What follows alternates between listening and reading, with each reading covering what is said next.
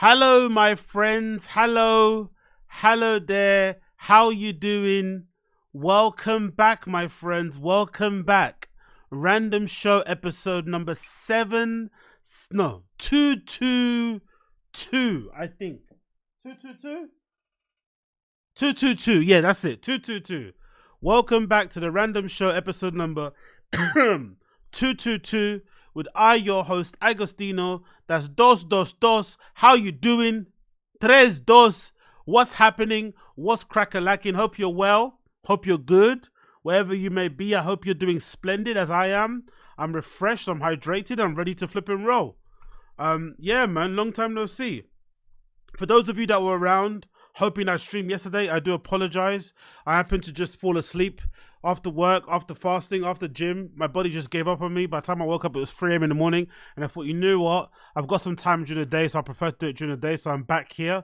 So I do apologize for those of you who were tuning in yesterday, hoping to see me yesterday, but I fell asleep, got too tired. And, you know, the fasting went to my head, man. When you do intermittent fasting, you get really sleepy. You know, and after a whole day of work, after a whole day of gymming, I just didn't have it in me to stream. So I'm back now, ready to flip and roll. Let's flip and go. Hope you're all well, wherever you may be. I'm feeling fantastic. I'm feeling fine. I'm feeling great. I'm feeling good. I'm feeling refreshed. I'm feeling rejuvenated. And I'm feeling good. I'm feeling rejuvenated. I'm feeling fine. Again and again and again. It always makes me laugh because, you know, motherfuckers be emailing me and be like, yeah, man, you repeat yourself too much. I'm like, bro, this is me, man. You have to accept me for who I am. Accept me for my faults and my positive, I swear. Please, accept me for who I am. I know it's annoying. I know it gets on your nerves. I get it. But please accept me for who I am. Please. Anyway, big up everybody. Appreciate you all. Thank you for tuning in. Random show settings. Get into the chat right now. Let me see ya. Wingus McDingus. Wagwan, my guy. Koila, what's good? Super Big Exotic 420, what's good? Corey Mates, what's good? Podcastables, yes, what's happening? What's happening? Hope you're well. Gail Mibson, what's happening too? Jaded, what's good? I see you. Booth McGee, what's happening? Bean cheese gang, bean cheese gang, bean cheese gang, bean cheese gang, bean cheese gang, bean cheese gang, bean cheese gang, bean cheese gang. Yeah! Big up Wingus McDingus, Wagwan. Wagwan soldier, Wagwan. Big up Uche, what's good, my G? What's happening? Good to see you, M8. Yeah, good to see you too, man. Long time. It feels like a long time, but it has been a long time. Just literally yesterday. It feels like a long time, but it really hasn't been a long time. It was just flipping yesterday. So big up, Koila. Appreciate you too, man. Hope you're well, my guy. Hope you're good. Hope you're well. Yeah, man. Let's do this, innit? Let's do this. Let's do this. Let's do this. Let's do this. Actually, this is what I need to do. So, over the next few weeks, actually, we need to sort out a little, like, you know, a little members thing powwow on the stream. So we're gonna roll it out iteratively, or however that word is, right? So I think what we might do, if we can coordinate it, I'm not sure if we can coordinate it, but if we can, try and get Koila and Uche both on the show, live stream that shit. Just do some banter things, going through some clips, talking shit, getting to know each other, all that good stuff, live on air for everyone to listen to. If not, we'll try and do it separately. Or if not, we'll just do a WrestleMania thing. And I'll just go on Discord, because this computer is nice now. Just have you guys all jump on. No racial fucking slurs, right? No one fucking, you know, no nonsense on there, right? We'll just go fucking crazy and just all jump on and just have a bit of a laugh. I think that might be a good one to kind of do going forward. So keep an eye out for that sort of stuff. I need to coordinate with these motherfuckers, right? Yeah, man. And then get it done, innit? You know what I mean? Yeah? Cool. And then we'll go from there. And of course, I've got to get my guy Rodeo as well on. We're going to get that sorted too. But I want to just slowly but surely, you know, iterate this shit out and then have you guys on more often than not and make this shit interactive and fun. You feel me? Because it gets a bit boring listening to me talk all the time. Whoops. It gets a bit boring listening to me talk all the time. So it'll be good to have other people join in as well. Do you know what I mean? So I want some of you guys to join in and that'll be fucking fun. So yeah. Anyways. Today's a big day, isn't it? Today's a big day. Big up. Oh. Big up, big up. Yes, Gail Mibson. Hope you're good. Thank you for joining. And thank you for the woo! Woo! You get me? Woo! Yeah, so big up Gail Mibson. It's been a mad day. It's been a mad few days.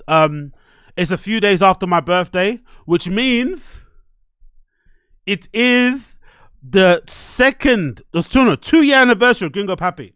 So we got some Gringo Papi specific news to run through. But before we get to that, we got to get through the usual random show nonsense sort of stuff we got to get through, and then we get through the other stuff. But it's the 2-year anniversary of Gringo Papi. Can you believe that? 2 years since that masterpiece came out. 2 fucking years, bro. 2 years. Can you believe that? 2 years. So we're going to go through that and, of course, you know, see what we can check out and shit. And, of course, some other shit we're going to go through as well. So let's just get into it, innit? Let's just get into it. Let's not even waste any more time. So first thing I wanted to mention was this. Big up to MIZZY. I'm not sure if you guys remember, but on this stream, I think a few months ago, maybe a few months ago, I covered this kid called MIZZY from the UK who was causing pandemonium here. He was doing these weird quote-unquote pranks where he'd basically just run up in people's houses. And one particular one caused a bit of a tizzy on the internet. People got really mad at it because naturally it was a very big, wild invasion of privacy. He just rocked into some random people's home, went downstairs while their kids were in there and just started doing a madness. Obviously shared it online and tried to promote it as some sort of like social experiment. Anyway, the internet didn't like it. He kept trolling. He kept doing all that shit, thinking it was doing well for him. And then in the end, he ended up getting arrested. He ended up spending some time in prison because of that, blah, blah, blah. Eventually, he figured it out and the penny did drop. Because I honestly did think he'd be one of those like weirdo kids who has a weird infatuation with fame and think just because people are paying attention to him, regardless of if it's for the wrong reasons, that is good attention. But I think somehow along the way, the penny dropped. Not too sure if it's because he had a kid. Because I think at the same time he was going through that nonsense, he got a girl pregnant and she had a baby. So I'm not sure if that kind of helped.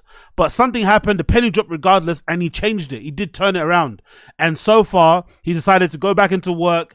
I think he's getting some sort of certificate training and some sort of vocation. I forgot what it was exactly, but he's actually left all that trolling, social experiment stuff to one side. He's started a new leaf, and now he's basically showing us via his Twitter account that he's just started doing a new internship. So I want to give this kid all the praise because we all brought all the attention on him being a fucking idiot.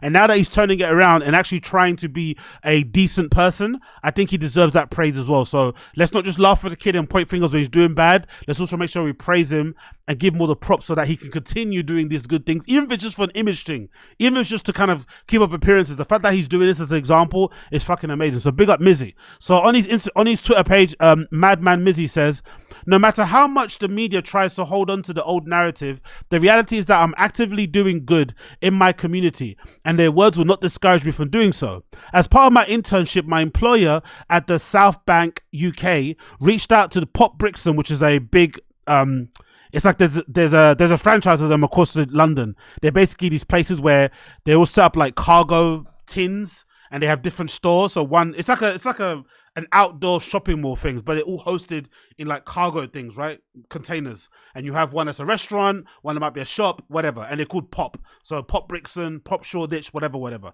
So he went to go work with them. I gladly helped out as I could, as I understand and appreciate the opportunity to be given to me, as well as my efforts to help the community. Again, I want to thank everybody for the encouragement, positive energy, prayers. It's not an easy task, but I believe that I have the strength to go through this. My message for the young people is that I hope you won't have to go through what I've been through or what I'm going through in order for you to do the right thing in life. #MIZZY. So you see a picture of him outside Pop Brixton, obviously volunteering and doing some extra work, picking up some trash and shit, just being a decent contributing citizen. And again, this shouldn't be, I know this sounds a bit dumb to say, well done for doing this, but if you would have saw how he popped up on the scene, and you know how the kids are nowadays, and just in general, IRL streamers, I cover people like YURIY, like being a loser and being a piece of shit and getting under people's skin and annoying them, there is a currency to it. There is a value to it. People love a car crash.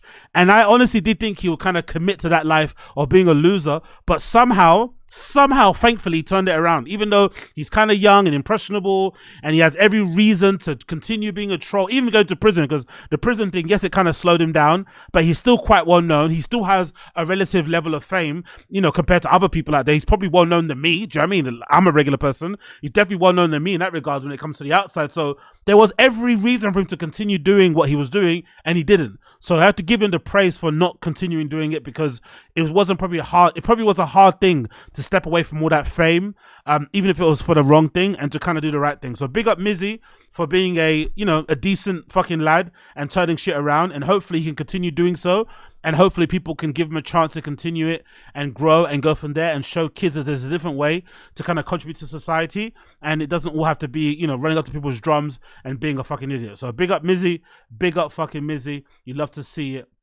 You love to fucking see it. What are you guys saying?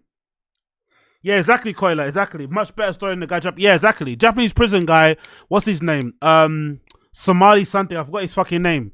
That guy is awful, man. That guy and his friend are awful. Like they're gonna die by the clout sword. Like they don't care. I think there's a clip of them. I forgot where they went.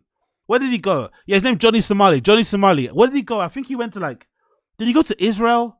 I forgot where he went. He went somewhere, and the guy just started rushing him. So this is the thing about these guys. They're so unlikable. They go to countries for like a couple of days, and immediately the locals think they're fucking pieces of shit. So they went to this country, and they had this beef, you know, going to argument with people on the street, and just randomly started to rush up and shit. But it seems like they enjoy that. They get a rush out of it. Like even the kid that he was doing it with kind of enjoyed trolling Johnny Somali while he was in Japanese prison. Johnny Somali, when he left the Japanese prison, started mocking Japan and shit. So those kids aren't going to ever turn it around. The penny's never going to drop. They're going to live and die by the clout sword. It kind of is what it is. But it is a bit sad to see kids of that age not realizing that that way isn't really the way to kind of, you know, be a contributing member of society or do anything that meaningful. Do you know what I mean? They really are flipping delusional. They're a bit lost. They don't know what the fuck they're doing. And it's really, really, really sad to see. I'm not going to lie. Really, really fucking sad to see. One more thing before we continue here that I forgot to flip and get up on my stream here. Let me just quickly get this up before we continue here. This is the one I wanted to show you guys. So this is one too. So I'm not sure if you guys have seen this, right?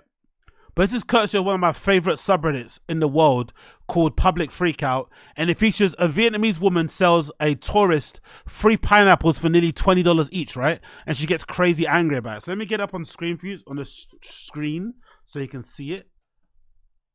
Let's see if you can see it. There we go, right? Hopefully you can see that. Yeah, so this is the video. So you see this video here? Let me play it for you so you can see what I mean. I'll play it for you in full so you can see exactly what I mean here.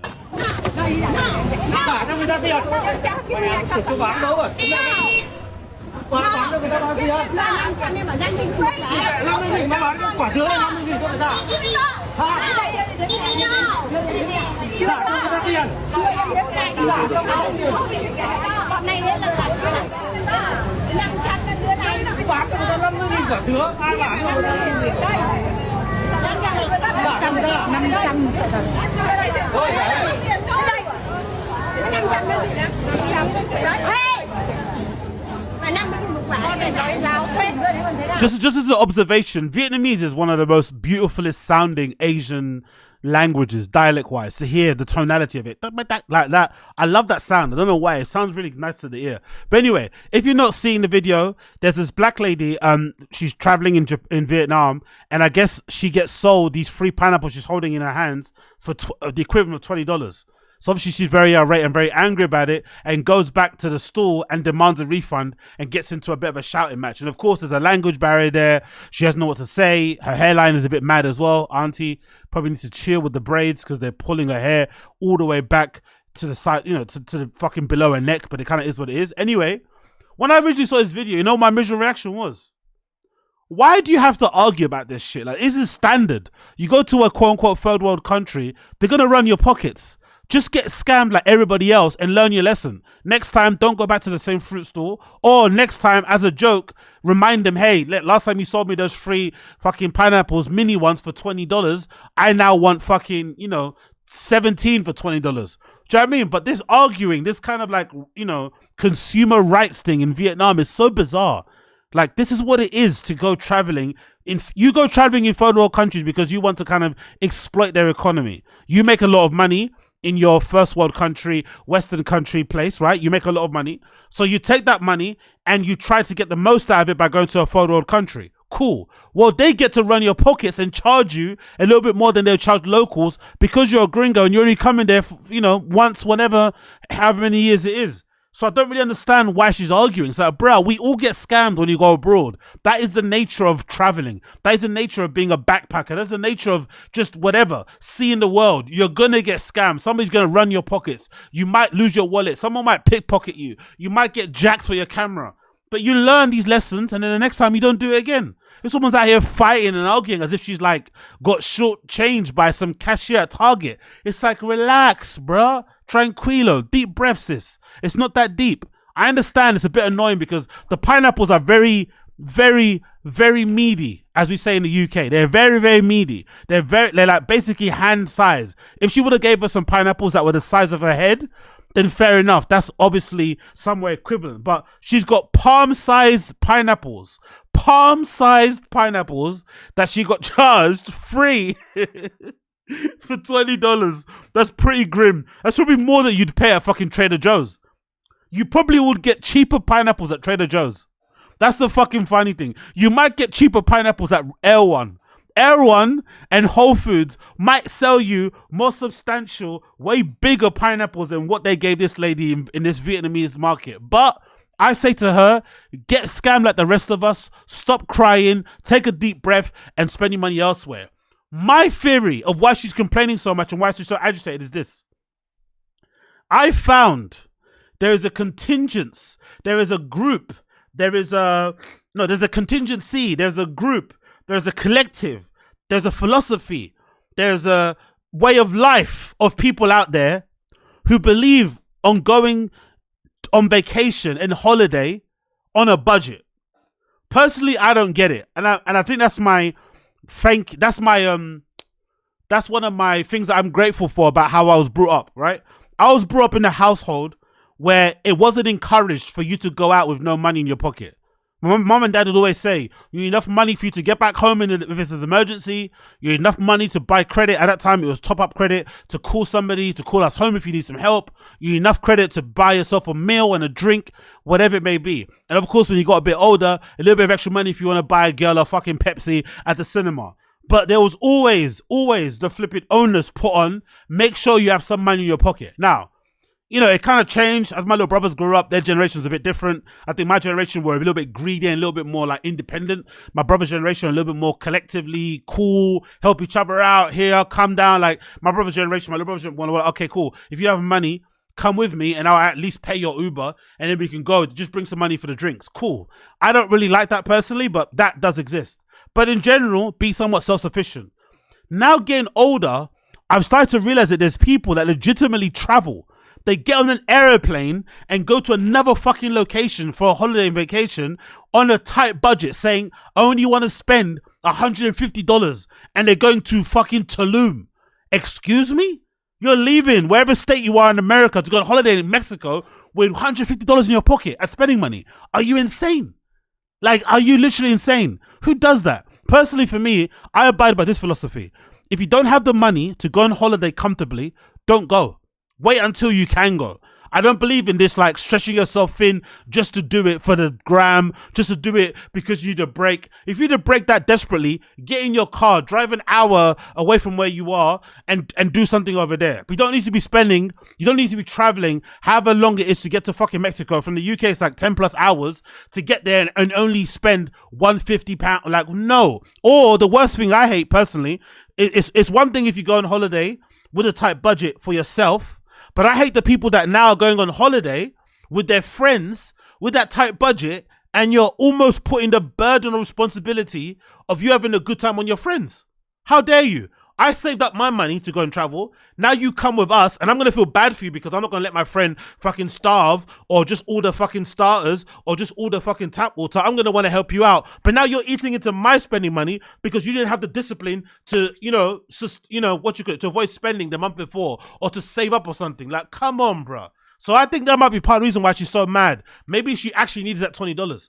Maybe she's a bit pissed off that she, like, do you know what I mean? It hurts her way more. Now, it could be different because I have heard from, you know, what has been said on my stream sometimes that you Americans are incredibly proud. I remember I watched a video recently of that girl, that university, who some guy tried to steal her iPhone at gunpoint and she fought the guy off. And I was like, you are insane. I'm never fighting anybody for an iPhone at gunpoint. Take my fucking iPhone. Take my fucking underwear, wherever you want to take. Stick a finger up my ass. Here. But I'm not going to fight you if you've got a gun pointing in my head. The fact that you're crazy enough to try and steal my phone with a gun in your hand, knowing full well that if I block it, it becomes a fucking brick, means that you're already twisted anyway. I don't want to reason with you. But someone told me in the comments or in the chat that was quite, you know, I think that was quite spot on. That's the difference between American and English people or British people. You guys have, like, you're a bit proud in that respect. Like, there's a bit more pride. Like, hey, don't fucking scam me. That's my money. So maybe it's not that she's not got any money. Maybe it's the principle of, like, how dare you try and scam me over fucking pineapples, and she's not having it. Either way, whatever the fucking reason is, relax. Get scammed like everybody else. It's not that fucking deep, and go back home. Please, if you don't mind. Because this is fucking ridiculous. Like, I don't understand why people are doing this sort of shit. But again, I could be wrong. Again, I could be flipping wrong. So, let's move on from that one. We got that already done. Let's put that screen down. Let's go for this one. So, obviously, some of you guys have heard what's happening over there in America with the fucking protests, pro-Palestinian, pro-Israeli protests happening on college campuses. I have to give these kids a little bit of props because I've always said, and I'm very vocal about how much I hate performative social media activism, right? I fucking hate it. It's fucking nonsense. Hashtags and writing fucking soliloquies on social media doesn't really do much in the grand scheme of things. But I do have to put some respect on these kids' names for protesting continually about that fucking horrible situation happening now in Palestine and Gaza, which is literal genocide, with Israeli forces going just way overboard in terms of trying to reestablish some sense of order over there in what's occurred at the music festival, which they've kind of reacted way overboard about, right? You have to give these kids a lot of credit for legitimately putting their lives and their bodies on the line, protesting for people who they don't even know on the other side of the world. It's fucking incredible, especially in real life. Social media shit, get fucked. Hashtags, get fucked. Post on your social media files, get fucked. Instagram stories, I don't fucking care. The fact that you're leaving your house to go protest is fucking amazing. But then leaving your house to go protest in a country that's meant to be a fucking democracy, where you're meant to have freedom of fucking, you know, what you call it, freedom of opinion and shit, free speech and shit, right? And then you get met with this level of force at your fucking college campus. Can you imagine? Look at this. Somebody is being beaten. Somebody is being beaten with a stick and punches in the middle of the lawn. Don't do that, dude. Somebody is being badly beaten at the bottom of that brawl right there. Jesus. Look at that. Punches.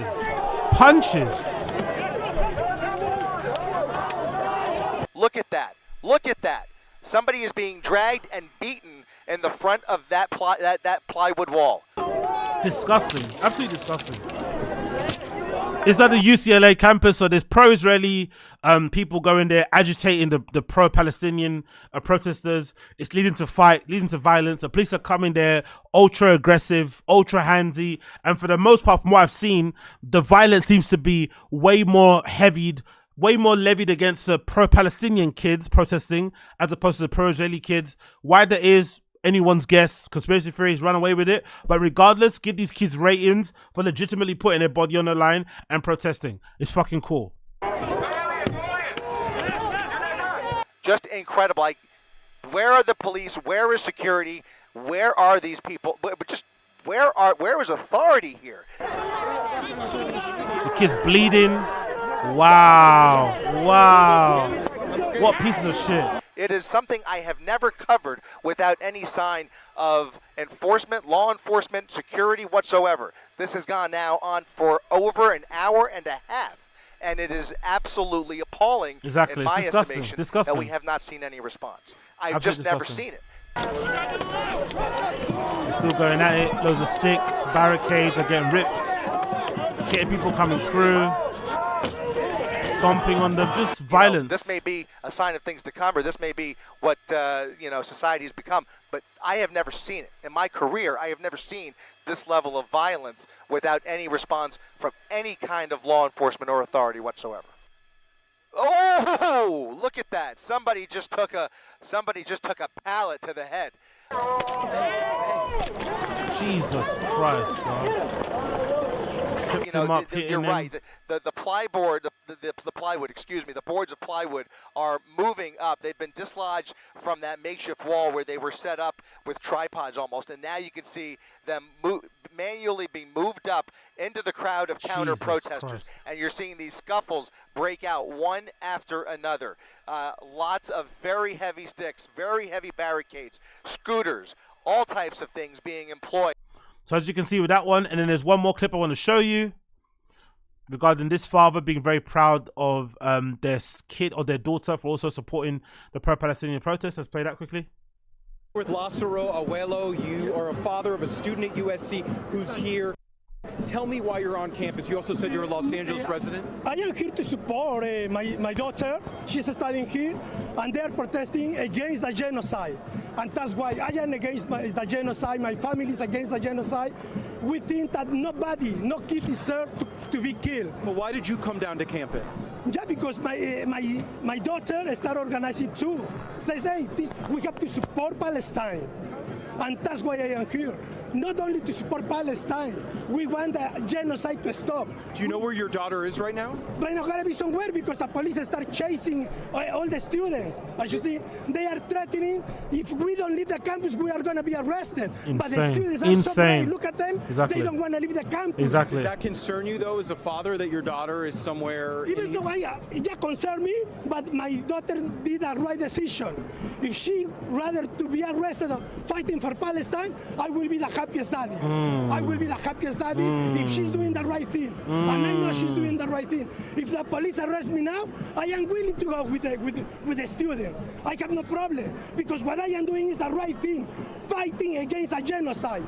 I have kids, not only the teenagers, I have a 7 years old, and I imagine being a father in Palestine. Exactly. To see my kid be assassinated by Israel. That's not good.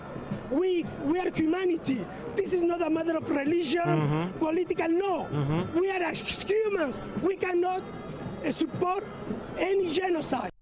The funny thing about it is that these kids were on the right side of history from minute one. You have to give these kids a lot of credit because a lot of us, myself included, weren't probably paying that much attention to it until the Israeli reaction just got way too out of hand. When I saw those bombings, when I saw those drone strikes on just regular Palestinian people walking across a desert, walking across some sort of open plain field place, right, that was just deserted, and they were just hitting them with fucking bombs. Random people. They didn't look like insurgents. They didn't look like fucking Hamas people. Regular people just walking, minding their business. Like, okay, cool. Now these guys are going fucking overboard. But these kids were on top of it and calling out the genocide from minute one. When the genocide term was like a bit hot, a bit heated, people say maybe it was an overreaction, maybe you're being dramatic, blah, blah, blah. They were calling it out from the very beginning. So big up these kids for putting their lives, their freedoms and shit and everything else on the line for this and protesting about this shit in IRL, not doing it on social media behind a profile or doing it behind a fucking hashtag, literally putting their lives on the line for this and obviously their freedoms if they end up getting arrested. But I like the fact, again, this is what I've said all the time. This is a very strange point to make here, but just hear me out for a minute, right? Very strange point to make. I kind of like, in a weird way, how shitty American police are. Because the way how shitty American police are is good because it takes away the argument of racism. As horrible as what happened to George Floyd was, police brutality is also disgusting. Institutional racism is always disgusting. The George Floyd situation proved, well, we all know this already, that police in general, especially in America, are fucking terrible at their job. They have no idea how to kind of like, you know, resolve confrontations without going to straight out over the top violence. They don't know how to kind of resolve it. No idea how to do it. As soon as somebody kind of moves a little bit outside of what they should be moving, they get tasered, they get shot. It's fucking wild. And with these protests, what you're seeing as well is that they have no idea how to manage a crowd of literal kids, teenagers, right? Protesting about genocide on the other side of the world, and they're turning it into a literal war zone. You have guys in there in full riot gear, helmets, shin pads, elbow pads, sticks and batons. Like, bruh, against students. Students wearing East Pack bags, protesting against the fucking Palestine war. You need all of that. So I like that it shows how inept, and again, maybe it's because of LA. You know, they always say the LAPD are a little bit shit in general, but I do like that it kind of demonstrates the ineptitude and the lack of training, the lack of just, you know, the lack of smarts, the lack of knowledge, the lack of just able to kind of diffuse situations that the police have over there. They have no idea how to diffuse anything. All they know is how to respond to the max. That's the only way they know how to shut things down. Let's just go crazy. Let's come in with batons. Let's come in with shields. Let's come in with fucking tear gas, like just aggressive over the top shit that is just way overboard. And I like it because it shows how inept the police are across the board and across the racial lines, across socioeconomic lines, just absolutely inept and don't know what the fuck they're doing. It's somewhat refreshing because then because I think unfortunately some people just aren't going to listen. When it's like a racial thing, police are being, you know, extrally, you know, way overboard when it comes to violence, directly attributed to kind of minorities. Some people just will tune it out because a lot of people are like, oh, what did he do? But what was George Floyd doing? What drugs was he taking? All this sort of nonsense. So no one's ever gonna really listen to you when you go down the racial side of things. But if you just show evidence, video after video clip of police brutality, and it kind of, you know, it kind of occurs to different people. A homeless person, some guy in a wheelchair, some mum walking their kid down the street, students, like all across the board, then people will wake up and see, these motherfuckers in blue are just fucking terrible all across the board and they all need to be retrained, or the whole thing needs to be kind of ripped from the branch, ripped from the root and just kind of started again. Because Jesus Christ, how are they being so aggressive, so overly handsy with literal children protesting a war is fucking insane to me. I don't get it. I don't fucking get it. But hey, it kind of is what it kind of is. Moving on from that one. So, Your Mum's House have announced a new podcast deal. They've got a new deal. Or a new situation they kind of put forward about what they're doing with their podcast now. And I'm wondering, is this a little bit too little too late? Is this a little too late for them to be announcing what they're announcing now as some changes going forward with Your Mum's House and with Two Bears One Cave specifically? So they put this post out in this little clip. The little Twitter explanation says as follows: we've heard you. Between BERT and ad interruptions, Two Bears One Cave hasn't been as fun lately. The show couldn't have happened without all of you. So say goodbye to host ad reads before the show. We're cutting YouTube ads by 50% and YouTube previews are gone. And obviously we've got a clip here where they kind of explain what they're about to do. Guys, we're making changes to this show. We are. Reduction of ads. We moved ads from the top of the show. There's no more previews at the top. No more previews at the top. Number one, you will never see me cry. I will never cry. From now on, from this point on, in any podcast, I promise, I will never cry. If I start to cry, I'll walk off. I'll walk off set. I will not let anyone see me cry. Do not watch the next 3 episodes of BERTcast. But I'm done crying. I'm going to talk grounded. Yeah. You're never going to ever hear me say, what's the phrase no one likes? I just had the best night of my life. I won't have. I've already had them all. Yeah, they're all so done. They're never gonna happen. We're doing an event tonight, and I think it'll be okay. Yeah, I think so. So no previews at the top. No previews at the top. You're never gonna cry or say you had the best night of your life. Yep, I'm gonna talk very grounded in every story. They won't be interesting. They're gonna be just like it happened. No exaggerations. No. So, what do we think about this? I personally think it's a bit of a bit and they're trolling. I don't think it's serious. But if it is serious, it does go to show just how, what would you say? Just how bad things have been going recently. That they're now having to engage with the public who, for the most part, Tom refers to the public as pawns. He thinks the public or his fans are definitely beneath him. I think Bert Kreischer, for some respect, probably thinks he's smarter than what he actually is. So for them to have to actually listen to the fans who are still watching their shit is probably one of the biggest ego blows that they could ever have been dealt. And the funny thing about their show is I've always kind of analyzed this myself. Yes, the views have been going down, but they still get hundreds of thousands of views per episodes. So a lot of fans that watch their stuff are able to kind of put up with how annoying, with how frustrating it is to watch their show, despite it starting off pretty well and then kind of ending badly. They still had enough, you know, hope and love for these guys that they still continue to watch. So that's really shows how much of a, you know, how much of a dickheads these guys are, that they will take advantage of those type of fans. Because mostly usual fans, you know, most fans out there for podcasts, if a show turns to shit, they just jump ship straight away because there's just so many other shows to watch. Unless you are deeply tied to these guys. I think Fire and the Kid have probably one of those fan bases because they've been around for so long. Some people just can't bother to find a new podcast because it's a bit hard to find a new one, to get to know the people, to kind of get used to the schedule they release, blah, blah, blah. So just listen out of kind of habit. But I feel like the Two Bears One Cave listeners, the Your Mum's House fans out there, they are loyal because the show that they like isn't what it is now. You know, how it started isn't what it is now. It's not as funny. Your Mum's House is like night and day between what it used to be to what it is nowadays. So the fact that they're still listening, you have to give those guys fucking props, and they deserve some respect. And it's good to see they're listening now, but it's obviously coming at the end because they have no choice but to listen.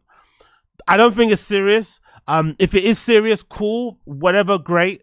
The fact that this was a thing anyway, right? The fact that they had ad reads before the show started is fucking disgusting. Number one, I'm not a fan of ads anyway. I think ads are fucking lame. But if you are going to do ads, insert one or two here and there.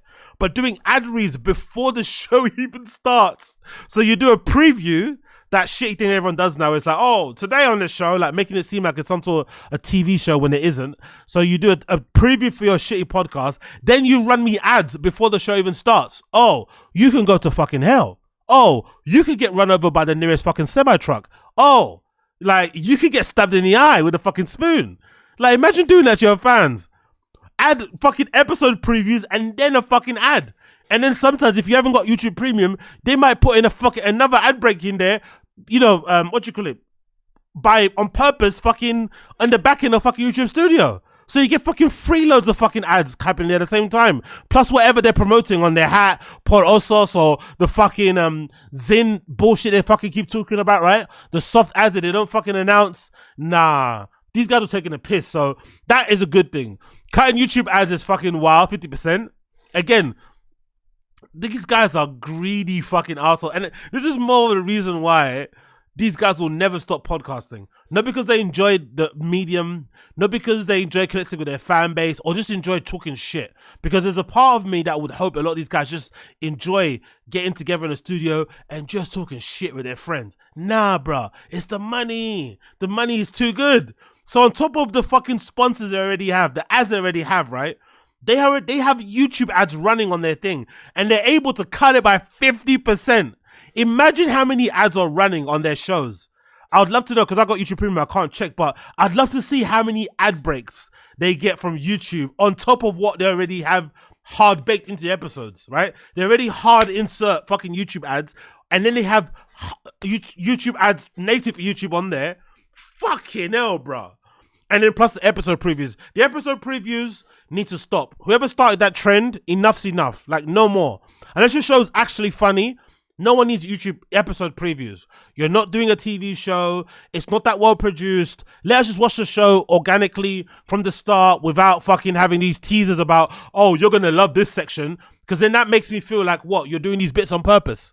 You're kind of hard baking in those kind of laughs and some reactions, or you're like flipping your hand in the air, running around the table like Brendan trying to make people laugh. No, let it be natural. Chill the fuck out. Allow the episode previews. It's not that fucking deep, and chill and relax. Now, weirdly enough, I think this is going to work. Why do I think it's going to work? I've noticed, I don't know if you guys have noticed, I watched Two Bears One Cave here and there, see if I can get some clips. But I've noticed I've noticed anyway for a long time, Tom has really dialed back his personality, especially on Two Bears One Cave. I'm not sure if it's the same on Your Mum's House, but Tom's braggadocious, that kind of braggy, rich guy bit thing he had going on, it's completely gone. He's really dialed it back. So I think Tom has noticed something on his end with his social media, with his money, something has gone wrong where he's completely mute. Like he's very, very, very conscious about how he comes across. So much so that I feel like he kind of throws Bert under the bus because Bert loves to hear the sound of his own voice, but he also can't help but say dumb things. So Tom will like set him up, give him a little fucking, you know, throw up a fucking ball in the air for him to serve, and he of course will serve it because he fucking loves the sound of his own voice, but you end up sounding like a fucking dickhead. So because of that, it feels like they're consciously aware of how they're being perceived. I think it'll work because Tom has dialed back that whole rich guy thing. I don't understand why poor people use washcloths. I've never done, like, even recently he started talking about pretending that he went into an Uber, he had an Uber, like pretending that he did an Uber pool or something. It's like, bruh, what are these lies? Why are you trying to pretend like you took an Uber pool to kind of appear relatable? We know you're not that guy. We know you've got 1 million Porsches and shit. That's all well and good. So you're successful. You done really well for yourself. You tour around the world. We know you're fucking baked and you got loads of money. It's all right. But I think he's noticed that whole, like, you know, ranting at fucking airport staff, bragging about private jets and cars and shit. He's really dumbed it down, really kind of quieting it down. He's trying to be a humble dude now. He's trying to basically be Tom Papa and talk about baking bread and all that sort of nonsense, right? And he doesn't want to get into that anymore. So I think a lot of fans are probably happy with that. And they're going to be happy that at least, because I think in a show like this, you need at least one person to be self-aware. Bert's not going to be self-aware because Bert's kind of whole thing is about being a bit delusional. His Delulu is part of his brand, right? Him being Delulu, him being a fucking adult frat boy, that's part of what makes him successful. It's annoying for us that don't like him on that, I understand. But let's also be honest, that's part of his brand, so it works. But if you had him being unapologetically Bert and being intense, and you had Tom doing that whole washcloth shit, the show would be unwatchable. But because Tom takes a step back and he's willing to kind of like, you know, agree with the fans that he's acting like a dickhead and chill out, it now makes Bert look pretty decent, you know? That's what I'm kind of getting at what's going on. So I think they'll be fine. I think the show will probably get back to what it needs to get to because luckily for them, the views haven't dipped. Even though they've been fucking dickheads, even though they're really annoying sometimes to listen to, the show views haven't really dipped. So I think it will work out for them. But let me know what you guys think in the chat. What do you guys think? What do you think? Big up Jordan Ray. Big up Jordan Ray. AZ be doing Raid Shadow Legend as soon. Exactly. Whenever somebody that makes content says, I hate ads are stupid, next 5 minutes later. So, Raid Shadow Legend, you know what I mean? No. You'll never see me do that shit. Never, ever. If anything, the only kind of ad I'd want, legitimately, is like Audible, because I actually use it. Like, stuff that I actually use. Audible, I'd love to have as an ad. What else? That's basically it, to be completely honest. I'd much rather that sort of stuff, like, or maybe like for my Taz show, like a sneaker store or something. Cool. But I'm not going to take ads for a fucking deodorant brand I don't fucking use. Like, you can get fucking fucked. I'd rather starve. Fuck off. You know what I mean? Fucking Liquid Death. I drink Evian. Why do I want to do an ad for Liquid Death? That's not real. You know what I mean? Get fucked. So I'm not going to do that. Big up Screw. Appreciate you. Wagwan Koila.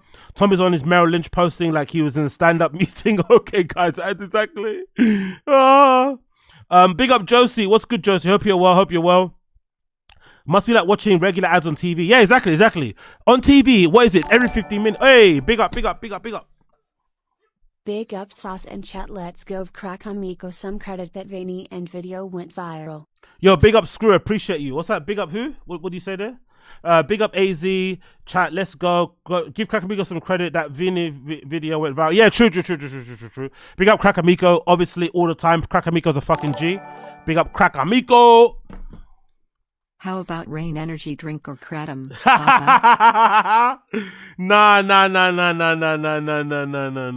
Nah, no way. No Rain Energy Drink, no Kratom. But if Pablo Escobar wanted to sponsor me, I'll take that. Hey, I'll take that. If some cartel down in South America, Central America, wanted to sponsor the fucking kid, tell them to come true. But not Kratom. No, not Kratom. Fuck Kratom. Fucking Kratom. But big up. Regardless. This is probably what Nadav said 100 times before he quit. Yeah, exactly, Koila. Exactly. Now that we've seen them, how it's played out, it's obvious to see that Nadav just had enough after a while, innit? Their personalities, maybe making changes, they weren't receptive to it. The working environment, the schedule, it just wasn't, just too much. So I now understand why he did it. Because at the time I was like, why not just stay and do your own thing on the side? But now he went full, you know, he went fucking balls to the wall, you know, fucking 2 feet in. He's doing really well. His Patreon's popping. His YouTube videos get tons of views. And there's definitely an audience for it. See, that's what I mean. People online love to lie. Everyone complains, especially about Rogan, when they get talking about the about the comedy insider baseball shit. Oh, this is boring. No one wants to listen to it. That's not true. Nadav's podcast and channel is proof that people out there love that inside baseball, inside, you know, community business of comedy stuff. And especially coming from Nadav. Nadav isn't even a stand-up comedian. He's a producer. He's a former producer of a very popular podcast. Him talking about that sort of stuff behind the scenes, people fucking love it. They fucking love it. Yes, he's a bit of a personality himself, and he's got a lot of love from the Your Mum's House family and whatnot, but a lot of the people that are still there now, they're watching it because they care about the business side of things. So if you do it well enough, people will give a fuck about it. So clearly, everyone that complains about it on Rogan maybe doesn't like it, but the truth of the matter is, there's tons of people out there that do. So big up Nadav for doing that. Big up, big up, big up. Yeah, to Koila, Tom Papa and his estrogen bread. I always, you know what? Yeah, I'm not gonna lie. I always thought Tom Papa was a comedian. You know, Joe always does that thing, which I think is really irresponsible and really fucking awful. Joe has that thing, that running story. Oh, there's a guy in our crew who's obviously gay, but he's afraid to come out and doesn't want to tell anybody. And he always talks about it. I think it's kind of gross, personally, because at least it's speculation. I know Joe doesn't read comments and shit, but it's not really cool to your friend if you keep talking about them without mentioning them, because then all the fans keep speculating. Cool, whatever. Put that to one side. If you're going to speculate, everyone always thinks it's Tony Hinchcliffe, but part of me always thought it was fucking Tom Papa, you know? Part of me always, he's a lovely guy, but, you know, I know he's got kids and shit, but, you know. So I always thought it would be Tom Papa if it was going to be one person for his crew. But again, I don't think it's important. It's none of our business. But the fact that Joe keeps talking about it is odd. Like, why are you so... why are you bothered? Why do you give a fuck if this person doesn't want to come out and they want to keep it secret? If anything, I'm not gonna lie, right? You can tell I'm fucking amped. I've had a fucking coffee and a half, but I'm not gonna lie. But I actually think it's quite refreshing to have people who keep stuff to themselves. It's like when somebody gets a terminal illness and they suddenly pass away. There's something quite refreshing about not turning your terminal illness into a content fucking calendar thing. Do you know what I mean? Like, you don't just turn it into a whole content feed now, like, oh, this is like my fucking chemo content drive.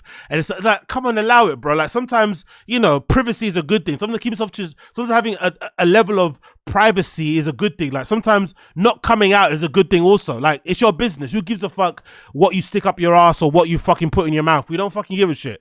And the fact that other people are so bothered about it, it probably says more about them if you think about it. But again, what do I know? Have you considered creating merch? Maybe Zynga Nation themed. Big up Matt Eskimo. No way. I fucking hate the Zynga Nation term. I fucking despise it. There's absolutely no way that I'm making merch that says Zynga Nation. Number one, that makes me incredibly uncomfortable to have my name on something that says Nation. Nah. Number two, no. Oh my God. I would cringe so bad. Zynga Nation is so redacted. I hate everything about it. I really do. It's an ongoing troll in the chat. People keep giving me about it, but no, I refuse. I refuse. But big up Matthew. Appreciate you. Zynga Nation. Oh, no way. I refuse. But yeah. Big up Your Mum's House. Big up Tom and Bert for noticing the show's going to shit and trying to change it. I think it's going to help in the long run, like I said, because I think Tom's already made his adjustments in his personality to you know, stop being as annoying as he once was. And Bert being Bert, people kind of love or hate it anyway, so that's going to be okay. And eventually the fans will like the new approach. But let's see if they're actually telling the truth, because a part of me also thinks it's a bit of a bit. But who knows? I could be wrong. I could be fucking wrong. Moving on, we've got this story regarding actually Bert and fucking Tom. Have you seen this? This is kind of interesting. Kind of fucking interesting. Let me get this up for you here on the string So actually, I need to change my hotkeys because these are fucking wrong. Bear me 1 second because I've got the command on here and it's doing the wrong things here. Let me change these hotkeys quickly. Let me go down to scene and let's make this 1. Cool. And let's make that 1 2. Cool. Okay, apply. Okay, so that should work now. Let's hopefully that works. Let's see if it does work. Bear with me a second to get up on there.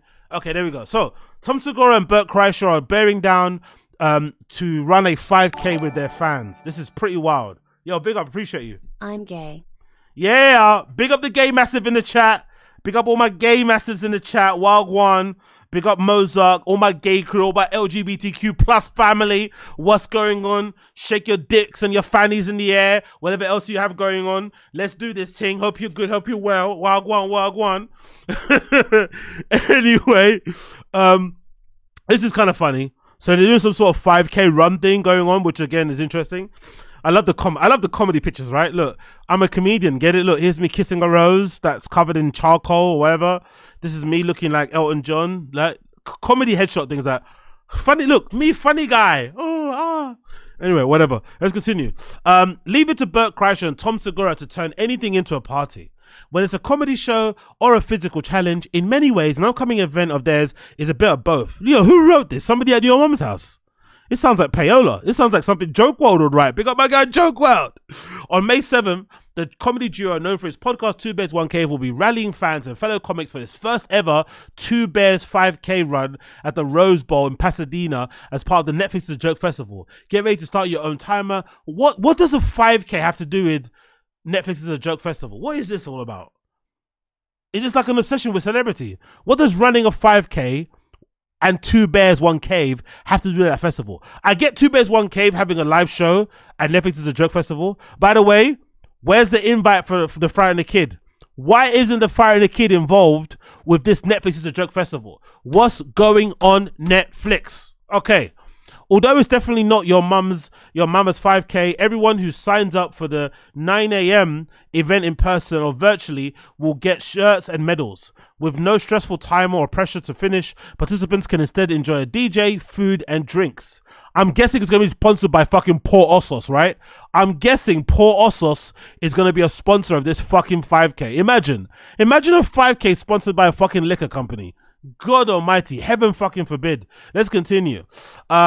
With no stressful time or pressure to finish, participants can instead enjoy a DJ, food, and drinks with plenty of samples of Segura and and KREISCHER. But of course, we're promoting running a 5K, but also promoting drinking alcohol. Yeah, from one alcoholic to one guy who doesn't drink no booze at all. That makes a lot of sense. That's completely healthy. That's beneficial for people. Yeah, let's fucking promote that. Drinking box wine on the treadmill. Drinking vodka every fucking 1K you're running. What's a 5K? 3.1 miles or something, right? Come on, bro. You can't not drink for 3.1 miles. My fastest 5K was like 24 minutes, I think. 24 minutes, 22, about that range. I don't know. Come on. Half an hour, you can't drink. I too am gay, Chinese and trans. Yeah. Big up with the gay massive.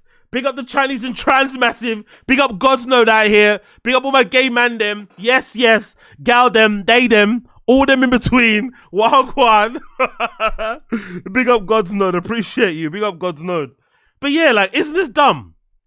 Isn't this fucking retarded? Oh, I said the wrong word there. Isn't this redacted? Anyway, why isn't this redacted? Like, what the fuck is this, man? A 5K sponsored by Port Osos. Huh? What next, man? What fucking next? What next? An Iron Man sponsored by Jameson. Huh? What next? Come on, bruh. Anyway,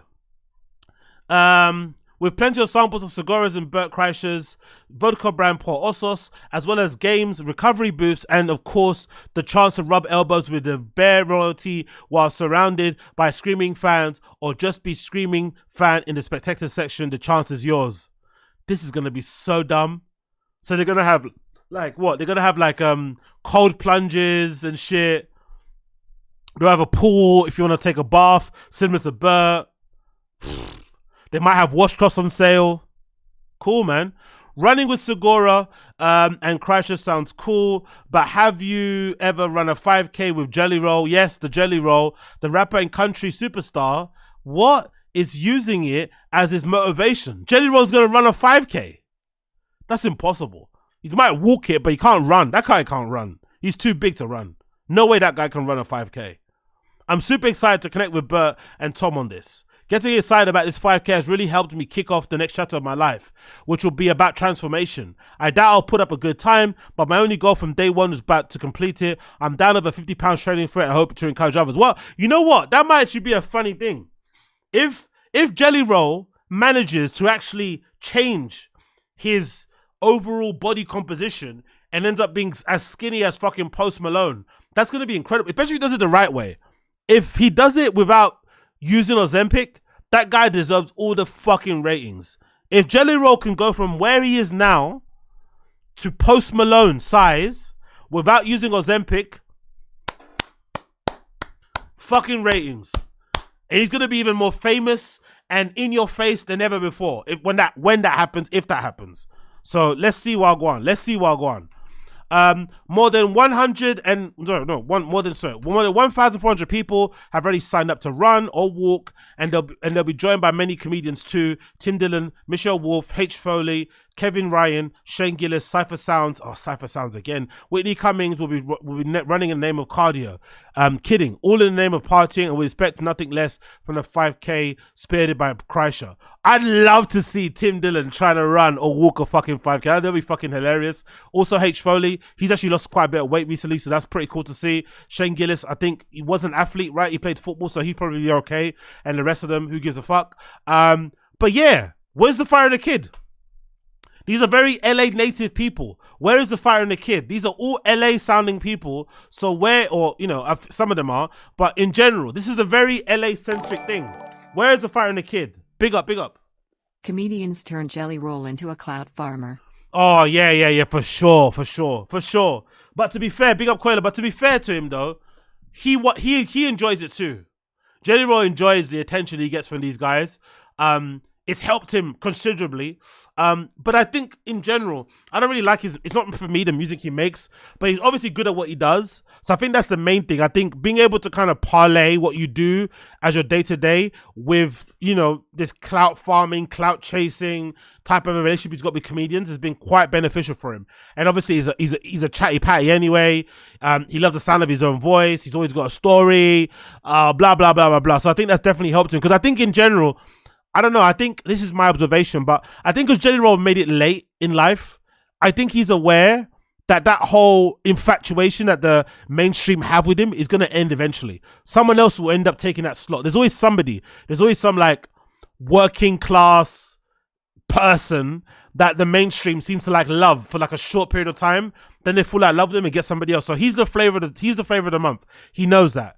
But he knows that the love he gets from podcasters and shit is going to be eternal, especially if he keeps turning up. Like he goes on the Fire and the Kids fucking pod to this day. Makes no sense, right? Because he's way more famous than them. He doesn't need them in any way, shape or form. He's actually doing them a favor. But I think he realized if he keeps these guys sweet, he's always going to have a platform to promote himself, to share his story, blah, blah, blah. So that's going to be way more long lasting than the love he's getting from like MTV, CNN, all these fucking Good Morning platforms. That's going to obviously run its course. Eventually they'll get bored of him and move on. So he's playing the game well. I'm not going to lie. He's playing the game very, very well. It makes a lot of sense why he's made it as far as he's made it, because he knows how to play the game. Got to give that guy credit. Even if you don't like him, if you don't like his music, like he's played the fame game very, very, very well. Continues.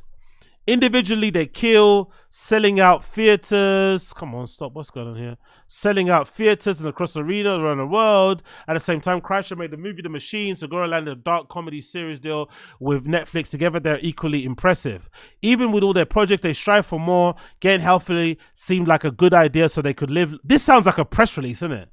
This sounds like a fucking press release. Like, what one for this? Los Angeles Times is payola, right? Who would have funked it? Los Angeles Times engage in fucking payola. What the fuck? It sounds like a press release. Like, what? How did it go from talking about a 5K to the Rose Bowl? Bert Kreischer. I feel like we're in a place in our careers where we come up with a crazy idea. People are like, let's try it. So we came up with the 5K as a lark. Tom had run one over Thanksgiving, and I did an LA marathon and the Spartan obstacle course race. I enjoyed those events. The after parties are the best. Of course, it's the thing you enjoy. The after parties, of course. Immediately, everyone was like, that's a great idea. I don't think we've ever started planning it. General mentioned he wanted to do it and was training for it. And all these comics started committing to it. All of a sudden, it got real. We've had a lot of stupid ideas. Yeah, because it's a good chance to kind of, you know, increase your fucking fame. That's it, really. That's fucking it. Nothing else is going on there apart from that. Let's just see. I'm actually curious. What is this Netflix is a joke thing? Our 25 must-see shows on Netflix is a joke. So Netflix is a joke festival is happening, and these are top 25 shows that LA Times have recommended here. There's a Jerry Seinfeld, Jim Gaffigan, Nate Bargatze, Sebastian Maniscalco, my fucking G show at Hollywood Bowl, May 1st to 2nd. That's already on now at the moment. That sounds fun. You got Ralph Barboza performing. You got Ali Wong performing as well. Gee, Ali Wong, that wig is sitting way high up her head, isn't it? God damn. You've got someone called Steph Tolev. Is she funny? I don't know about this woman. I've never heard of her before. Who's Steph Tolev? She's performing at a comedy store. You got Bill Burr, my G. Cat Williams performing at the YouTube. Oh yeah, Cat Williams is gonna be performing live, innit? Right? Soon. Yeah, I'm gonna actually probably stream that or record it for my Patreon. So way out for that to come soon. Who else you got here performing? Roy Woods Jr. There's a Tom Brady roast. Wow, that should be fun. There's a Tom Brady roast. Who's taking part in the Tom Brady roast? Comedians. It doesn't say, does it? Okay, cool. Somebody called Princess. I don't know who that is. You got Sinbad tribute show. That should be really fun. Gods of Comedy with David Letterman. That should be pretty fun as well. Would You Bang Him? Hosted by Rich Voss and Bonnie McFarlane. Okay, no thank you. Seth Rogen talking about weed again. No thank you. I'm good on that one. Hopefully somebody smashes him on the head with one of his ashtrays. Joke. Hannah Gadsby and Chloe, personal acquaintances, some of whom we've never met. Oh, that should be fun. I can't wait to hear all the comedians complain about Hannah Gadsby. I'm curious to see why I'm going for that one. I can't wait for all the comedians to complain about Hannah Gadsby. Hopefully that'll be fun. Oh, 85 and South are performing. That's pretty cool. 85 and South are performing. 5 on it. That's nice. The only, you know, normal black people on the list. Christina P's got a show happening there. Is that Matt Rife? Okay, I was about to say, that's not Matt Rife. That lady isn't Matt Rife. Whoever that lady is, that's not fucking Matt Rife, but she's performing. Who is that? Wendy Liebman. Jesus. Okay. Tom Segura's performing. Anthony Jeselnik's performing. Who else is on there? Puddle's Pity Party. Bert Kreischer, of course. Jack Jr. Nate Jackson. I Think You Should Leave with Tim Robinson. Okay, fair enough. Looks pretty decent. Yeah, Netflix is a joke happening. I guess if you like that sort of stuff, check it out. If you don't. Let's continue the interview. Tom Segura is really in the moment. I was coming out of the Thanksgiving I did, coming into the new year, and we were talking about what we're going to do. Sometimes we say stupid things and it fades away. And this one was very much what? This one was very much embraced. On the get-go, Bert did something similar. I would have never done it, which was FaceTiming all these people we know without warning and asking it. Okay, cool. This sounds like fucking a bit again. I love that Bert can't even do the button up on his fucking suit jacket on his shoot, so he's got his hand in between there. That's fucking hilarious. Bert Kreischer, I think it was something to look forward to and to train for, something to be excited about and give them a reason to get outside. Sometimes at half the battle, I keep telling people to sign up now and don't want to wait last minute. Honestly, sponsoring a 5K with vodka should be an arrestable crime. How they're getting away with this is fucking disgusting. A 5K sponsored by vodka. Have some shame. You can also get a spectator ticket if you just want to go and watch and be part of the spectacle of it all. There's also virtual tickets to make it out on the 2best5k.com. You'll get a t-shirt and a really cool med. You have to be a real super fan to go there, not even to race, just to go and watch these adults run around. But, you know, maybe if you're bored and you're local, it makes sense. Maybe get fucked up watching them shout some fucking insults from afar. That might be fun. What's your prep and diet been heading into this? Tom got in shape first and I got fatter. I then started losing weight and got a bloody dome and got my blood done and levels. This is honestly, this obsession he has with do you think he's looking for something? Do you think Bert secretly wants to be terminally ill? Do you think he wants to discover that he has that his levels and his blood aren't good and that he has like, I don't know, something? Because, or maybe this is the fat thing. When you're fat, you're always trying to look for something and then you're like hopeful that you don't find anything. I don't know what's going on here, but it's fucking odd. Anyway, I was straight carnivore for the 8 months. I teeter back and forth, but my diet is really clean now. Tom really led the charge with getting in shape. And when he said on the podcast, if anything, we want to inspire our fans to get in shape and start with this. It's been really cool seeing people post what they've been down in weight, getting ready for this 5K. Those stories are inspired. You know what's really funny? They're somehow inspiring their fans to get more healthy, but Bert hasn't done anything to get healthy. He just looks as fat as before. Nothing has changed. So you're inspiring fans, but you're not really, leading by example, really. But hey, what do I know? Tom says, we get hit up constantly by people who've been training for this thing. I've never done anything like this in my life. I've lost the weight. They put up the split screens. They say they ran 3 miles. Here are my times. I'll tell you that personally, I fucking hate training for this. I've been doing it and I just don't enjoy it. I don't like running. I don't think I'm built for it and I'm just doing it anyway. For me, it is an exercise. In discipline, I'm landing in different cities and still going on runs, and diet-wise, I'm trying to stay clean, but I realize I have no wiggle room. Some people eat whenever they want. I'm just not built like that. I eat clean part and actually am not bothered by it. It's the running. Yeah, to be fair to Tom, he is right there. Running is the hardest thing to do. Any form of cardio. Like, I think going and training, like, I think all of us, even the fattest people watching now, could probably commit to 7 days back to back of working out in a gym, lifting weights. It's not that difficult to do. After you get past the soreness and shit and the uncomfortability of not knowing how to lift the weight and how awkward and weird you look, once you get over that, working out and just doing weights is rather simple. Running is really difficult to do because even running 200 meters without your ass blowing out is a fucking challenge. To run consistently, at a particular tempo for any amount of fucking miles or whatever is incredibly difficult to do, especially if you're carrying extra weight. So, with these guys being fat, middle-aged comedians, yeah, it's going to be difficult. This picture, man.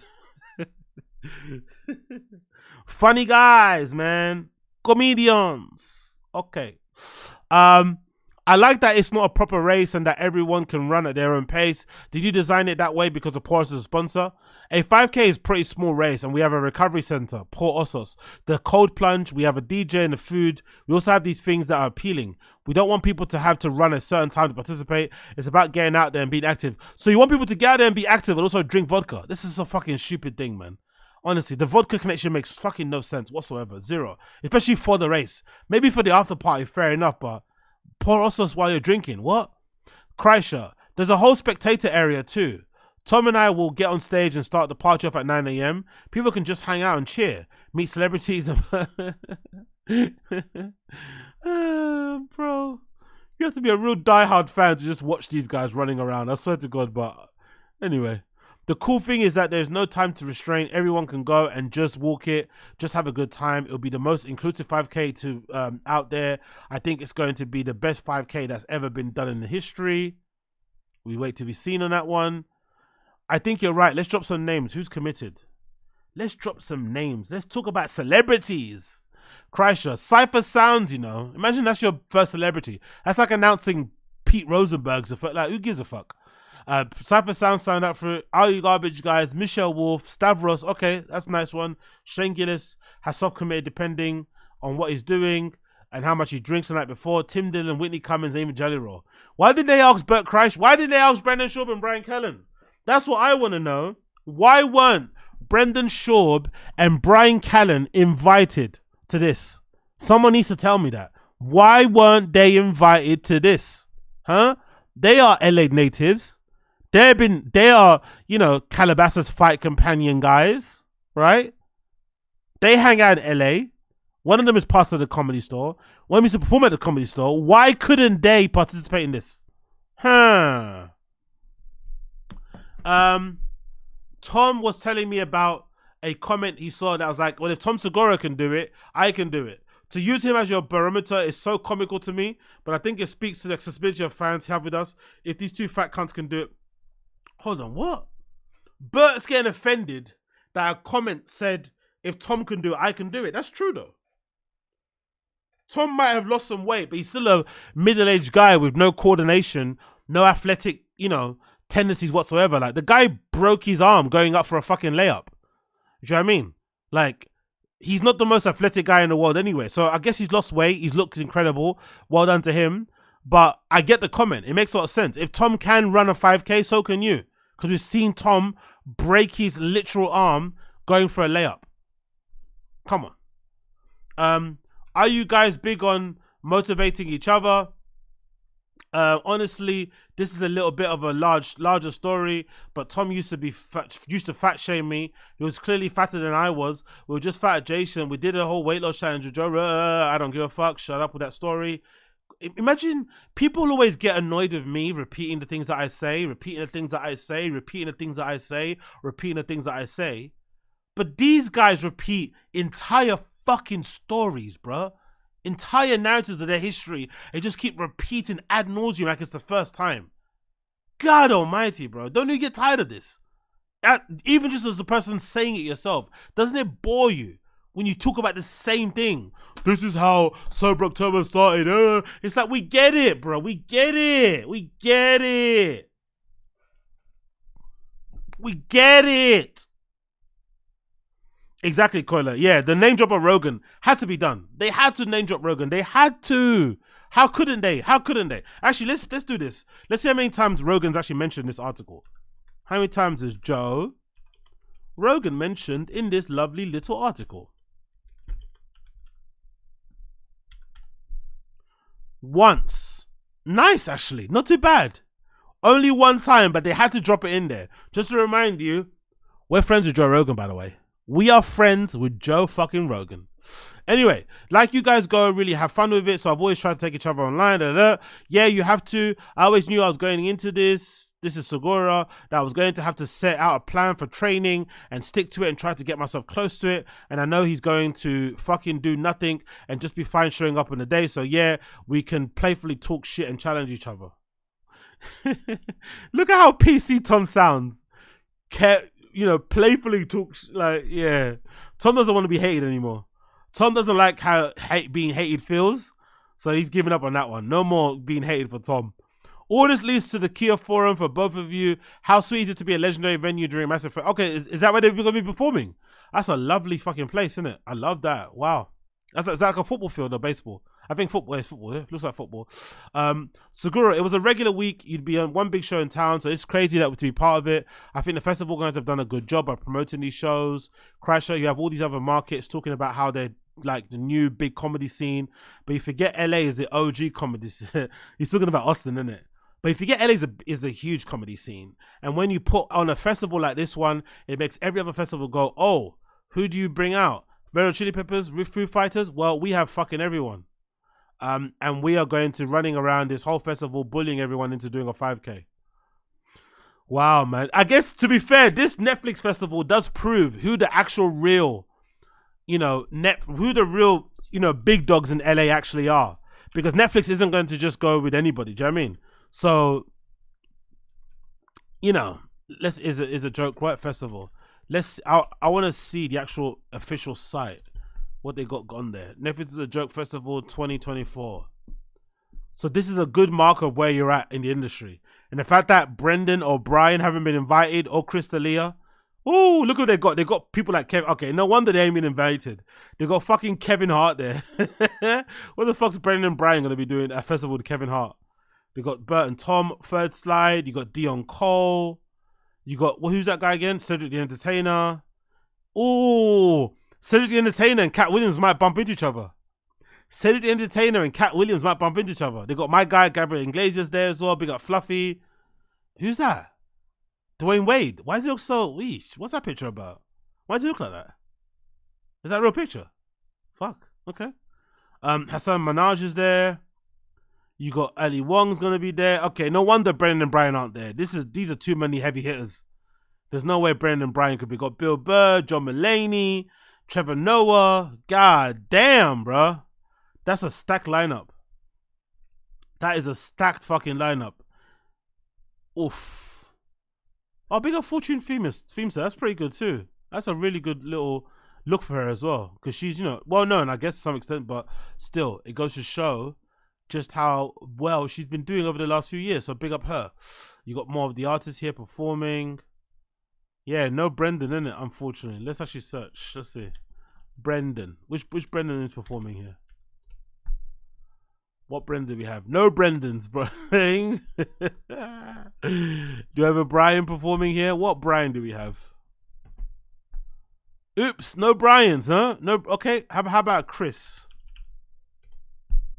Oh, no Chris D'Elia's.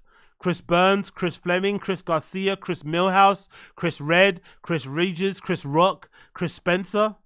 So many Chris's. Christina P, Christopher Titus, Jeremy Gumbo Christian, but no Chris Diddler-Diaz. All right. And let's do Eric. Oh, Eric Griffin's there. Oh, no. Brendan quit comedy. And the guy that he brought on to work at the Golden Hour is not only performing at the Comedy Mothership, he's also performing at Netflix's A Joke Fest. Wow. God damn, it's got hurt. He's got multiple. Look at that.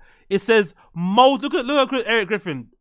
Big deal now. Multiple shows. Multiple. Not one. Multiple. He's even got a spinning little graphic. Look at that.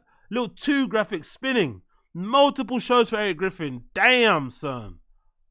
The OG podcast in The Fire and the Kid. The one that laid the groundwork for everybody. The podcast that Joe Rogan told them to hold a fort down in LA while he went to Austin, Texas and built the best comedy club there. Never invited Bryan or Brenda to have a weekend show there.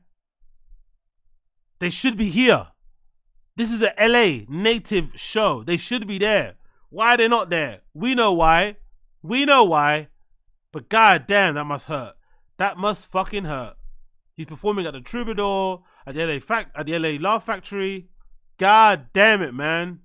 Brendan Bryan, how the mighty have fallen. How the mighty have blood clot fallen. What can you do?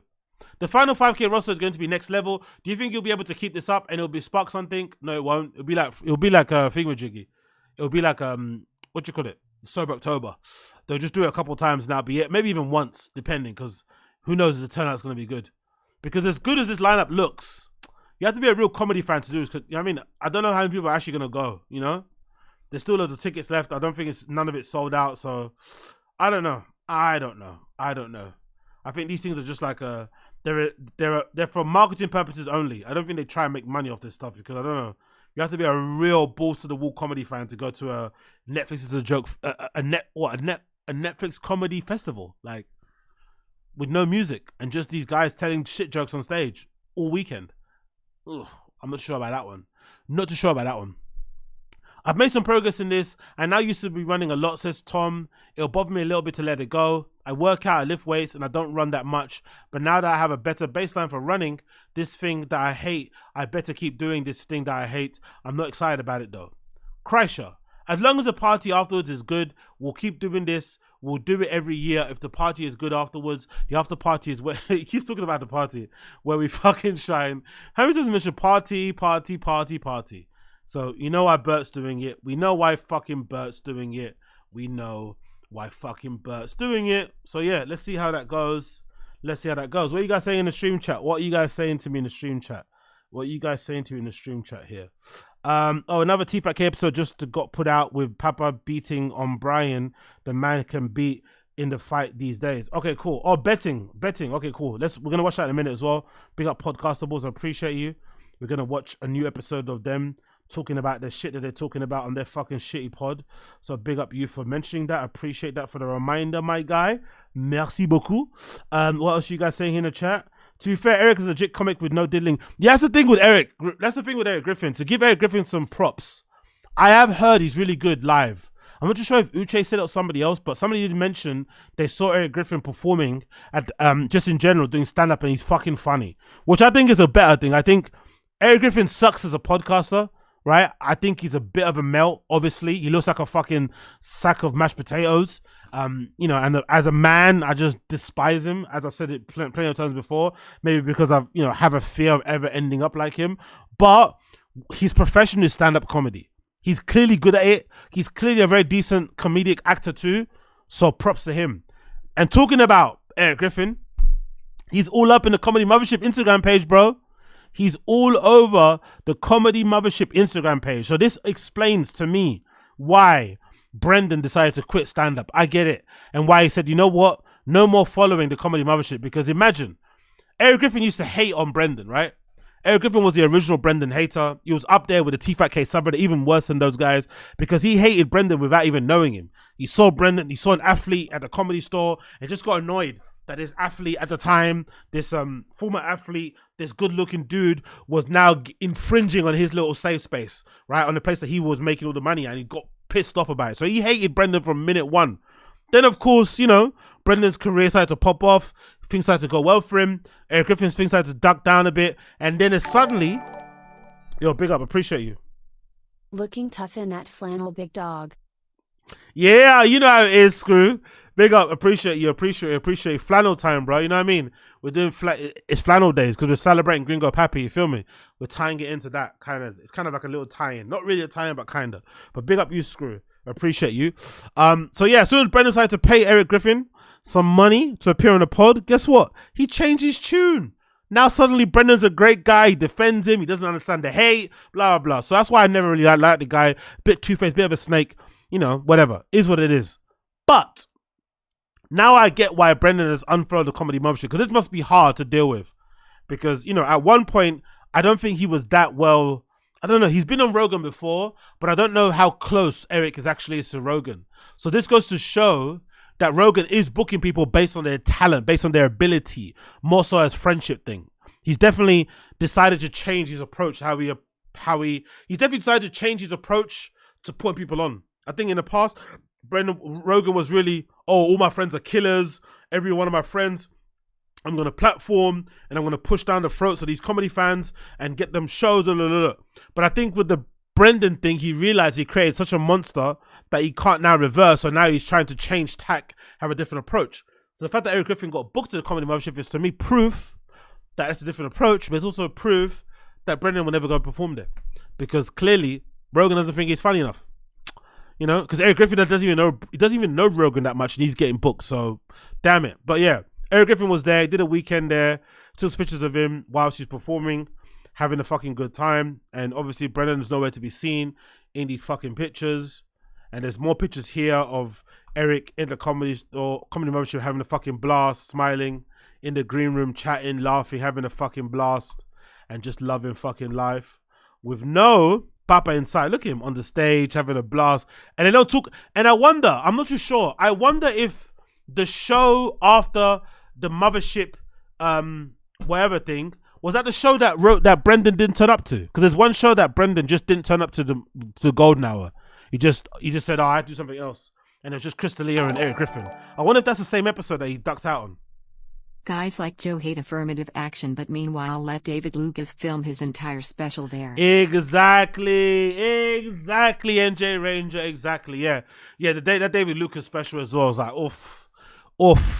I feel a bit bad for him, to be fair, because there was a time where people did rate him quite highly, but I think the more people keep seeing him do stand-up, especially on Kill Tony, people quickly realize that this guy's not funny. But for some reason, all his friends in comedy seem to, I don't know why, but David Lucas's friends in comedy seem to think he's really funny. They seem to love the guy. So clearly he does something for them in real life. But when you see him perform, you're like, what the fuck is this? Oh, he's so brutal at roasting. It's like, no, he isn't. No, he isn't. He's not really that brutal at all. Like, regular hecklers can kind of get under his skin. He's not that funny at all in the slightest. So it kind of is what it is. What can you do? More pictures of Eric there. Yeah, we got more. Jesus Christ, Eric is all over this Instagram, isn't it? There he is again. Our second night with Eric. Fuck. All over the place there. Big up Eric Griffin, enjoying life. And then again, another picture there with Eric again, having a fucking blast. No fucking Brendan in sight. Mad, isn't it? Absolutely mad. Absolutely fucking mad. And it looks like, from what I can see here, which I kind of like, I think that's the same thing that I liked about Berghain and other clubs, and I think that's what I'll do when I open my own club, nightclub I mean, not comedy club. I think the Comedy Store do a thing similar to what you should be doing. From what it looks like here, when you do a headline show at the Comedy Store, obviously the Comedy Mothership, you get headline slot, but then the other people, the openers, are their own comedians, they're in-house people. I think so. I think all these people are like part of the Mothership crew. So it gives these guys a chance to perform on a bill with a quote unquote big comedian and with somebody that's going to draw a crowd. So you get to perform in front of a captive audience. You know what I mean? So you get to learn like how to perform in front of a sold out crowd, you know, way better than performing all the time in front of nobody. So that's pretty cool, because I think sometimes comedians prefer to sometimes go to clubs and bring their own openers and shit, which I understand why you'll do that. But I think because it's Rogan's club and, you know, everybody likes Rogan, and you'd assume most people that got passed to that place are probably cool and they pass the vibe check. There's probably no dickheads there. You're probably more, you know, cool about them giving you the opener to kind of perform for your show. So I think that's actually a good little method. I'm not going to lie. I think that's a good approach. So they get to perform during the week, and also they get to open for a big comedian during the weekend when they do headlining slots. So I quite like that approach. Unfortunately, Brendan is not one of them, but big up Erik Griffin regardless. Again, not the greatest podcast personality for me, but the fact that he does well doing stand-up, which is his bread and butter, should be admirable and should be kind of heralded and lauded and shit. So big up Erik Griffin. Big up blood clot Erik Griffin. Moving on. This is quite a concerning clip. It features Bert Kreischer crying about how he's just realized that he's performative. This is quite concerning because this is a grown-ass man only now realizing that all the things that people say about him online is somewhat true.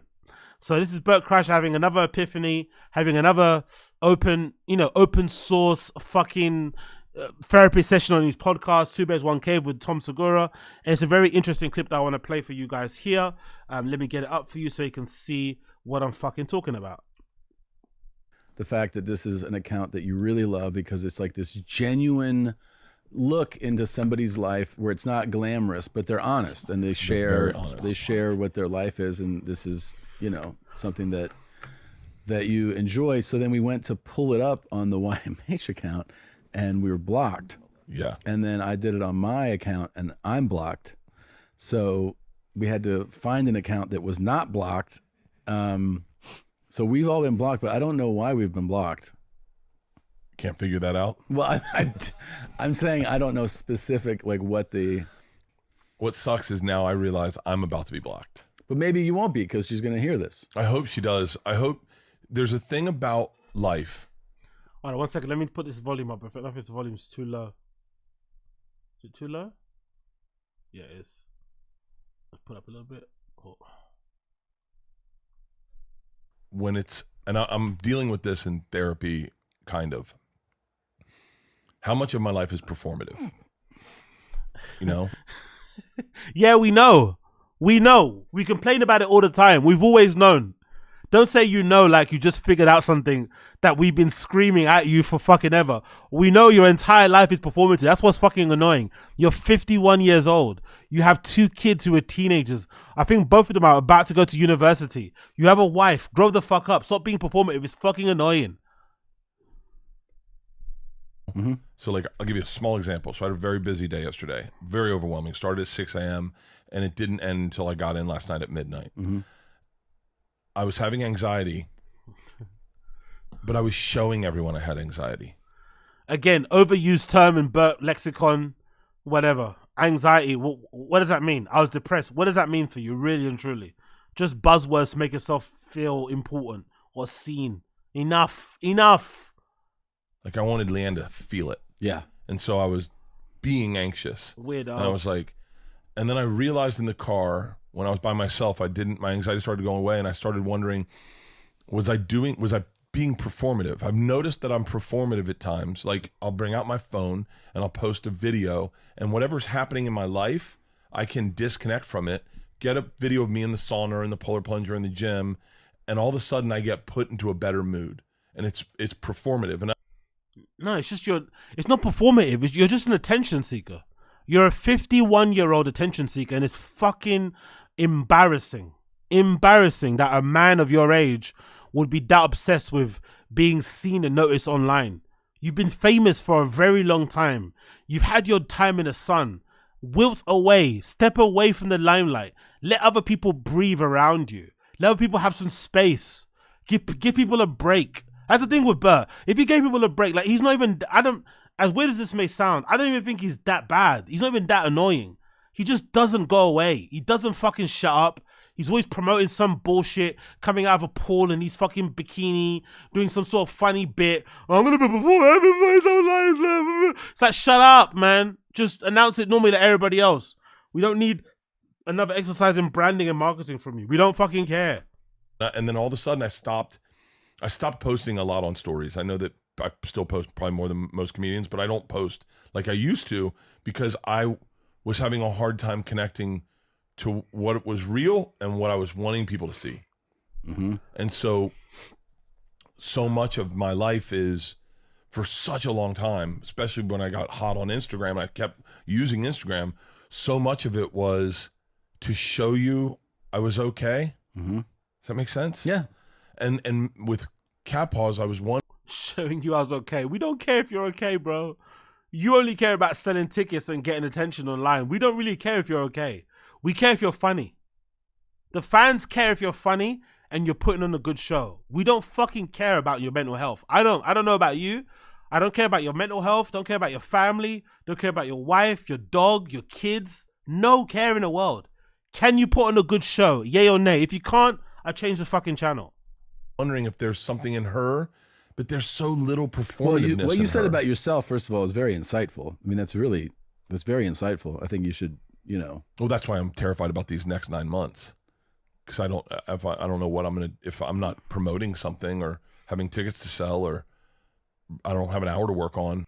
What's these 9? What's imagine? Look, you know what's funny about Bert? This is something that I'm gonna give him credit for. I actually think he believes everything he says. Look at the fright in his voice. Look at his eyes. Look at how bewildered he is. Like, he doesn't want to know what to do with himself if he doesn't have a link in bio to perform. A link in bio to share. A gig to, he's going to perform out. He doesn't know what to do, literally. Doesn't know what to do with himself if he's not marketing, if he's not performing, if he's not being an attention seeker, if he's not being a fucking clown on social media. He has literally no idea what to do with himself. 51 years old man. That's depressing. I mean, my next hour's not due for another 2 years. Well, I think you're going to be. I know, but like, I wonder what, if you take away the performative aspect of me, where do I land in myself? And I think what's crazy, and can you go back to being a comedian? Is that okay? Because I always said, and I think this is really important to note here, before Bert became really annoying, I would always say, along with Ari Shaffir, he had one of the best, most underrated podcasts. His podcast, Bertcast, was actually really good because, in a weird way, even though Bert interrupts, even though he doesn't really listen to you and just waits for you to shut up so he can speak, he actually was a really good interview, especially if it was somebody he admired, a musician, a comedian. He'd actually ask some really good questions. They get into the weeds about comedy, into the weeds about business, family. Like, he'd actually be a really good interviewer. Same with Ari Shaffir. Ari Shaffir seems like a cunt. He comes across like a bit of a cunt, but his podcast, you know, I forgot what it was called, the show before, he launched his new one now, but it was really good. Really fucking good. Like, especially when it came to traveling and shit and talking about the places he's been at and whatnot, getting into the weeds of comedy and how to create specials and movies and culture and festivals and drugs and shit. Really fucking good. But along the way, these guys, I don't know what it is. I don't know if it's a fame thing. I don't know if it's weirdly a fault of the fans, because sometimes as fans, if we start watching people, like, I think sometimes as fans to take responsibility, like, if you start watching somebody a lot and start give them a lot of attention, I can understand in a weird way why the content creator would think, oh shit, they really care about me. They really love me. And then you start sharing stuff about your life, about your personal shit, about your job, about your struggles, and they keep watching. So it gives you this false sense of like, oh, these guys and gals really love me. But then you lose the point why they're actually there. Because maybe they care in a moment. Maybe they get, oh, my mum is ill. My cat will need surgery, whatever. Maybe they care in a moment. But generally they don't, because they're there because you're funny. Or you provide an informative show, entertaining show. Just do that. That's what I don't understand about these guys. Like, look at Shane Gillis and Matt McCusker with Matt and Shane's, Matt and Shane's Secret Time. Why can't they just take a page out of those guys' book and just say, let's commit to being funny. Let's commit to putting on a funny fucking show. Even Are You Garbage? Why did Are You Garbage blow up all of a sudden out of nowhere? because it was a bit of a, you know, the topic of what they talk about is a little bit different from what regular podcasts talk about with comedians, about they come up and about, you know, being garbage, trailer trash people, how poor you were, your upbringing, shitty things you have to do to come, whatever. It's a really good angle. But also, it's fucking funny.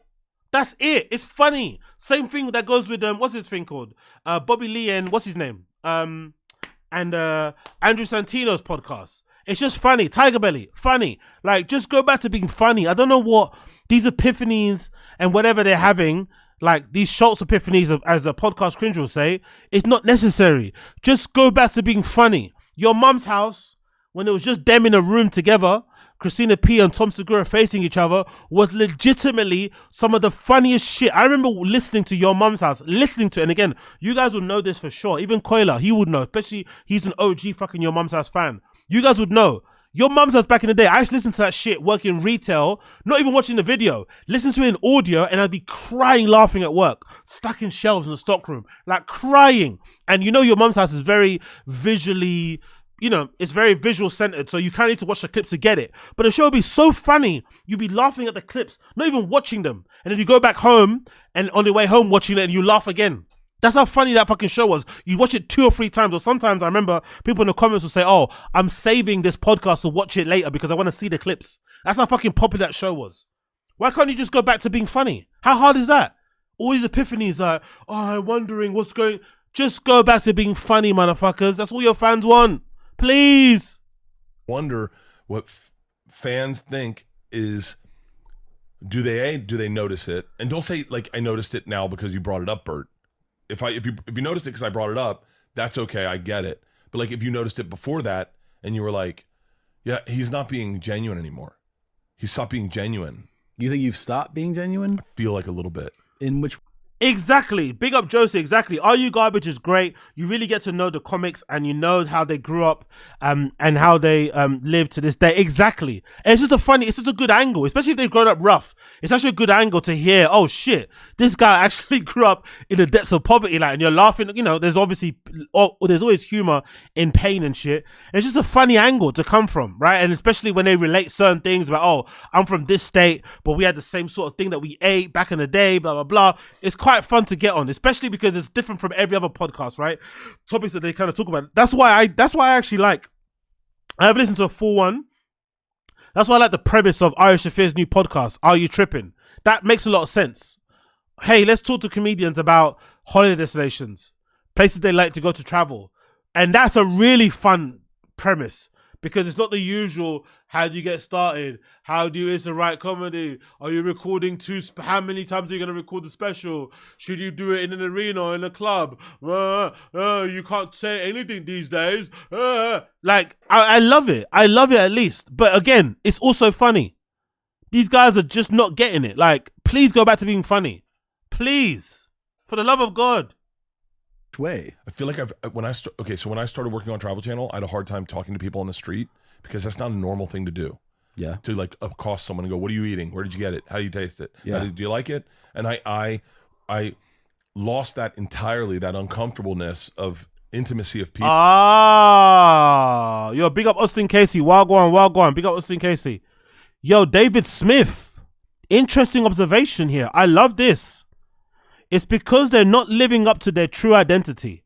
They want to be them. They want for themselves. ... Imposter syndrome. Bert wants to be more than a comedian, but he can't. That might be it. Maybe he's having this weird phase because of how that movie flopped. Maybe that movie was like, The Machine was, okay, if I can do this, if I can make this work, if I can be executive producer, produce it, write it myself, it's from my life story, maybe this will be a launching pad for you to do other shit. Maybe, because remember, didn't they say, do you guys remember when 2 Bears 1 Cave started, they got some deal, was it with Netflix, to do some sort of 2 Bears 1 Cave movie? It was about them being astronauts. I think it's like a fat astronaut. Do you remember that thing? It was some sort of fat astronauts thing. Premise sounded kind of funny, but I wonder if all of those shows have been shelved since The Machine came out. Because you know how finicky Hollywood is, right? When you flop, they kind of back away because like, hey, we already wasted a bit of money on you. We don't want to waste any more. So I wonder if those shows have been put on ice because the machine did poorly, and now Bert is kind of stuck just being a comedian, and he doesn't want to be that. He wants to be more because he thinks he's a genius. He thinks he's got cool writing ideas, all this sort of stuff. It's like, I don't know, man. That's why I think I'd be the perfect rich person. I'm not gonna lie, I think a lot of us are the same. That's why I think we'd all be the perfect rich people. Hold on, let me quickly read this. Bodega Boys was the funniest pod. Rip the brand. Oh my god, yay. AOL, please, AL me, don't get me started on that one. That one brings real tears to my eyes. Big up Coyle and Austin in the chat. That brings some real tears to my eyes. If I have to think about Bodega Boys and how that fucking ended, like, I will legitimately cry. That was one of the worst tragedies of all time. Another example again of like these guys just being unable to just talk through their problems. Like, come on, bro, you guys are, oh my god, you guys are the perfect pod.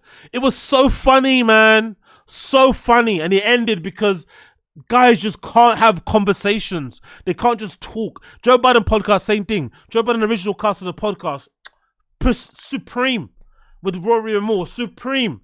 They couldn't sort out the issues like grown men and just talk it through. And then us, the fans, suffered. Now Rory and Moore is okay, but it's not as good as Joe Biden. Joe Biden podcast now with a new host, it's okay, but it's not good as when it was with those guys. So now the fans lose out, because you have to listen to them separately, and those two shows together don't match up to that one show how it was in the past.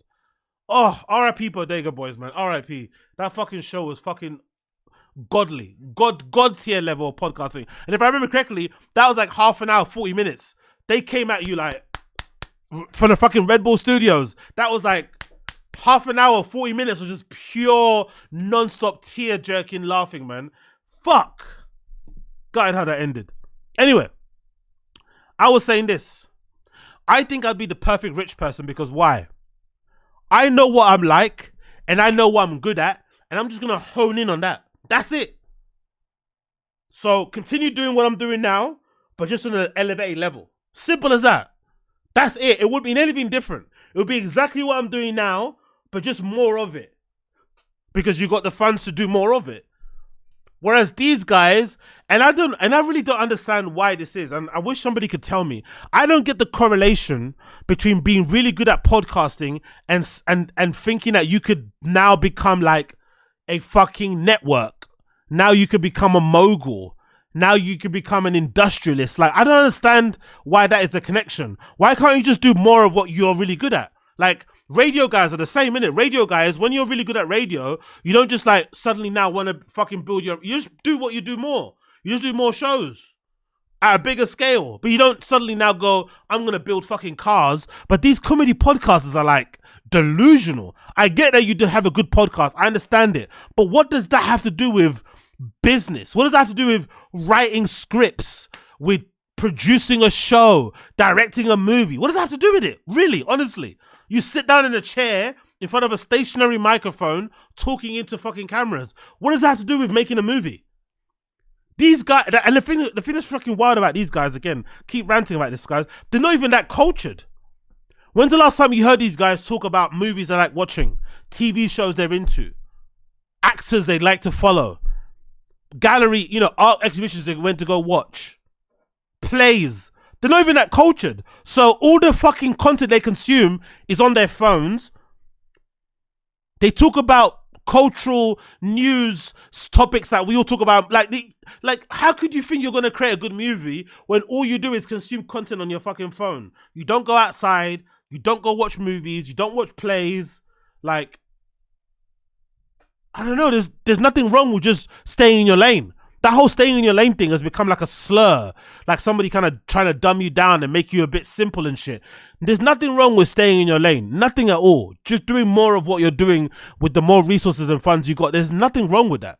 But hey, sometimes people want it all, you know what I mean? But that point there, but I think it was Dave, right? That's a really good point. Maybe that's the problem. Maybe it's a bit of imposter syndrome. Maybe that's what's happening there. You want more, you can't get it, and now you're stuck in this weird place. People when I started working the Travel Channel, and it's why I took to Instagram so easy. Big up young old vibes. You start flipping houses and get arrested by the feds. Yeah, where's fucking DJ Envy? Why isn't he fucking prison, by the way? Oh, fucking hell. because I didn't have a problem pulling a camera up and talking to the camera. Oh, right. I didn't have a problem ignoring the people around me, putting them in the background, not asking if they wanted to be in the background. And like Joe is not performative. And I would at times pull my camera out with Joe and he would be like, what the fuck are you doing? Yeah. And I would, in my head, I was like, well, if it's like I hung out with Chappelle for the Eclipse. And he's this is basically the saddest bit of the story. This is the saddest bit of the clip. To me, this is the saddest bit. A man in his 50s saying this is fucking R-worded. At the end of the day, he said, did you have a good time? And the only way I could quantify to him that I had the best time of my life was saying, Dave, I thought about taking my phone out about 15 times. That's how I knew I was having a good time. Can you imagine that you're a 51-year-old man and the way that you describe having a good time is like, oh, I want to take my phone out, but I know you guys don't like phone. Like, he can't even be present and enjoy the moment hanging out with one of the most well-known, famous, well-regarded comedians of all time. He can't even just enjoy it.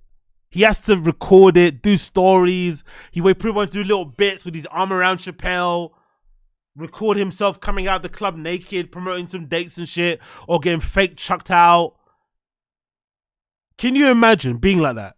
This is okay. This is okay if this was like Charlie D'Amelio, right? If Charlie D'Amelio sits down and complains about, oh my God, I'm having a nervous breakdown that TikTok might get banned in the US and I might have to move countries because it's my whole life. I get it. You're fucking 19, 21, wherever you are. But 51 years old and you're talking like this. God damn. How fucking sad is that? Where you're like, that's just your gauge for it. My gauge for it is like, Dave, I wanted to record everything. But you didn't. I didn't post anything. I had a great time. Didn't post anything throughout the day. Were you bummed too that you didn't post? No, I posted one thing, and that's Donnell Rollins on Instagram during the fucking. Yo, big up Screw. Because they get invited to rich people's events and think they can get to that level. Comparison really is a thief of all joy, innit? That quote is really true. Comparison really is the thief of all joy. Because that's incredibly true. Imagine you're going to these Hollywood events, you're bumping shoulders or rubbing shoulders with certain people, they're talking about the projects they have, and then suddenly it gets to you, and you sometimes maybe even feel a bit inferior because now all of a sudden you're like, the shit I do is kind of lame. I do podcasts, I do comedy, that's really it. And you try to sex it up by saying that, well, you're working on new bits, you're going on tour, but essentially you talk into a mic on stage and you talk into a mic sitting down at a desk in a studio or maybe a room or another spare room. So I understand it, but god damn it.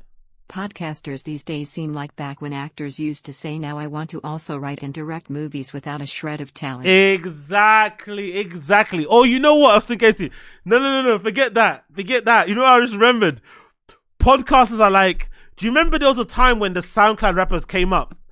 When SoundCloud rappers started to come up, right? There was a period where for some reason all of them were like, oh, I'm getting into acting. I'm sure somebody's made a compilation of it. Every rapper, Lil Uzi Vert, XXXTentacion when he was around, R.I.P., Lil Yachty, all these people, whenever they were interviewed, yeah, I'm not really on the music thing. I know I'm crushing and killing it, and I'm only 19, but I want to start acting. I want to start acting.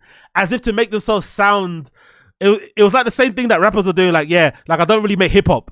I'm an artist. I'm not just a rapper. I do more than that. They kind of rejected the hip hop thing. It's like, bro, there's nothing wrong with being a fucking rap. Like, there's nothing wrong with being a podcaster. Like, the fact that you made it work, especially when you think about the amount of people that try. Every fucking week, there's a Kill Tony episode. And every week, you're reminded of just how hard it must be to be a stand-up comedian because the talent on Kill Tony is bad. Very low. There'll be people who get on Kill Tony who say they have like 10 years in comedy and you hear them and you're like, God almighty, bro. Why don't you just give up? You're awful. You're never going to be good. Then you hear people get up on stage who are like 12 years in, never got a break, and then suddenly Kill Tony gives them the fucking look and then they're onto greater and bigger things.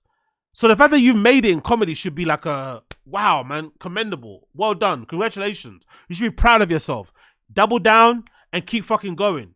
But no, these guys want more. It's not enough. I want a director's chair. I want A&R credits, writing credits, production credits, screenwriting credits. Like, isn't it enough that you get paid to fucking talk shit into a microphone? Isn't that quite a good deal? that people still care about you all these years on, even though you repeat the same fucking stories. In the clips. Donnell was on Instagram, scrolling Instagram while the fucking eclipse was happening, and I was like, I'm taking a picture of this. But then you were also taking a picture of him doing it. So, you know, you're both fucking waste of space. It's the eclipse and Donnell looking at his phone. but like it's and I think someone like with Cat Paws or the people that I follow, and I don't want to like out all the people I follow, but there's something less performative about her and maybe more authentic. But you're saying this guy having an epiphany because he found an Instagram profile of somebody who just shares for the sake of sharing is fucking incredible. 50-year-old man having Instagram epiphanies is fucking incredible. Like, honestly, let it fucking go. But hey, that's Bert Kreischer. He's kind of depressing. He's kind of honest. And it kind of is what it is. It kind of is what it blood clot is. Let's continue here. Let's continue. Let's bloody continue. What else do we need to watch here? Bear with me a second as I get this up on here. Bear with me a second as I get this up on here. Bear with me a second as I get this up on here. Bear with me a second as I get this up on here. Okay, we got there. Boom. Cool. So we did that. Bert is saying he's been performative. And we've also got... Is that it? No, that's not it. Okay, cool. Moving on. So we've done that. Let's do this one. Have you seen this clip? None of us civilians could ever perform like this. This is fucking hilarious. I love this. This is fucking hilarious. Hope this comes up. Hold on. 1 second. 1 second. None of us civilians could perform like this. I saw this and I was fucking laughing my head off. Look at Joe Rogan. Look at how smashed Joe Rogan is. Just not even look. Listen to Joe Rogan. Just listen to the voice of Joe Rogan here at Kill Tony. Listen to this. I understand what the fuck you're dealing with, Shane Gillis. I'm a different beat, bitch. Look all them fake laughing too. Look all them fake laughing. Yeah, I was drunk 20 minutes ago, but right now I can drive. Yo, Pet Cemetery. Pet Cemetery. Go. You were Let's buried, fucking dude. go. You were dead. But I wasn't. You were dead. You misunderestimated me like Kamaru Usman misunderestimated Leon Edwards, motherfucker. I did not believe Let's, this. In the last minute. Let's fucking go. I would have thought we'd see Norm Macdonald before Joe Rogan tonight. This is crazy. Let's do a fucking puzzle, okay? Let's play poker, motherfucker. All right. I don't know if you noticed we got... Let's go. We got a comment. We got... Yo. Joe might be the worst type of drunk, innit? Joe might be the worst type of drunk. He gets drunk. He just gets loud. He gets aggro. He gets boisterous. He gets just a lot. Screaming, doing that thing that he does. Because in Joe's brain, comedy is just like screaming. Screaming shit about monkeys and aliens and chimps and whales and bears. That's him, his comedy. Right? Just screaming. The same facts that he spews out on his podcast, he just says it in a somewhat comedic way. Let's fucking go is like, woo! He's one of those type of people in real life, innit, right? Woo! Right? Let's go, Brandon! Like, all those type of dudes, right? Trump 2024! Like, proper Chad. Proper bro. Proper loser and mentality. Or way of acting, right? And the comedian is just standing there awkwardly waiting for it to finish. Big up Mark Norman. Mark Norman throughout the whole thing looks very uncomfortable. Look at Mark. Mark's always very... Mark's just got like a overall nervous, scaredy disposition. Is that the word, right? He kind of always comes across like he's always just nervous. He's always scared. Maybe it's PTSD from being bullied when he's younger and stuff, but he's always kind of frightened. So Mark is just like sitting there a bit frightened. Ari obviously loves the chaos, so he's kind of goading him on. Shane Gillis is a new friend, so he's fake laughing. And Tony Hinchcliffe is just, trying to do the show. And, what's his name? Redban is just, doing what Redban does, pretending to work on a fucking computer while fucking shit up. But I love it. Mark Norman is the face that we all have here. He's just like sitting there quietly thinking like, what the fuck is going on? Why is this guy screaming so much? This isn't funny. You don't understand what the fuck you're dealing with, Shane. You know when you realize your friend's gone? We all have that, right? When we have a friend, we're out together socially, and there's a period where you realize, oh, my friend's really fucked up. Mark realized it. He realized in that moment, oh, Joe's fucked. Joe's really drunk. Right? And he's drinking water like it's a magic potion. You know when people are really smashed and they try and drink water like it's going to cure their drunkenness in the moment? He's drinking water like a fat person when they eat a bit of fruit, right? When a fat person has like an apple or an orange and they start like walking around like, I really look like, bro, we know you don't eat those things on the usual. You didn't get that fat because you eat too many fucking, narangas and shit. You know what I mean? Like, let's be real. Let's be real, bro. Put down the apple, stop faking the funk, and take out that chicken wing in your back pocket. Killers, I'm a different beat, bitch. Look at Joe. Look at Joe. Let's go. Thank God he didn't have a son. Joe would be embarrassed. Look at this guy. Look at the spreading of the legs as well, by the way. Look at this. I know you can't see it here. Let me actually make the screen smaller. Look at how far Joe's legs are spread. Look at that man spread. Look at that. Look at those fucking balls hanging. You can see a little bit of ball hang here. A tiny bit of ball hang you can see there. Look at those balls just hanging. Those old TRT, HTH, kratom loaded balls just hanging in those shorts. God damn, Joey. Cover up, bro. We can see everything. We can see your insides, bro. To the death. Yeah, I was drunk 20 minutes ago, but right now. Yeah, exactly. Exactly, skin it. Everyone wants to tell him to shut the fuck up, but they can't. He made that. He basically that's the thing about being Joe Rogan. When you're Joe Rogan, you are funny by default because you gave every single person on that stage a career. Every single one. Every single person on that stage has a career, has their life that they have right now. Multiple houses, unlimited holidays, great. Like, look at the tans. Look at the tans on Ari. Look at how golden Ari looks. Look how golden Mark Norman looks. That's because you're traveling the world. You get to go to nice locations. You get to marry the love of your life. You get to have fun. Fun. Talking shit into a microphone on stage and on pods. Why? Because of this gremlin. Because of this fun. This guy here made you. So when he jokes, you better ha ha he he. Even if he's not funny, you better laugh, motherfucker, because I gave you your career. You see Brendan, you see Bryan, they're in the fucking gulags. You don't want to end up with them, do you? Okay, you better laugh. Now I can drive. Yo, Pet Cemetery. Pet Cemetery. Go. You were Let's buried, fucking dude. go. You were dead. But I wasn't. You were dead. You misunderestimated me like Kamaru Usman misunderestimated Leon Edwards, motherfucker. I did not believe Let's, this. In the last minute. Let's fucking go. I would have thought we'd see Norm Macdonald before Joe Rogan tonight. This is crazy. Let's do a fucking puzzle, okay? Let's play poker, motherfucker. All right. I don't know if you noticed we got. Let's go. We got a comic. But yeah, big up Joe Rogan being an awful drunk, being as funny as he is. Rogan's one of those people that he's less funny when he's drunk. That's really not weird. That's really a bit odd, isn't it? Usually comedians should be a bit more loose and free when they're drunk. But Rogan actually doubles down on the unfunniness when he's a bit licked up, when he's a bit juiced up, right? And I don't mean, steroids. I mean alcohol. He's a little bit way more annoying than he actually really is in real life. It's absolutely hilarious. So big up Rogan, I guess. Big up fucking Rogan for being unbearable, for being how he is, and severely unfunny, and keeping everybody on their toes by reminding them that, hey, I made your career. You better laugh at me, or you're getting chucked in the gulags with Bryan, CALLEN, and Brendan Schaub. Let's continue.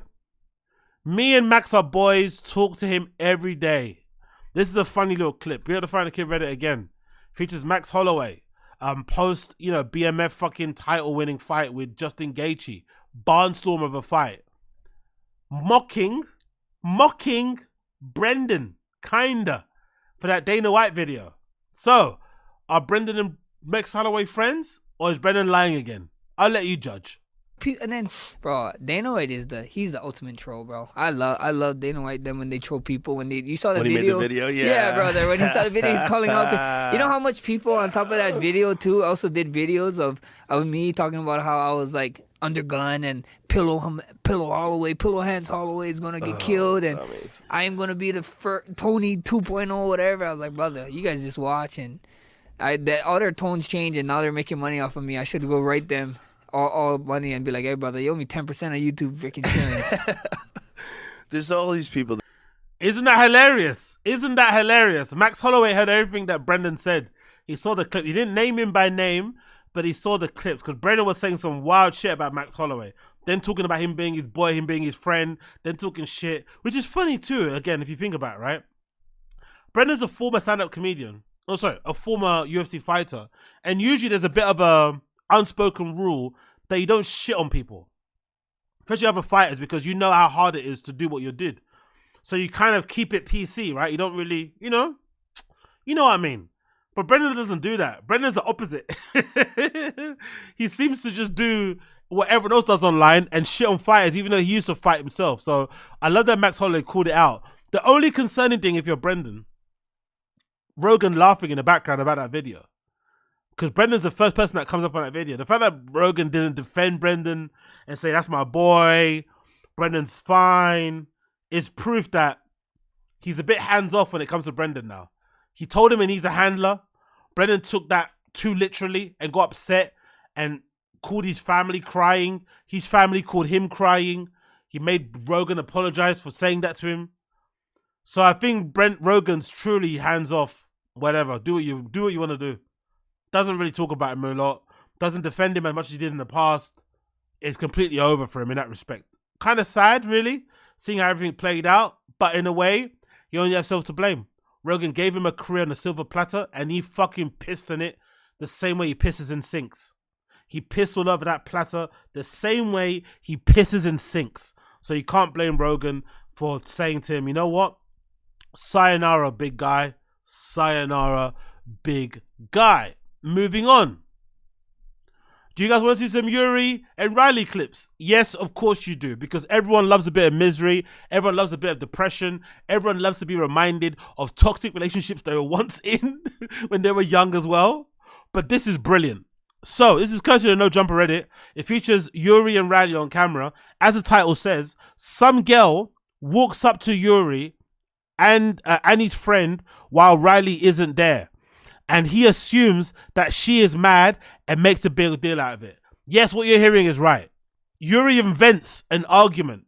He invents a reason why RYLEE is upset. She's not upset about it. And then YURIY creates an argument out of it. Pure toxicity, pure awful boyfriend behavior. Let's watch YURIY in true form.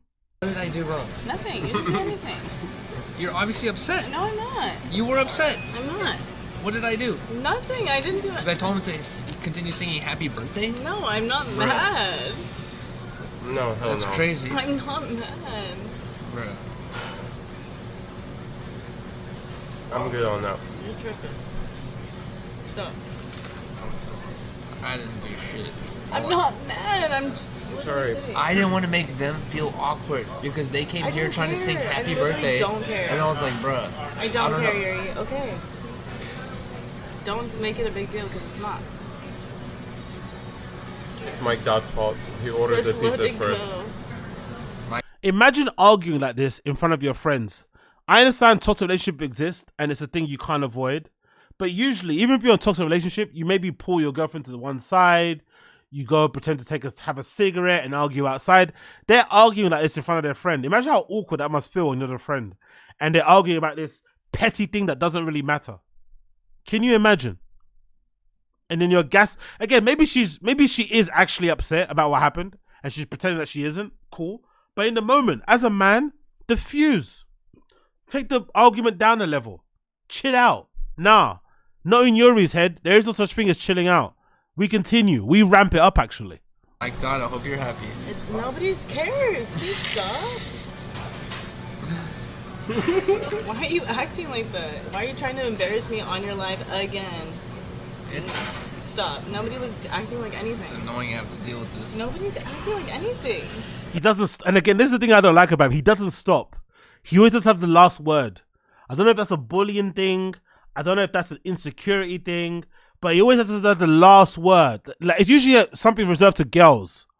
It's usually a thing that girls do really well to guys to wind them up. Having the last word, saying the last thing, poignant, punching, button pressing thing. Yuri does it to her. Oh, look what I have to deal with. It's like, leave the girl alone, man. Give her a break, bruh. Please, give each other a break. Because she's probably as toxic as him behind the scenes, but still, on camera at least, stop being such a piece of shit. God damn. Okay. I'm surprised the birthday pizzas came in before the wings we ordered 20 minutes ago. Yo, big up Booth McGee. They're always eating on stream. Makes sense, she's rounder. To be fair, their live streams have been incredibly boring. I think the only times they actually have some sort of interaction and fun is when they go outdoors and they obviously go to restaurants. But it's not really entertaining to watch. I'm not gonna lie. I try to watch them sometimes. I'll jump in on Kick and try and see what I'll go on because I want to start making content on there myself and stuff. And so having that to be another place to put some other shit. Maybe I'll put some, you know, random show bonus clips on there and other music reactions because YouTube is annoying with that. Like, I hate YouTube for just like I wish YouTube would just create a way where you could review music and the copyright claimant could just take the money, take the whatever, do what you want, but let me just review the music on the channel. I can't even review stuff. They'll just block it. It's blocked. So, bruh, let me review the fucking thing. Whatever traffic that goes to that video, you can claim whatever $10 you want from it. Cool. But let the video be able to be watched. They don't do that. Anyway, fucking annoying. That aside, their streams are only interesting when they argue, unfortunately. And they usually argue when they go outside because they, you know, other shit happens. People come in the stream, blah, blah, blah, blah. So it's funny you say that about the Ian thing. Some person mentioned on the Reddit or somewhere else that allegedly people are saying that, I don't know if I agree with this, but people are saying that RYLEE might be depressed. That's why she's eating so much. It's a weird kind of like thing that people do, especially women, where if they don't want to be, if they kind of secretly despise their partner and they don't want to be touched by them, they'll start eating more, especially because she's known to be a quote unquote hot girl. So she was one way before, she was a bit slimmer. Now she's getting fatter and maybe Yuri doesn't see her as a sexually attractive person anymore. So he doesn't fuck her as much or whatever. And that's why she's doing it. Or that she's depressed and just trying to comfort eat. I think it's not really those things. I just think she's just like, you know, like every other girl. She's comfortable in her relationship. She's not trying to impress anybody anymore. So she's just comfort eating kind of thing because you're comfortable. It's like, you know, girls sometimes gain a bit of weight when they get into a relationship. I don't think it's that deep. But some people are suggesting that it could be that, which is kind of wild to think that, you know, as a boyfriend, you're not recognizing that you're having a negative effect on your girlfriend's health. It's fucking wild. I forgot about them. Did we pay for them? We low-key chat. We have low-key been here for like 20 minutes at this point. No update? Really, dude? That no eye contact. Oh my god. Vibes ruined because she is mad. No, you don't have to talk, Yuri. Just stop. Bruh. You're gonna ruin the vibe. You're doing it right now. No, he doesn't. In all these clips, right? Yuri never tries to de-escalate the argument. He's always going on. He's never de-escalating. He never de-escalates. He always just adds more fuel to the fire. He's an awful boyfriend. Awful boyfriend. Awful, awful, awful. And again, I'm saying this mostly from my sense because I don't know about you guys, but I hate arguing. I despise arguing. Like, if somebody argues with me, especially if I'm in a relationship, I'm going to leave immediately. Like, I'm just not going to be, I'm not into arguing. I don't like it. And if somebody is arguing with me, I'm going to try to defuse the situation and take it down a notch. It's just not good. But this guy seems to fucking revel in it. I don't know why. It's such a bitchy thing to do. I'm just asking, like, what happened with the... Just stop. Hey, sorry. No. She's a lame. Y'all chill. Arm wrestle RYLEE. Bro. It's making her mad. QB is watching. Vibes ruined as fuck. No, it's not about the wings. Look. I just wanted Yuri to enjoy. Look at. You didn't have to do all that. Yuri tripping. Yuri, stop, homie. It just shows me who you are. I love that the chat keep calling him out, and he just bans people. The chat actually calls him out. The chat's like, "Hey, just relax, chill out." And sometimes the chat is like calling out RYLEE too for being, you know, annoying too and pressing his buttons. But most time they just tell YURIY, because that's what I think a man's position or a man's role in a relationship is, to do that in those situations. When your girlfriend's arguing with you or your wife trying to be like, you know, combative and shit, you're meant to take it down a notch. You're not meant to fucking get in her face and start winding her up and shit. That's not a manly thing to do. You're meant to be calm, cool, and collected and be like, I understand why you're upset. Let's take a breather. You walk away. You do something to fucking bring the temperature down. You don't fucking add more fucking kerosene to the fire, you piece of shit. Sure. Like fuck that. That's crazy. Oh no. Y'all need to What chill the hell out. do you keep going? Hello, how fuck this 304? What did you do wrong? Bruh. Take notes from Popo. Oh my god. El Riz. I love the El Riz. Because someone came to sing happy birthday. She's angry because those Latinas were wet. What? Okay. That bad? No, Popo. I don't know. He just Yuri, don't act dumb. You know what you tried to, did. like, Yuri, don't act dumb. Say I'm insecure on his camera. How? You came on the camera asking like, what did I do? Blah blah blah. When we had You just... got mad at me for. Okay, I'm gonna walk by myself then. Y'all wonder would stop drinking if you're... Bro. Oh my god, dude. And again, the bro of your girl, I don't know, man. He's lucky he goes out with a girl that's like, she's almost like walking around comatose. She's barely, you know, present. I'm like, he's lucky he gets away with that. I don't know any girl that I've ever dealt with in my life that'll let me get away with calling them bro. Like, have you tried to spud a girl? Have you tried to spud a regular, well-adjusted girl? Give them a little spud, give them a little pound. How they react, how angry they get if you try and spud them. Or some girls even try to high-five them like, what the fuck? I'm not your fucking, you know, I'm not one of your changing room buddies, right? This isn't a locker room. And he's calling his girl bro. Like, honestly, I would stub out a joint in his eye if I was a girl. Honestly. Yeah, another post again from the subreddit, from the Reddit. It says, let's put this up on the big screen. It says, to all single people out there, 14 arguments in a 30-day span is not normal. Don't watch these people and think it's normal. It's far from normal. So allegedly, I don't know if this is true, but allegedly, 14 arguments in 30 days. And obviously, as you can see from the picture here, it's obviously a bad angle, but YURIY is very much inflamed in the face, and most of it looks from like booze. That looks like a booze blow up, not really mostly food. So she's drinking a lot. She's also eating a lot. And yeah, this is definitely not the sign of a healthy relationship, you'd probably say. You know, she's dead behind the eyes. Obviously, the no makeup probably doesn't help and shit, but she's looking a bit dead behind the eyes, a bit soulless. And yeah, man. And YURIY's looking okay, just as normal. Nothing. He's not got a care in the world. YURIY looks exactly, you know, you remember Trump? When Trump, you know, usually after a presidency, they'll do those comparison pictures of presidents from the first day in term until the last day of the first term. Trump pictures were exactly the same. He didn't look older. He didn't look more wrinkled. Zero. He looked like he didn't have a care in the world, even though he lit that country up on fire. YURIY's the same thing.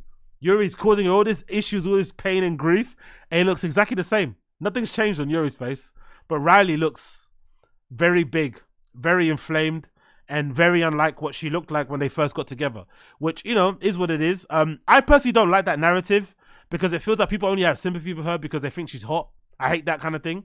I think that you should have sympathy for all people that are going through tough relationships and obviously abusive ones. But people, you know, they think she's good looking, so they'd much rather see her looking hot than like this. I guess is one thing, but she doesn't seem to care. And then the last picture here to play is this one. Look at this. Allegedly. Look at this. Look at this, bros. Huh?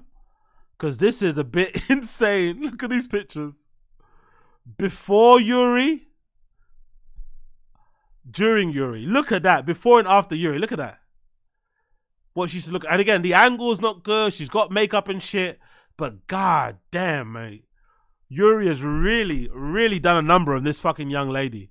Really done a number on her. So at one point, she was looking like a high school sweetheart, debutante type of looking way. And now she looks like every, you know, single parent that you'd meet in middle America. Look at that. God damn, bro. God damn.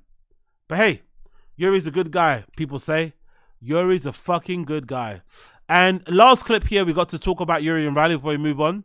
Yuri calls out Adam and the cast of every single one of the No Jumper hosts a ass. Now, I don't think he means any of this shit. I think Yuri's trying to goad these guys into a back and forth to create drama and shit for his content so people watch what he does. I don't think he means all this shit. I also think Yuri's the type of person, if you put it on him in real life, he'll cry. He's the type of person that would get on his knees and say, sorry, sorry, sorry. He's not about nothing, really. Especially, he's still friends with Potlord. Potlord fucking says some wild shit about his sister that died.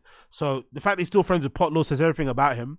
But I think he only says this stuff because he wants to create like a little friction, a little drama, a little side issue with all those guys at No Jumper that are currently there to make some drama for his channel and shit. So this is Yuri going in on those dudes and trying to create some beef that isn't really there, to be honest. It's kind of lame, but let's watch it anyway. I think we pissed off a lot of people by having a successful month-long stream. Mr. Pedoman is furious.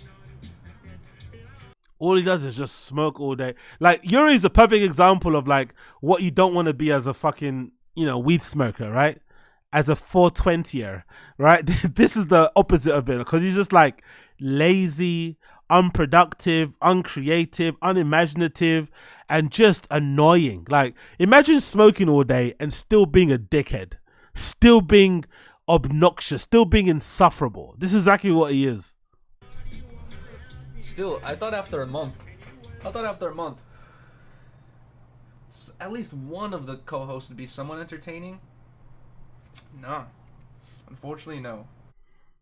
Every single one of No Jumper's hosts are ass. Booty cheeks ass. Unentertaining people that can't get a clip made about them. It's sad. Imagine bragging that you get clips made about you where you mock, belittle, insult, frustrate, abuse your girlfriend online. Because that's only clips people really clip of him. People clip clips of him where he gets punked, stepped to, and sunned in real life, chased by crackheads, and also when he abuses his girlfriend on stream.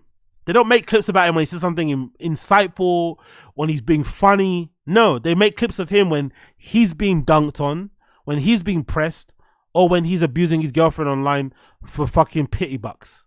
Pretty diabolical. But again, we shouldn't be surprised when it comes to Yuri. We shouldn't be fucking surprised. Let's move on. So, as you guys know, it is the Gringo Papi 2-year anniversary. The 2-year anniversary of one of the most important comedy specials of all time. This special went down in history. This special changed things for comedy. This special changed Brendan's life, actually, because this might have been the thing that led to him actually quitting stand-up, because of the reception was so terrible to this.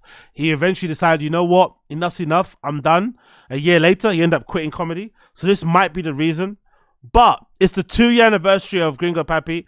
I actually saw it before. I was going to do something, but when I was going to do something, time already ran out and I was really going to take a break, so I couldn't do what I need to do, because I think it drops on, I think it's the 28th of April or something, so I was aiming to do something for it.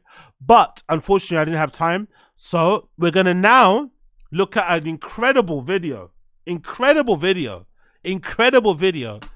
courtesy of the one and only 10 Minutes of SCHAUB'S guy regarding Gringo Papi. The 10 Minutes of SCHAUB'S guy, Brendan Cooney, put together a bit where he went to a comedy club and performed the same material for the Gringo Papi live on stage. It's absolutely phenomenal. So let's check this out and let's see if you can make Brendan's jokes funny. Can you take Brendan's material and perform it on stage and make it funny? Is it possible to do? Or is the material that bad that even another comedian gets on stage and tries to do it, it still bombs? Let's see while go on. So bring up Brendan Cooney. Let's see this. Gringo Papi at the Fourth Wall by Brendan Cooney. Gringo Papi 2-year anniversary. Let's check this bad boy out. Every day I'm really trying to get it. I take the L and elevate. I push it past the limit. Don't need no diamonds on my wrist, oh God, because I swear the vision big, just like the thick boy squad. Big boy squad, big boy nation, big boy squad, big boy nation. Running up the miles while they running out of patience. Just a big boy squad, big boy nation. What's up, Dallas? Look at you guys. I'm not used to this. Dallas a little different. There's some ladies in the crowd tonight. I'm not used to that. My demo, 18 to 36 bros. Yeah, it's usually a little cock fest in these things. That's what I specialize in. I don't mind it. They call me the bro whisperer. Yeah. How we doing tonight, Dallas? Everybody vaccinated? Are you vaccinated up here? We vaccinated? Yo, big up this guy.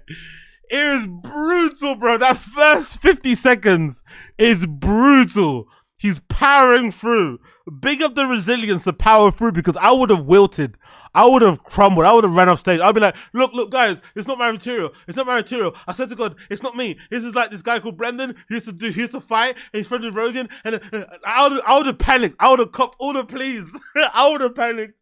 The fact that he's stuck with this is fucking legendary. The crickets on stage are incredible. But there's a guy in the background who I'm not too sure if the guy in the background in the crowd is what his friend or a plant, or if it's somebody that gets it. Because there's a guy that starts laughing, like he realizes in real time what's going on. He's like, oh shit, I remember this special. He's realizing what's going on. Honestly, it's so good. Oh my God, that first 50 seconds is so cringe. But I don't know how he powered through. I would have gave up straight away. Oh my God. There's always that one guy, dicey. Right? There's always that one guy, no fucking way, bro. That needle's not touching this temple, daddy. As he realized that guy cackling in the background. I think that guy cackling in the background realized. I think he honestly realized. I saw that guy cackled. He saw the walk and he realized. Dipping his nacho in his nacho cheese. Oh, my bad, Mr. Whole Foods. My bad. I mean, with this vaccine stuff, dude, it's whatever you want to do. It's whatever you want to do, man. I'm not anti-vax, dude. I'm vaccinated, okay? It's all in their marketing, though.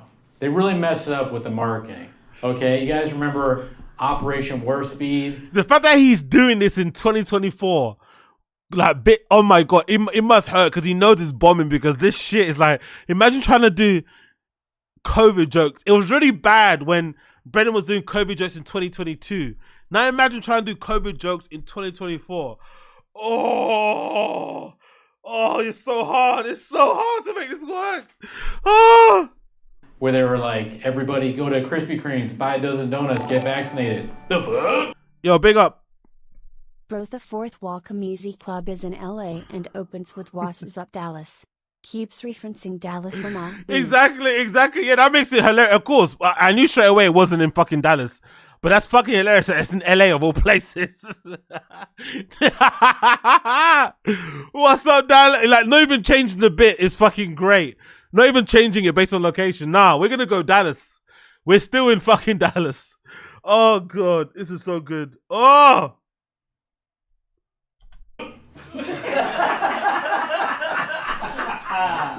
That makes sense. Right? I remember when it happened. I remember I called up my mama. I was like, Mama, are you getting vaccinated? And she was all, I wasn't, but then you fucking know about donuts and fucking. Fat people were like, hell yeah, fuck this. Fucking yeah, dude. Yeah. I mean, do you remember the first moron that messed up for everybody? Remember that jackass? Remember that? Imagine, honestly, I love content creation. I love content creation so fucking much. Imagine the place you have to be in life that you have to memorize Brendan Schaub's comedy special and then have the genius idea on the 2-year anniversary to perform it at a comedy club. Verbatim. Can you imagine word for word, bar for bar, having to recite a Brendan Schaub special. Your brain should be reserved for other things. You should be reserving that brain power for more important things in your life. But here you are making content about this and amusing thousands of people, maybe millions of people around the world. I fucking love it. I fucking love how stupid and how funny this is. But it's also proof. It's also proof. It's also proof. Let's be fair. It's all in delivery. This proves that Brendan is just a terrible comedian overall because the bits are still the same, but he's getting way more, I think, organic laughs. It's still a bit crickety in there, but he's getting some genuine chuckles. Yeah, because of how much he's like not giving a fuck that he's bombing. He's just riding, like, do you know what I mean? Like, whereas Brendan had to put in some heavy laugh tracks to make that shit funny. Because I still don't believe that it was as raucous as it was, as he kind of made it seem in the special. So again, this all makes sense now why Brendan quit, because he's just bad at comedy overall. Idiot who got the Johnson & Johnson vaccine, he's all over the news. They put him all over the news, dude. Clearly a meth addict, okay? Clearly on drugs, right? Nobody checked his background. He's on all the major stations. He was all like, I'm gonna get it done, dude. I got it done, the Johnson & Johnson vaccine. I don't feel good, bro. I can't stop sweating, bro. I feel like I'm growing wings. Yeah, I'm gonna let him vaccine for a minute. The crickets. Oh, comedy is so hard. Oh my God. Imagine not being funny and doing this. Imagine the crickets in the crowd. I would die. Well, you know you're terrible. No wonder, like, honestly, let's give Brendan some credit. He's not self-aware. He's incredibly redacted. He's a liar. He's a bully, an egomaniac and shit. But let's be fair to the guy. At least he has a sliver of fucking self-awareness to just quit. Because you can't be doing this every day. You can't be going every weekend, getting on a plane, flying to some random place, selling 5 tickets to a comedy club, and then doing this type of shit on stage. You just can't. Your mental health won't be able to handle this sort of shit. It's too much. It's too much. Half empty club, 50 fucking seats, you can't sell it out. And then you're talking about COVID and shit and getting crickets. You might as well quit. I'm gonna lay low on that. Remember that moron? Vaccine guy? Remember that dude? Dude, you know what it is, dude? It's all marketing, man. They fucked up the marketing, dude. You know what they need to do? They need to get like some dime piece actor we've never heard of. Just put them all over all the news, all the TV stations, someone who's fine. Right? Who's fine. And have them talk like, yeah, I got the vaccine. Yeah, it's pretty good. I feel pretty good, actually. But if I'm being honest, one thing, just want to be upfront about it, goddamn dick's down to here. Right? Then you'd have all these bros lining up at CVS. Just trying to do my part, bro. My man. Just trying to do my part, man. I wonder if he also got this to 30. I wonder if he got this to 30 minutes or if he did it the same time or less. I wonder. Because originally, do you remember BGL said that Brendan originally did the special and it was like an hour long or something and they cut it down to 30 minutes. So what you see in the Gringo Papi is actually the best of that hour. So if you didn't like the Gringo Papi, if you thought it was one of the most unfunny comedy specials of all time, if you agree with this IMDb score that it got 1.1 stars out of 10, and it was 20 something minutes long, not even 30 minutes, can you imagine how bad the hour was? The full hour of Gringo Papi. Could you imagine how bad it was? God damn. Yeah. I love you, Dallas. Thank you so much. That's why I love Dallas so much. That's why I want to shoot my special here in Dallas. You guys, every time, dude, I love Texas. Dude, I just got in. I haven't worn a mask since I touched down. It is fantastic. Okay? LA is not like this, y'all. LA is North Korea with a beach. He's winning them around. Now you have to give the guy, honestly, this is some of the worst material ever. And he's getting absolute crickets at the start and he's winning them around through pure persistence, pure tism-laced, balls to the wall, committing to the bit, fucking persistence. He's bringing them around. He's bringing them around, bruh. They're talking about another lockdown. They're talking about another lockdown. I'm gonna tell you right now, a Schaub household cannot handle another lockdown. Okay, we cannot do that. All right, I got a 2 and a 5-year-old. Parents know what I'm talking about. I would rather do anything than be locked down with those fucking demons 24/7. All right, I got into an argument with my girl the other day. Can you imagine if there was a lockdown? I know, just the other day, she was all like, what's the thing? I think I missed that. What's the thing? What's the thing? I missed that. He keeps doing the thing. I'm sure it's an exaggeration of what Brendan did, but what is that? That's fucking hilarious. Oh, Meanie Fauci, Meanie Delta, Meanie Mask, Meanie, what are we doing? I mean, I don't know, what would we do if we got another lockdown, dude? And I was thinking about it the other day, I was laughing, I was like, my life would be so much easier, dude, if I was just getting shit. If I was locked down with the bros, Dallas? It's about to be lit as fuck. That was brilliant. That was fucking brilliant. That was fucking brilliant. Wow. Wow, wow, wow, wow, wow. That was brilliantly awful and also very illustrative of why Brendan quit stand-up. Now we get it. Now we get it. Now we get it. Imagine. That's because that's probably what it sounds like when he actually goes to perform in general. That Brendan Cooney fucking bit was probably how this guy performs usually when he's going around the city, when he's going around the country, when he's going around different fucking states and shit. That's probably what it sounds like. Wow. Wow. Wow. Wow. That was fucking impressive. Big up him, man. Oh my God. Oh my fucking God. Big up you guys. The fourth was a 25-person venue. It's transformative, doesn't affect the commercial viability of the original work. Guys, he's getting to Cooney. Big up MK, appreciate you. Big up Assad. Just like the real gringo Papi, winning over the crowd. Yeah, exactly. Yeah, exactly. Brendan bringing two different people to two different factions together that don't like him. Of course, Brendan healing the nation. Brendan's healing the nation, one joke after another. Oh, that was fucking brilliant. I really enjoyed that, man. Big up him. That was really fucking good. Let's give this a fucking like. Look at the comments. Exactly, the comments do echo what I said as well. This is so much funnier than Gringo Papi, Daddy. I can't imagine the courage it takes to mimic one of the best comics working today without any contest of the crowd. Absolutely incredible work. I'd give it 1.7 out of 10. Surprised he can even wear jeans with the giant steel balls it took to do this. Exactly.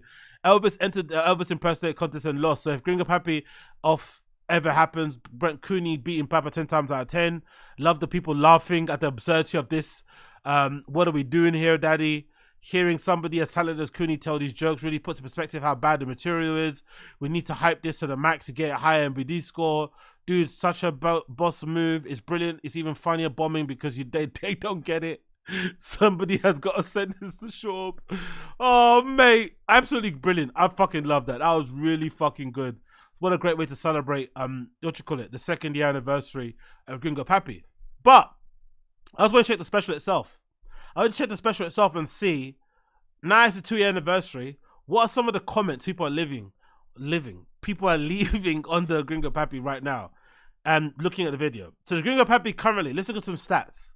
The Gringo Papi, Brendan Schaub, the Gringo Papi stand-up comedy special was released 2 years ago. Currently has 2.1 million views. So it definitely, you can tell we bought views because it's kind of stagnated a bit and hasn't really gone up since then. But 2.1 million views. But look at the dislike ratio by people. Look at the dislike ratio. 42,000 thumbs up, like 273,000 dislikes. God almighty. Look at that ratio. Jesus Christ. Jesus Christ. Let's go back to the comments. Newest one so far. So damn good. This is the dumbest shit ever. What the fuck?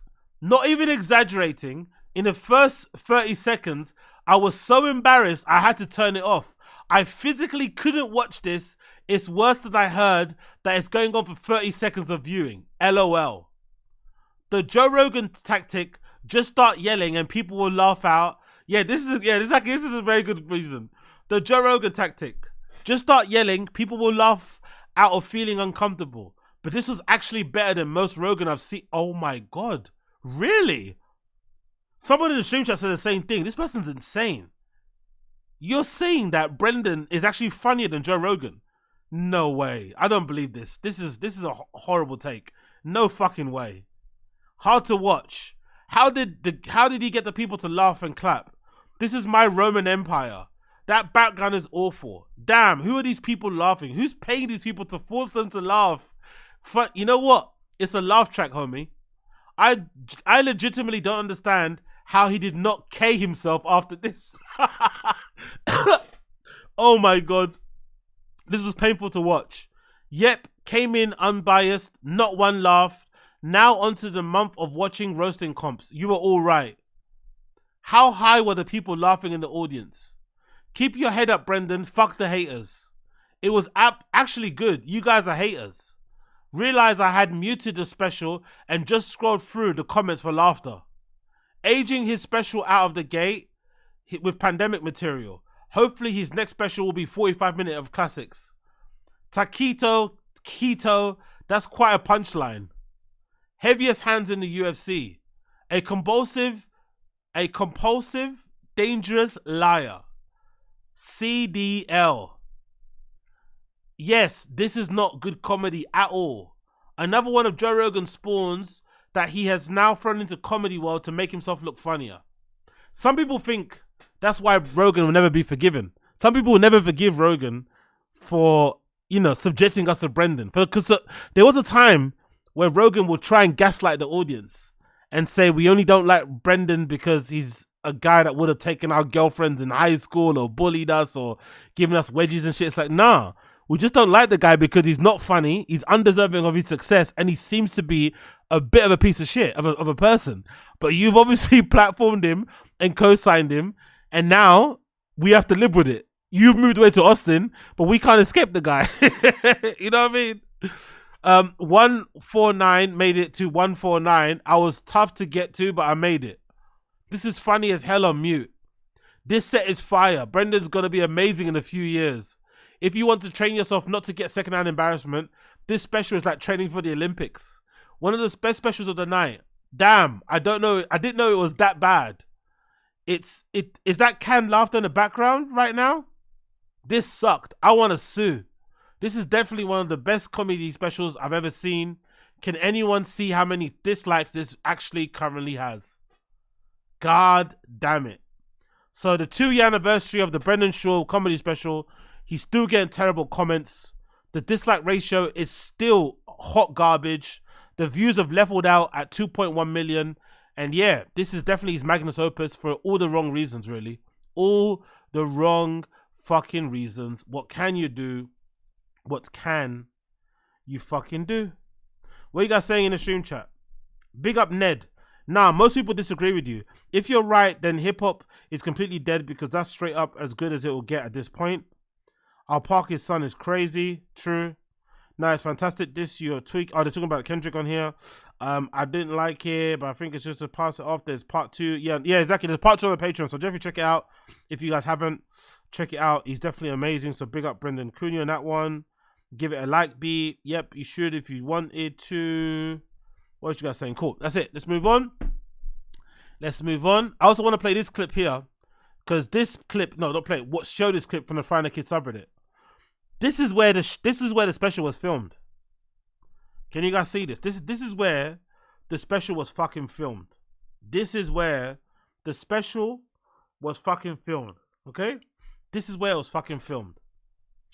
At the Addison Improv. This probably explains why it was so uninspired and so lacking in something. This comedy club is in between a Jimmy John's and a place called... Is that an Asian restaurant? Yeah, a place called bonchon, Korean fried chicken. Being a stand-up comedian is the same as being a DJ, which I currently am. It's a depressing, soul-destroying occupation that you only really do for the love, because some of the places you have to perform and play at, they are beyond embarrassing. They don't give you any hope for the future, and they actually depress you. I played in student union bars. I played outdoors. I played at birthday parties, weddings, you know, team building exercise things, just things that you just think, wow, man, this is not what I thought it was going to be. And this is one of them. Imagine filming your comedy. Imagine going from filming your special, the first one, You'd Be Surprised, at that massive theater you filmed it at. I don't know where it was exactly. And then going to film your second special at this improv location, which happens to sit in between two restaurants that look like they're bigger than the actual comedy club. The restaurants themselves, by square footage, look like they're bigger than the fucking comedy club where you're performing at. How depressing must that be? This is where you're performing. God damn, bro. Look at that. Look at that. And you have to really be into going, because you probably wouldn't be able, you probably wouldn't even see this if you weren't paying attention. You probably wouldn't see this if you weren't fucking paying attention. Look at it. There's a place called Zalat Pizza on one side. I think there's restaurants on all over the place. Zalat Pizza, Jimmy John's, Bonchon, more restaurants around here, down there. So basically everyone coming here is coming here to catch to eat a munch, to grab a munch, get a drink, maybe creep on some hoes. But they're not coming to get ha-ha hee-heed. That's the last thing on the list. And here you are, you know, showing off the comedy. Remember at the beginning of the comedy special, he shows off the fucking queue in front of a fucking restaurant. How embarrassing you have to be. How embarrassed you have to be. Imagine. And the queue's not even that long. Now we can see, look, this is where the queue starts, right? But look where it actually is at the start. It's only there. So it's not even that long of a queue. You're bragging about a queue that only extends like to this, from that door to about there. That's hardly a queue to brag about. Look at that.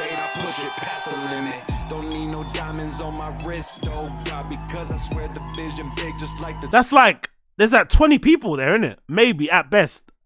Maybe 20 people at best. God almighty, bro. And the actual fans are, because this guy's got like a thick boy jumper on. Imagine bringing your girlfriend out on a night out to see Brennan Shaw. Big up. Everyone must be farting like bandits in that tiny club after enjoying some pizza and fried chicken. Oh my God, Theodore. Oh my God. Can you imagine Jimmy John's, fried chicken, and pizza? And beers. Can you imagine what it must smell like in there? Free smells, you know. Like, can you imagine what it must smell like in there? All the booze, all the liquor, whatever else they sell in there. Because for sure, this is kind of comedy clubs where I'd imagine if they don't have their own food, they probably have a deal where you can bring food from other places in there. Or maybe they even have like a hole where you can kind of hand it, you know, where they kind of have, maybe that's something they do. So can you imagine what it must smell like in there? Can you imagine? Oh, can you imagine? God damn. God damn, bro. But again, this explains why he quit. I totally get why he quit, man. I'd quit too. If this was my reality, I'd quit too. Because where was You'd Be Surprised filmed? I forgot, actually. Where was You'd Be Surprised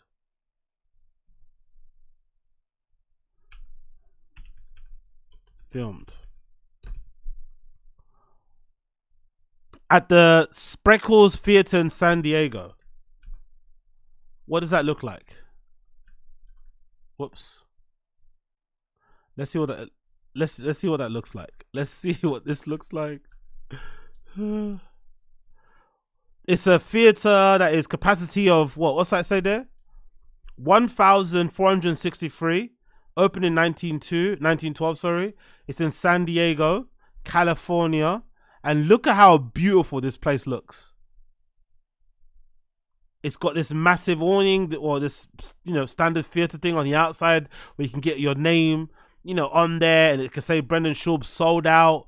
Look at how it looks. Look at how beautiful it looks. Even from the stage. Look at how gorgeous this theater looks, even from the stage. Look at that.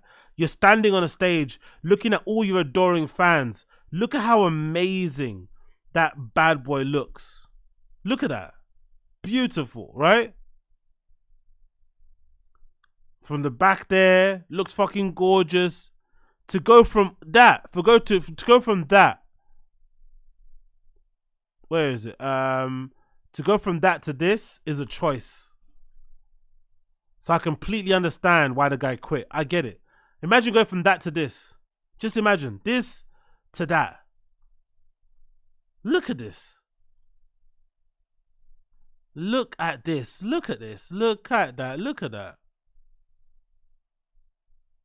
That stage, those lights, the balconies to that.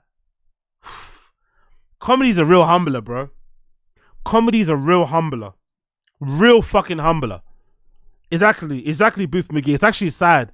Comedy's a real fucking humbler. But again, I have no sympathy for the guy anymore. I think comments have you guys have shown me the way. I used to feel sad for the dude, just feel bad for him, but nah, man. He was handed everything on a silver platter and he pissed all over it the same way he pisses into sinks. It's his own fucking fault. He couldn't stay in his lane. He couldn't just do the job that was needed. You couldn't just keep the dickheadness and bullying thing to one side and not feel like he was a fucking big dog and not fucking let his nuts hang and kind of lord his friendship and connection with Rogan over people's heads. You couldn't just do that and stick with it. He would have been fine. We all watched Kill Tony. We've all seen how awful most stand-up comedians are. Brendan is good enough to sustain a career where he is selling out a couple of shows here and there and touring. He's good enough to do that. If other comedians who are less funny than him can do it, he can do it also. But his personality essentially torpedoed his own career. Not the fact that he's not funny. His personality, falling out of people, causing beefs, just being very unpleasant, unlikable, ruined his career. And then he had to quit. And then he went from performing here for his first special 1.2 years into comedy, right? 1.5 years into comedy or something. He was performing here for You'd Be Surprised. And then he's performing here in between a Jimmy John's and a Korean fried chicken shop. God damn. What a fall from grace. But again, we don't care. We don't fucking care. He only has himself to blame. He only has himself to blame. Then we got this clip in the anniversary, 2-year anniversary of the Brendan Schaub comedy special, Gringo Papi. This clip to me was the time when I realized, oh, Brendan's a lost hope. Brendan's a lost cause. I know some of you guys are way more clocked in, dialed in, aware than I am. But this was the moment I realized Brendan's finished. When BGL went on the MMA Holes podcast live stream on YouTube, big up MMA Holes, and he sat down with the host and he spoke about what Brendan was thinking about when he was doing a Gringo Papi, because he was around that time. And he said, or he suggested, or he intimated, or he let it be known that he thought that Gringo Papi would be the one to take him to start selling out arenas. That's when I knew all hope is lost for Brendan. All hope is lost for Brendan. Let's hear BGL tell it. Oh, it got 1 million views. You know, he's bragging. Oh, it's almost at 2 million views. No, it's not. It's at 1.6 million views. And also, like, 300,000 to 400,000 views are paid for. And you know what that does to your channel? I don't know if you know anything about the algorithm and how buying followers and views fucks you up, but it fucked his whole channel, because then the algorithm's like, wait, who's watching this? Like, all these people from Pakistan and Eastern Europe or whatever, like, it doesn't give you any information. Big up my Pakistanis, by the way. Big up my Pakistani mandem. About who your real viewership is, and they don't watch any of your other stuff. So it's really like, that's what ends up suppressing your channel. So he made this huge mistake just to get to 1 million views so he could have the celebration and see it as like a fuck you to the haters that he got 1 million views. Ooh. And like, record numbers of downvotes. But you know, the thing. Oh, here's one little insight. As he goes, man, I thought, you know, I thought I was going to do theaters after this, and like I thought that was going to like elevate me to the next level. Like he was like really confused as to why the Gringo Papi didn't launch him to like doing theater tours. Can you imagine that? Can you imagine? This is something that I don't wish on my greatest enemy, and I'm actually thankful that I never got that narcissistic trait, because there's a little bit of narcissism attached to making content, right? The fact that I sit in my house thinking people give a shit about what I have to say, and I rant and ramble into a web mic, into webcam, is obviously insane and a little bit narcissistic in its own way. But I'm happy I have regular people's self-awareness, where I'm not delulu about myself, my abilities, my work, how I'm perceived. I have a semblance of like normalness. I have a semblance of reality in my brain. Because can you imagine being fucking Brendan, recording the Gringo Papi, editing it down from an hour to that 27 minutes of nonsense that we fucking all have watched, unfortunately.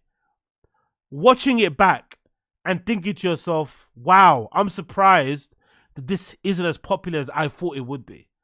And being taken aback that didn't launch your career into selling out theaters and going on massive tours around Europe and shit. Can you imagine what kind of person that is that thinks like that?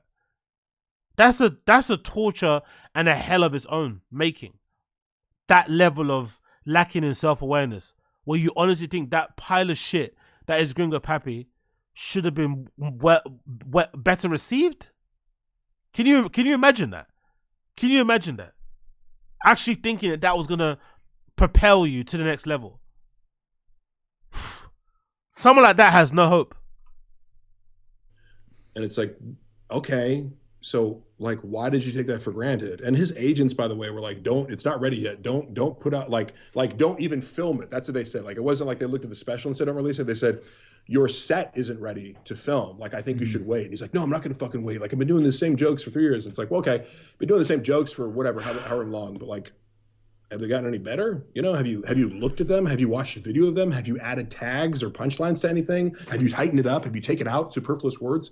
I don't think those things cross his mind. I've never seen him actually review footage of his own stand-up other than to okay it for posting to social media. And that's why Brendan was never going to be a stand-up comedian. He doesn't even listen to himself. He doesn't record his sets. Like, Brendan does everything Brendan doesn't do anything anyone else does, which is funny. Like, I think he copies what people say, mannerisms, little phrases to make him sound like a pro, but he doesn't do anything. So Rogan, for lack of a better, you know, Rogan's very unfunny, but something he always talks about is recording your sets and re-listening to them and trying to tighten them up, remove superfluous words, as BGL says, other things. Brendan, for some reason, loves to copy what people say, but doesn't do what they do. Big up. Brandon is that guy. The kind of guy that bought billboards of himself on Sunset Boulevard to show other comics that it can be done. Exactly. I'm glad you said that. That's coming up. Big up Austin Casey. Exactly. Big up. That's coming up. Funny you mentioned that. Funny you mentioned the billboards. But let me just finish this thought. In that, this is why he was never going to be a successful stand-up comedian. Because he has no self-reflection. He has no introspection. He has no ability to edit himself. He doesn't even know what a good or bad joke is. So because of that, or because he just views himself as incredibly funny anyway, and puts himself on the same level as Kevin Hart and them guys, maybe that's why he never watched back tape. He's like, what's the point? I know I'm fucking hilarious. But this is why he was always doomed from the very beginning. But again, I'm thankful that I don't have this level of self-awareness, or that I'm not lacking in self-awareness the way Brendan is, because I couldn't imagine watching a Gringo Papi and being surprised that it didn't do better. Because, you know, that special was all around terrible. It probably never should have came out. The fact that it did come out the way it did is horrendous. It probably should have been a bit he put on YouTube just as like throwaway content, just to test the waters or something. But he didn't. He actually tried to pretend like networks are bidding for it and all this nonsense, which is obviously garbage. And yeah, what a horrible, horrible, horrible special. So, moving on from that one, still on the subject of marketing, Big up. I think his biggest downfall was daily use of liquor. Once you have a drink at 10 a.m., your whole day might as well be chalked. I don't think that's true. I think looking back at it now, big up Theodore. I think looking back at it now, the drinking, we didn't see it. I know I didn't see it. The drinking was a reflex, a coping mechanism to his career in comedy going down. I think he knew 2 years ago his comedy career was coming to an end, and I think the drinking was a cope because everyone was moving away. The Bobby Lee drama, Kalila shit, adding Liederman shit. I think he knew things weren't good behind the scenes. Then he was having to sell cars, right? His wife's Lamborghini Urus went away. The new Bronco went away. The Porsche, that he's a Porsche guy, never gonna sell his Porsche. That went.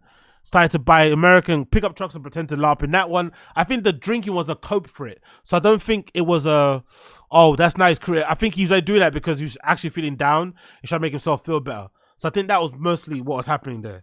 But yeah, I still miss the drinking days. I want him to go back there so badly. I miss those days so much, man. Opening up the Schub show, singing, burping in his mouth and shit, and looking legitimately hungover. Just coming back from dropping his kids off at school, like. And you know that guy doesn't shower. You know he doesn't shower. You know he doesn't shower. So can you imagine what that house must smell like? Can you imagine? Oh, let me just quickly change the camera angle of this thing. Can you imagine what that fucking house must smell like on a daily basis? Or what that car smells like? Can you imagine what that fucking car must smell like on a daily basis? Like, oh, God almighty. Anyway, on the subject of billboards, as Austin Casey mentioned, look at this. Remember this, bad boy. Remember this. Thick Boy comedy special. Brendan Schaub is the Gringo Papi. April 28th at YouTube's/Thick Boy. With one of the worst. I still don't understand why he picked this picture. The picture is terrible. There's nothing gringo-ish about this picture. It's kind of dark. It's not well lit.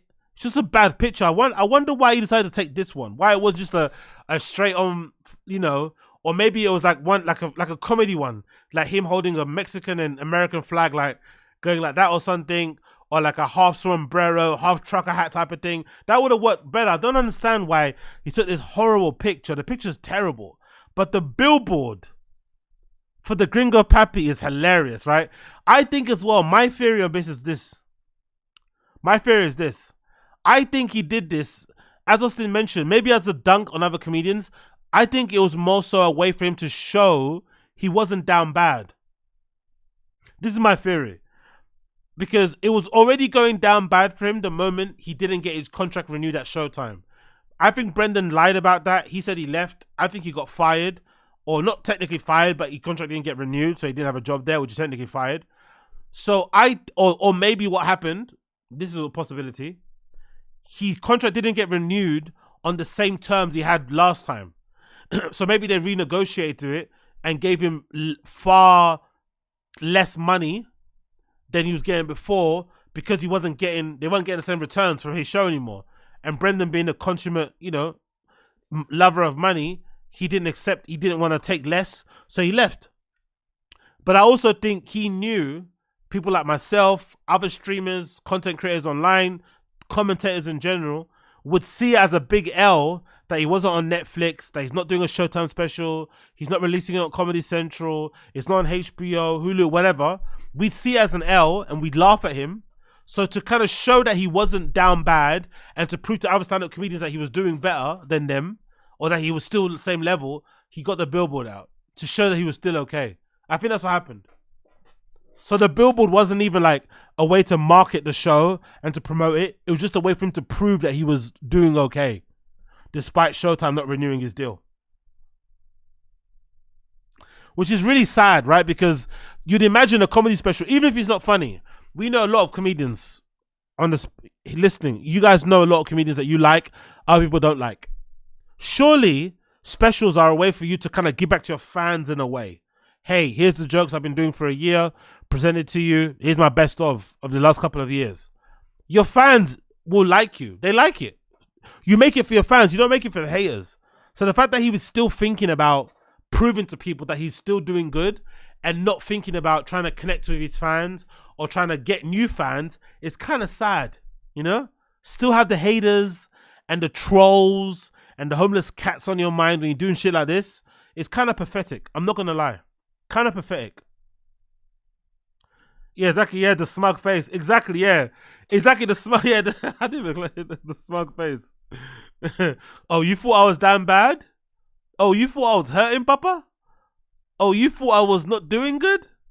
Let me show you this. The Gringo Papi. And again, this is a flip on the Champagne Papi, a Drake user's name on fucking Instagram as well. So very uninventive and uncreative. Lacking in really, you know, anything really. It's kind of a bit lame. And as well, the special isn't really that instructive, you know? It doesn't really tell you much about him living as a gringo in his own household. He just kind of makes mocking jokes against kind of, you know, Mexican people, basically. It's not really a gringo. It's not really, you know what I mean? It doesn't really say what it does on the tin, really. You know? Not really. But yeah, the Billboard era was fucking hilarious. Hardly anyone saw it because it was in some random place in LA. He was resharing, people seeing it and taking pictures of it. It didn't do anything, I don't think, in terms of helping promote the special. The special is terrible anyway, so why would he want a Billboard to bring more attention to it? It's just another way for him to prove, you know, what's going on there. So, big up Brendan. Big up Brendan, I guess. Big up fucking Brendan. What a fucking hilarious time in the history of Brendan that was. Big up everybody in the stream chat. Wild One, what are you saying?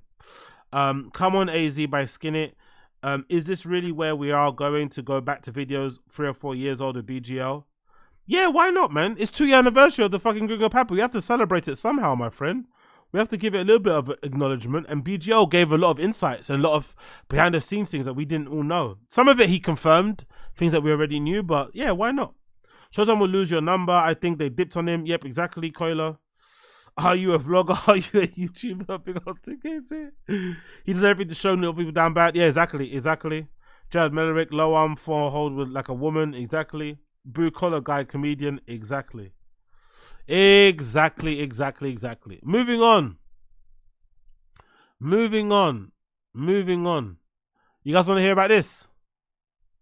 Allegedly, according to BGL, more clips from the archive. So if you guys don't like this sort of stuff, skip it or, you know, come back later and we'll go through some new stuff. But more clips from the archive featuring BGL sitting down with 10 minutes of Schaub. I forgot about this, but he said there was a joke in a Gringo Papi that allegedly Brendan cut out because he copied it from fucking Kevin Hart. I didn't know about this actually, Lord, when I was looking back into clips, but this has actually happened. This is fucking hilarious. Brendan stealing jokes from one of the most famous men in the world is fucking hilarious. And think he's gonna get away. So he performed it on stage, thought he could get away with it, and somebody noticed and told him to take it out. Fucking hilarious. But big up fucking Brendan for trying to copy one of Kevin Hart's jokes. It's like one joke that, if you can remember, that he's cut out that he's still doing. Fat Spider-Man. Oh, heard about this one? Have you heard that? Where he's No, like, I'm very interested. Yeah, let's hear it. So, there's this whole bit about how for his kid's birthday during quarantine, they hire like this Spider-Man to come to the birthday party. And it's like this fat Mexican dude who they paid $40, you know, $10 an hour, and he stays for 6 hours or whatever. And like, you know, the whole joke is about like, he's all coked, like he goes into the bathroom and does all the Mexican cocaine or all the Colombian cocaine, you know, and comes out, he's like, whoa, let's go, like, whoa. And the whole thing is kind of like he, like, again, like this person is incompetent and stupid. Part of it is his wife incompetent and stupid because she hired the guy off Yelp, and it's like a 1-star review. And it's like, oh, there's a Spider-Man rental on Yelp, and like it's one, like none of it makes any sense. Like you're bringing this guy to your, like he's overweight and like a Mexican day laborer who does Spider-Man, and he like drove 3 hours to come here, and he's been doing coke the whole like. Yeah, how does he know that he did cocaine? Right. Yeah, it's like oh, you like. If you believe at face value the joke that he's making, and it's one of these stupid things where like, unless the guy actually did coke, like I don't want that to be made up in the joke. Yeah. Like I want to be like, it seemed like, you know what I mean? But it's like, So you're stating confidently the guy went into your bathroom in your luxurious Tarzana home and came out like and he had like Coke on his face and you're like, and that guy I'm gonna like interact with my kids? What? It makes no sense. I'm thinking of Brendan like with glasses and like a pencil. Yeah. And he's like writing with right. like, No, because you go, some of these jokes, I have no fucking idea where they start. Like the you know, the dick pic joke about me that we were talking about. I'm like, I don't even know what the origin of that is. Like it's not. There's not a single thing about it grounded in reality except that I'm on steroids. But fuck you. But also, too, that joke is Kevin Hart's joke. Remember the joke about the SpongeBob at the party? That's all coked out. oh, really? Yeah. Oh, Really? so that's another thing he stole then. Oh my god. I had a bouncer, kids getting a bouncer, jump around. Like, shit was nice. It was going good. Here's why I got bad. Me and SpongeBob got into it. I got mad at SpongeBob because he kept taking his helmet off and he was smoking cigarettes in front of the kids. And I was like, SpongeBob, you know, don't take your helmet off, don't smoke no cigarettes in front of the fucking kids, okay? My kids think that you're really SpongeBob. SpongeBob on TV, don't take his face off and show a black ass face underneath it and start smoking fucking cigarettes. So what the hell makes you think that you can? Now when I get mad, I get physical, I get hyped. So I say, put the motherfucking helmet on and put the goddamn cigarettes up, man. You'll be smoking those cigarettes out here in front of the fucking kids. Put the goddamn helmet on and put the fucking cigarettes up for shit getting real out here. I was going off. Shit was. So obviously Brendan copied that. You know why he copied that? And you know what's funny? He should have kept it in there. He should have kept this joke in there because this joke and this story, if it's true, is actually funnier than any other bit of material he's got on the Gringo Papi. This is actually quite decent. This is the thing. This is actually not bad. Maybe I'm being a bit too charitable. I understand, but please listen to this from the perspective of Brendan being unfunny. This is not too bad. It's actually better than anything he's got in that comedy special, along with the Mexican fucking cookies. Listen to this joke. Son's birthday. We went all out for his birthday. Went to Sky Zone. It's his favorite place in the world. My son loves Spider-Man, so I rented the actual Spider-Man. I show up. Spidey put on a few LBs. I just knew it. Spidey thick. Spidey thick. And Spider-Man did all the cocaine in the morning. He's like, fucking, yeah, Spidey, yeah, sweating through the suit. I'm like, oh, this is a disaster. He's going, kitty. And I go, hey, Spidey, I need you about a 4, man. You're freaking all the kids out. He lifts his thing. He goes, fucking kids, right? This is my Spider-Man B-Day experience in just one picture. And then, of course, there's always going to be some bad kids. They're in a corner. I see one kid just hit him right in the dick. Dude, I feel so bad for this guy. And he goes, oh, God damn it. Little moms go, Spidey, language. I think it's the worst day of his life. So that's actually a good joke. There's actually a good joke in there. If you can tighten up the, you know, the story and stop with the over laughing at himself and shit, there's actually a good joke in there. So he actually should have probably gone with it and copied Kevin Hart. Fuck it. Let's copy Kevin Hart. Let's change SpongeBob into Spider-Man. Let's change the cigarette into Coke and let's fucking go. He actually should have copied. He actually should have plagiarized. That would have been a far better joke in the special to put in there. Honestly.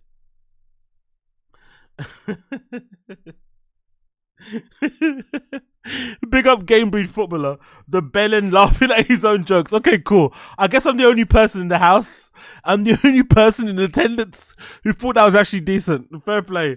My comedy radar is not the best. Everyone still thinks he's shit. Big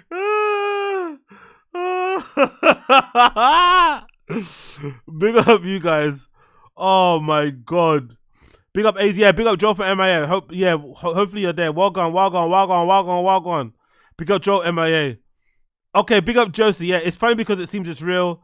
Koila, it's psychotic to laugh at your own. Koila, it's psychotic to laugh at your own lie. Exactly. You know what? I think there's some truth to it because isn't there a picture of him at the thing looking a bit freaked out? There's a picture that he shares, right, of him looking freaked out. Yeah. So I think there's some truth in it. It did happen.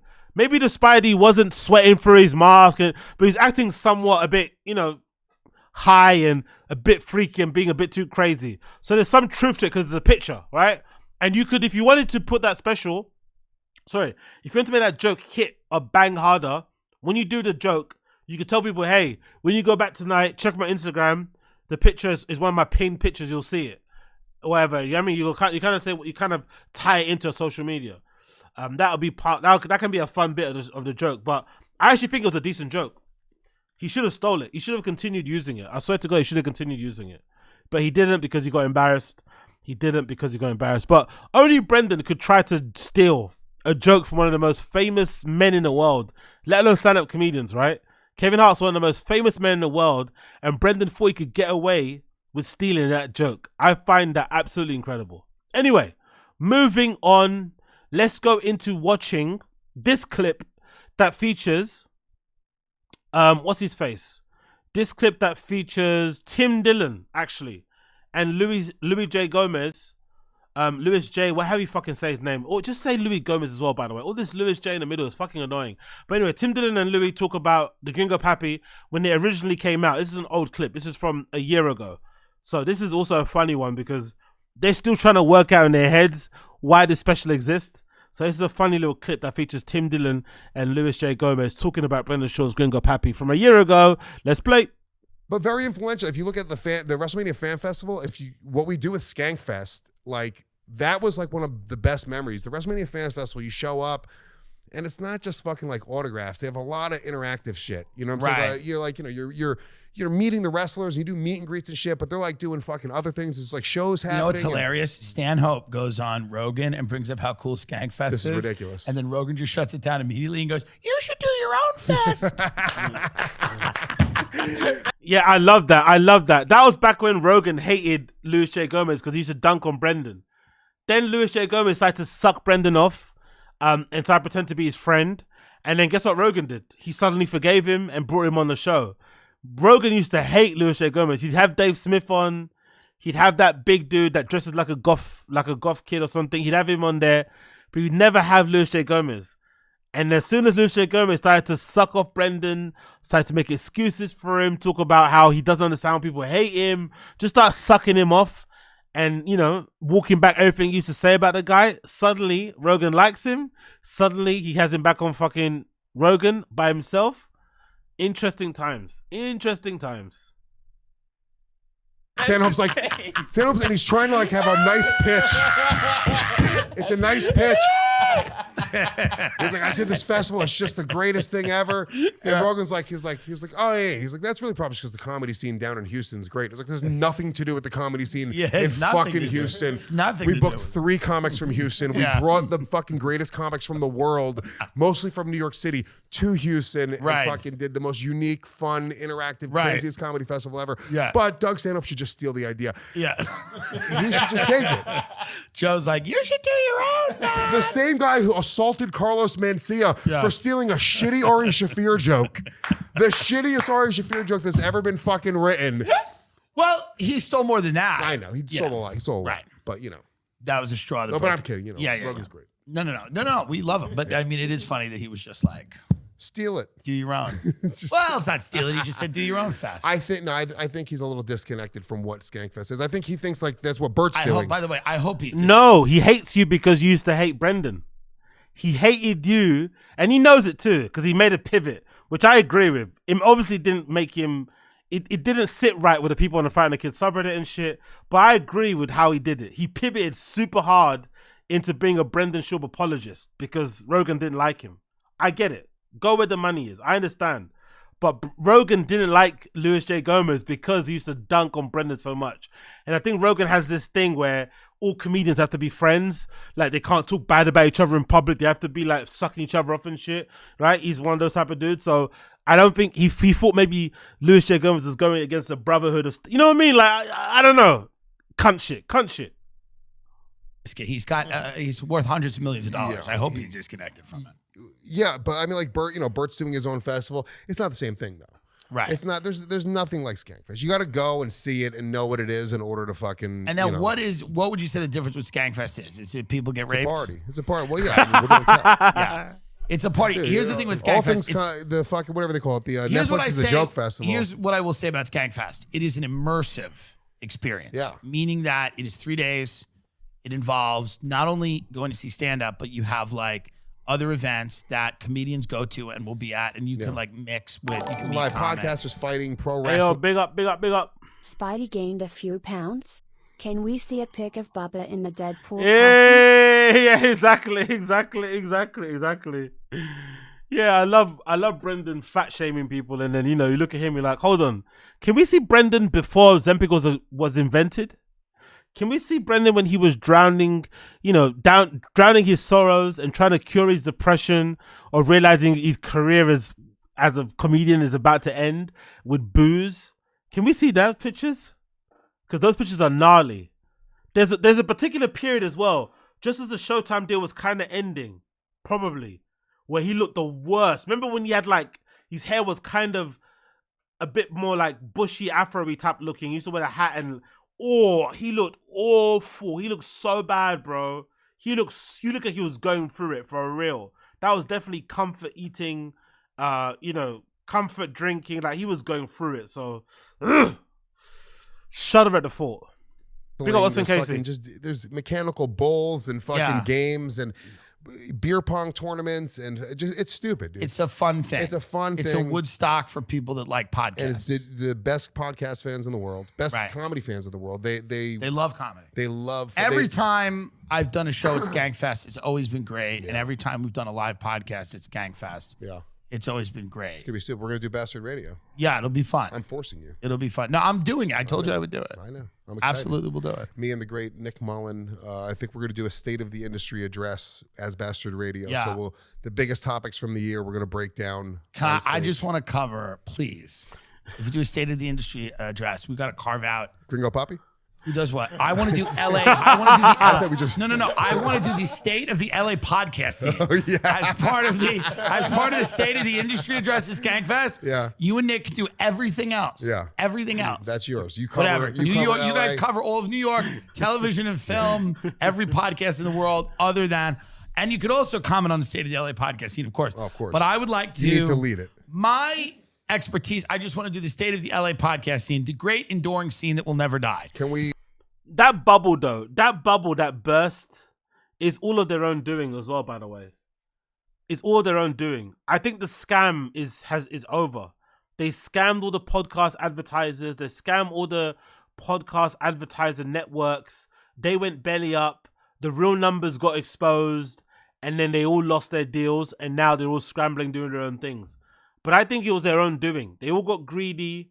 They didn't focus. Because, it's one thing to make money, but then not focusing on improving the quality of the show always didn't really sit right with me. Surely, as you're getting more popular, you should just keep adding and kind of trying to slowly iterate and just build out your show. Yo, big up, appreciate you. I've had an epiphany. The Bapa Empire is a drug front to wash money for Joanna's cousins. It's like that business that always empty but stays open. Oh. Interesting, yeah. Like those shops in the mall, right? Like those shops in the mall. The ones that sell hats or umbrellas and shit all year round, but they never close. Like, how are you still in business when only people need a hat? Or they need a hat and need an umbrella when it's fucking raining. I wonder, that could be the case. That could be the case. I've always said, though, I kind of admire a little bit Brendan in this case, in that he holds down his entire family's quality of life has never dipped. Even though his career suffered and he's had to obviously downgrade some stuff in his life, his family's quality of life has never suffered. That wife still doesn't work. She's still out here buying $13,000 Balenciaga coats. And again, Brendan's comedy's career is finished. His podcasts aren't as good as they used to be, aren't as popular as they used to be. She still doesn't need to work. His kids still go to private school. They still have the latest clothes and shit. They still get private coaching from baseball people and all this malarkey. So I respect that. He's still being a man and providing for his family, and they're not seeing how much he's hurting, Even though the podcast bubbles burst and everyone's struggling, he still has not shown them that he's struggling. Even though he had to sell all his luxury sports cars, there's no more Porsches, no more Ferraris, no more Lambo trucks, no more Broncos. It's all fucking TRX trucks and shit, and pretending to be an American working class person. Cool. And those trucks still ain't cheap, but they're not fucking Lamborghinis. They're not Porsches, let's be real. You have to give that guy respect for that. He's still keeping a certain quality of life for his family. That's commendable. Big up, Keith T. Appreciate you. And it'll be called the LA Podcast Scene, the scene that will never die, and it will have the photos of the people who are currently in prison. Tim, can we play word association LA comic scene? Sure. All right, ready? Yo, big up Enrique Vargas. Appreciate you, Enrique Vargas. Thank you for the nice comment, brother. Welcome. Thank you. You gotta just fire it off. Don't be a pussy. Whitney Cummings. Drugs. Bobby Lee. Korean. I mean, it's the first thing that comes to mind. Brian Callen. Rough year.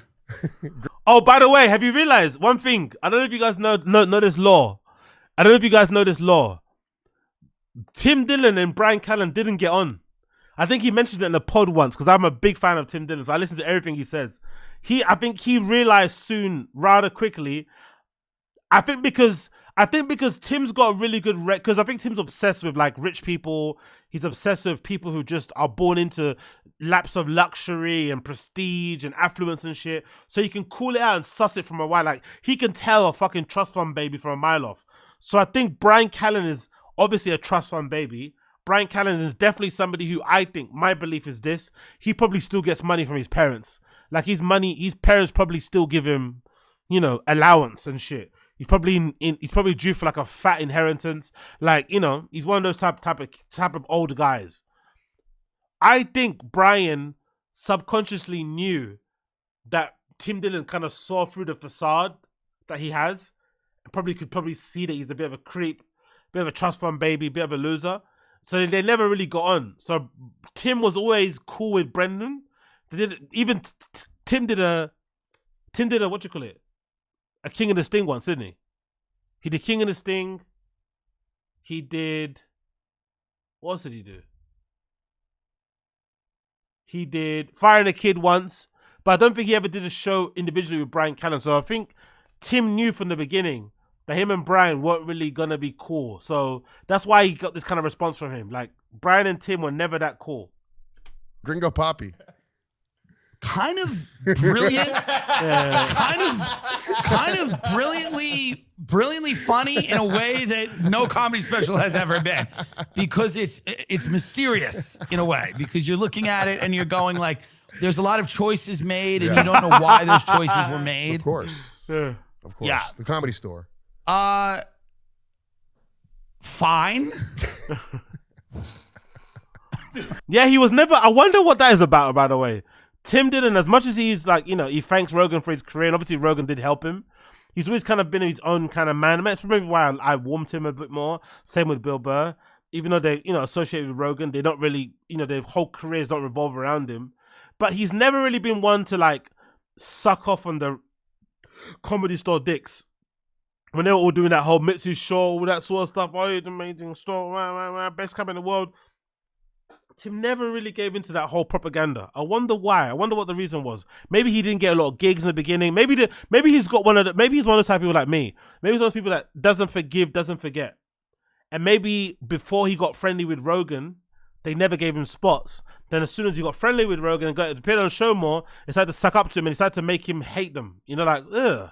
I'm the same. Like, I'd rather you just big time me and kind of ice me out, instead of trying to pretend to be my friend now that I've become whatever, or now that I'm friends with whoever. You know what I mean? I'd much rather you just keep that same energy instead of trying to suck me off because you think you can get something from it. So maybe that's what kind of turned him off it, because he never really spoke. He doesn't really speak that glowingly about Joe Rogan's comedy mothership either, but still, he was very cold and indifferent when it came to the Comedy Store. When most people, whenever the Comedy Store was mentioned, they're like, "Oh my god, Mitzi Show! Oh my god."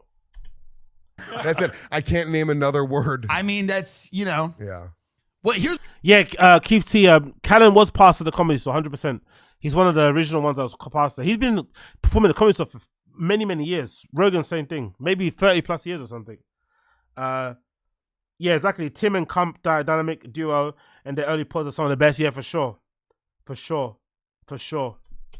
what's amazing about the Gringo Papi. This is what's truly amazing about it, okay? Yes. You're watching it, and you're in kind of, you're in a little bit of disbelief, because it is, I wonder, and I know he's trying to get good at stand-up, and I respect the hell out of that, The question is, did it have to be a special? Exactly. Exactly. See, I said the same thing. The Gringo Papi could have easily been a selection of 6 clips, 6 to maybe 12 clips, however many jokes you want to cut up, and just put them out on social media. And then gauge the response from those jokes, level it up a bit, and then do another special and drop that later. To kind of, that would have maybe prolonged or delayed his retirement from stand-up. Honestly. Because I swear to God, I keep mentioning it, but watch Kill Tony. Any given episode. There are plenty of people on Kill Tony who've been doing stand-up just as long as Brendan, if not longer, who are way worse than him. He's not as bad as, he's obviously bad, but he's not the worst comedian out there. And these guys, some of them are making a living, some of them are not, but he could easily make a living being a semi-average comedian, touring and doing his bits. He could easily do it. But it requires some self-reflection, it requires some honesty, it requires a little bit of humility, a little bit of plan of action, blah, blah, blah, blah. But he could have easily delayed his retirement if he would have split that up into little bits, put them on social, marketed it, and then did another special down the line. That didn't need to be a special, but he tried to prove, as Austin Casey said, other people have said on the fucking stream chat, he's more worried about looking like a big shot and looking like a pro than he is about actually having a career. So he was more preoccupied about, I didn't get dropped from Showtime, here's my billboard. All these networks are remember when he said, I've been marketing it everywhere, I've had meetings with everybody, and I don't want to do it with people, I'm betting on myself. It's like, why are you lying? It doesn't matter if you're not with any, like, people get dropped all the time. Like, even the best comedians, Mark Norman, all these people, you don't get deals all the time. Sometimes people pass on you, then you put it on YouTube, you get millions of views, and suddenly like, oh shit, you're the guy. Then they want to double back. It happens all the time. Someone rejecting you or denying you an opportunity isn't an illustration or a fucking reflection on your talent or lack thereof. Not really. They just refuse it because they refuse it. What do you care? But him, 2 reps up in that, and it happened the way it happened. But if you would have done it that way, he would have been more successful, but he didn't. It is what it is. Oh. That's the real question. No, it didn't. And I'm not one of these guys who like hates on Brendan. Like, he's a nice guy, and I know he's trying to be, but the question is with that particular. He's a nice guy. Who cares? Can you not critique the art without not saying he's a nice guy? Is he funny? Yes or no? If not, just say it. If he isn't, don't say it. But let's not. He's a nice guy. Who gives a fuck if he's a nice guy? Particular thing, you go, did that have to be? I said this on Realize Podcast. He should have friends going, because here's the thing. He is a charming dude, right? That's a problem, though. People don't understand. I said the same thing.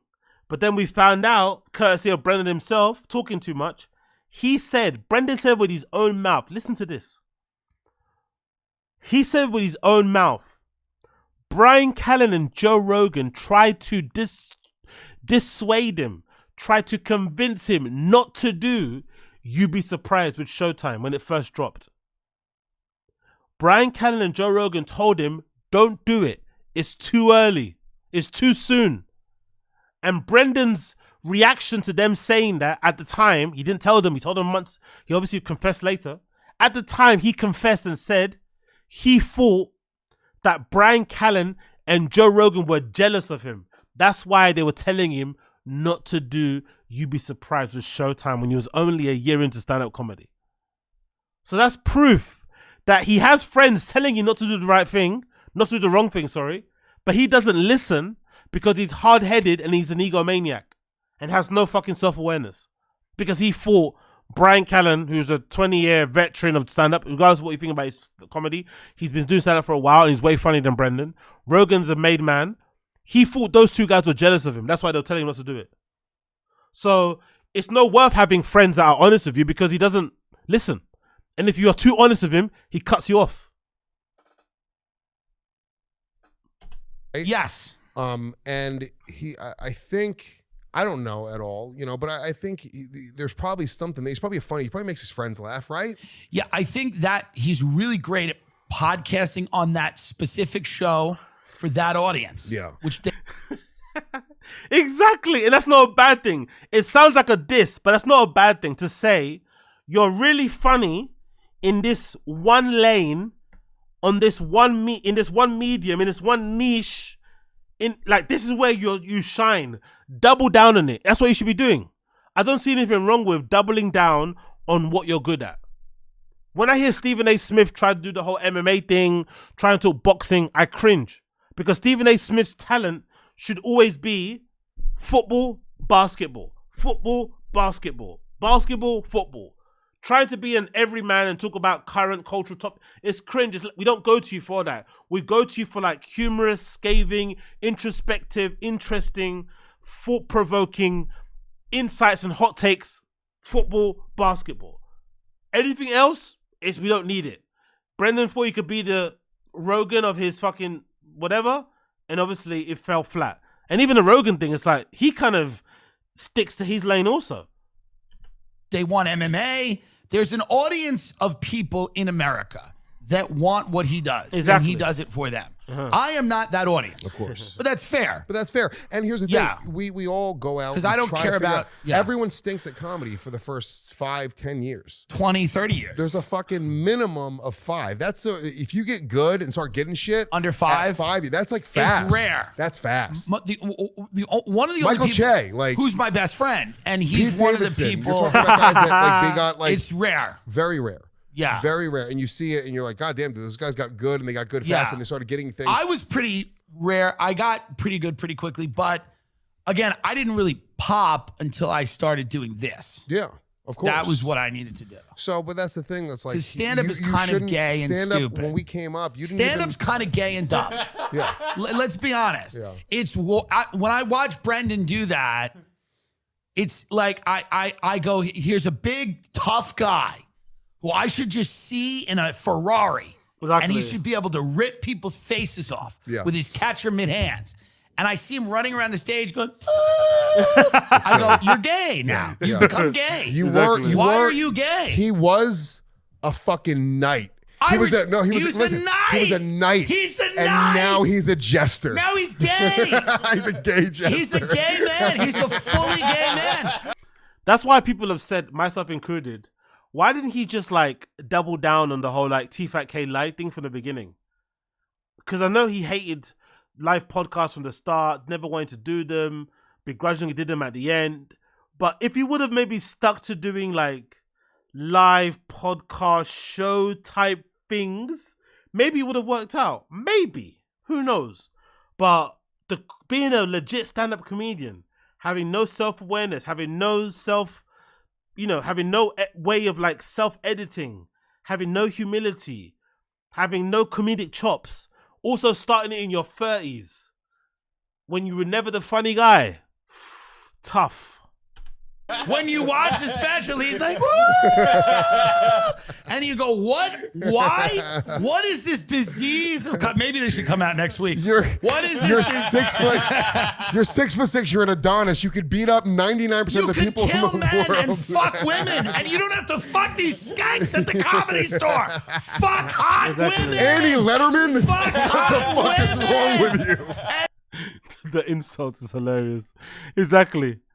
But maybe that's all he had, really, innit?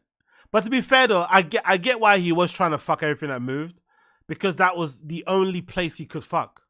Because he's a dad and he's got a wife. Where else is he gonna? He's not gonna go to the clubs.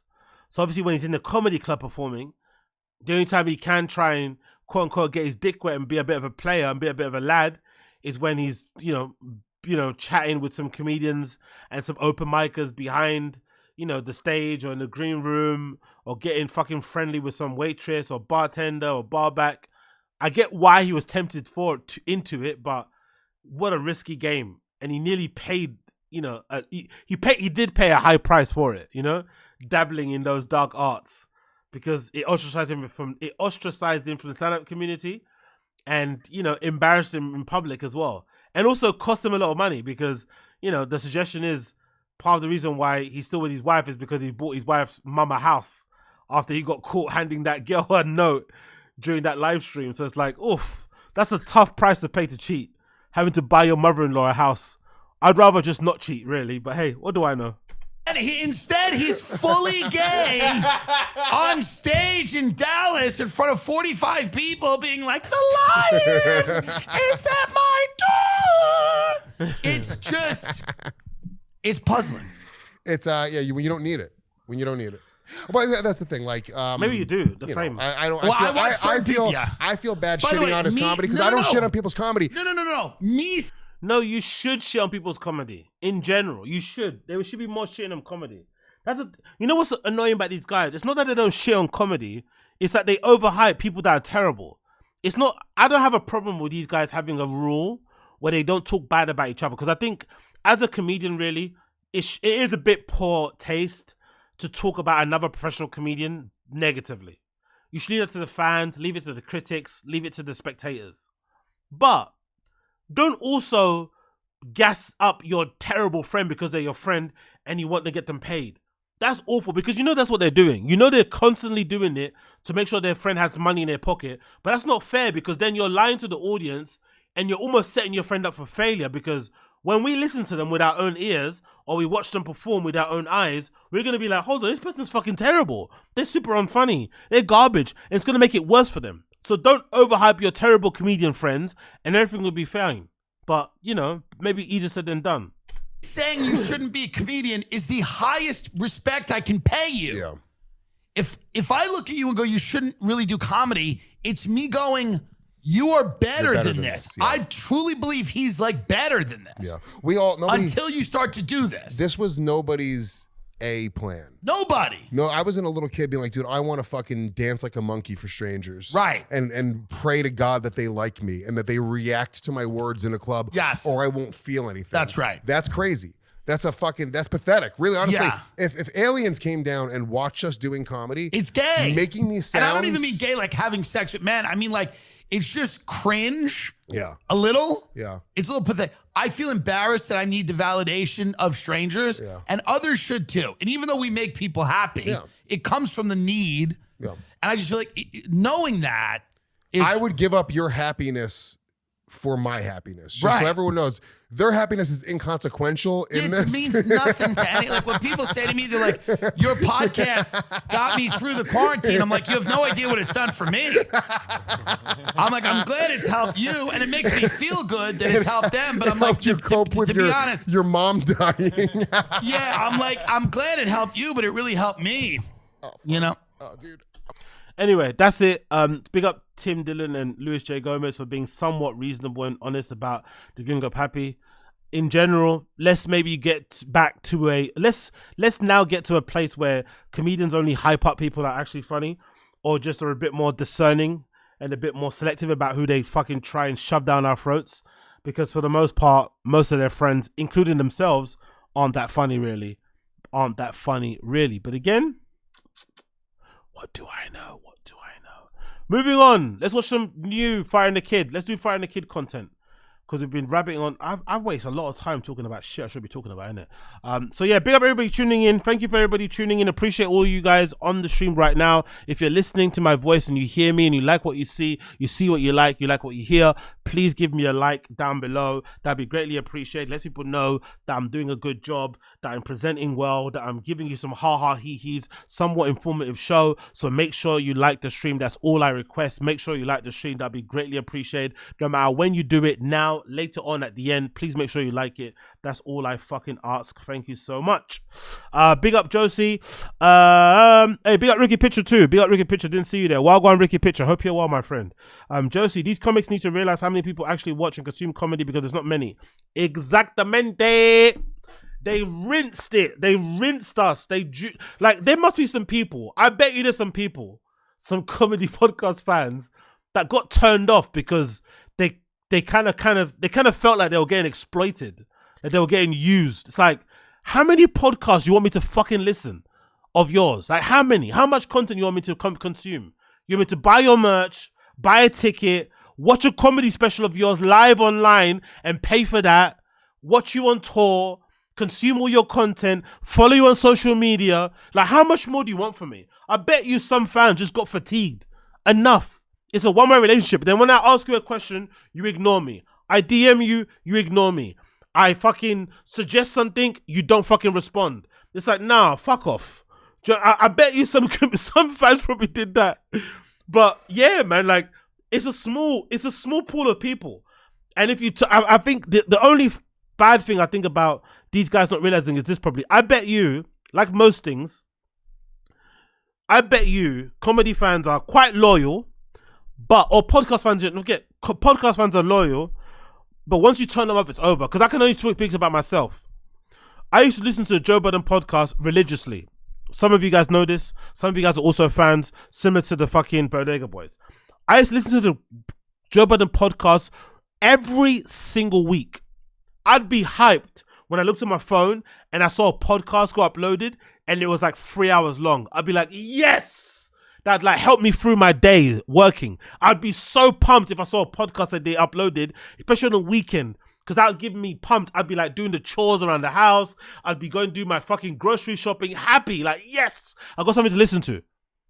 The moment Joe Budden fell out with his former host, Rory and Moore, and all the drama got exposed, and we found out that Joe Budden was just as bad as every other person he spoke about in the record industry that scammed him, and he was a greedy boss, a horrible leader, a shitty friend. It turned me off of the Joe Budden podcast forever, and I haven't listened to a full episode of that show since then. Now, I'm a bit extreme, I'm a little bit emotional, maybe I had a parasocial relationship with those guys, who knows? But I think a lot of people are like that. You have them until you have them, but once you do something to piss them off, there's no bringing them back. So I think a lot of these guys take their fans for granted, because once you start going down the line of like preaching about life and business and relationships and start talking about COVID and all this sort of nonsense, you stray from being funny, you start taking yourself too seriously, you start talking about the money all the time, rich guy shit, most people will turn off and they will never come back. So like Josie said, there is a very small catchment community of people that will be into this stuff anyway, because it's a bit of a niche, right? To be into, like, because I reckon there's people also who listen to comedy podcasts but don't listen to any other pods, which is odd because I listen to all podcasts, but I think there is probably a niche within a niche. People that only listen to podcasts about comedy. And there's also a niche within that, people that only listen to comedy podcasts from people from the East Coast or from the West Coast. So if you piss them off, there's no other fans to get. There's no new fans who are queuing up to listen to you. The fans you have are the fans you have. You know what I mean? So if you piss them off, sayonara. Sayonara. But again, what do I know? What do I know? Exactly. Oh my God, exactly. Young Gold Vibes, exactly. They want everything from you. Subscribe to my Patreon, buy my merch, come to my show. I'm doing a festival. So come follow this page, buy my vodka, buy my car. This coat is like, how much more do you want from me? Should I just give you my wallet? Should I just give you my wallet? Give it to you permanently? Should you just auto save my fucking bank details on your fucking browser? Like, how much more do you want? God damn. Leave me alone. Oh, yeah, they want it all. They want so much from people. It's just, oh. Anyway. So. Yeah, exactly. They call us. Oh, fucking hell. Anyway, let's watch, no, let's do Joke World first. Joke World, then we watch fucking Fire and the Kid. So Joke World's got a new video, The Truth About REDBANS' Secret Show. REDBANS got a new comedy club in Austin, Texas. Actually, why hasn't REDBANS invited Brenda to perform there then? No Brendan's performed there, no Brian Callen. REDBANS could have saved Brendan's fucking comedy career. Why didn't REDBANS get Brenda to perform there, huh? Come on, REDBANS. I thought you fucking care about comedians and shit. I thought you liked Brendan. If we said Brendan's a great guy, why don't you fucking get him to perform at your club then, eh? All these people that say Brendan's a great guy, right? They love him, he's a great guy, he's really funny. They don't invite him on tour. They don't invite him to open. They don't come to his show. They don't come on the podcast. They don't invite him to their comedy clubs. It's almost as if they're full of shit. Anyway, let's see it. The Truth About REDBANS' Secret Show.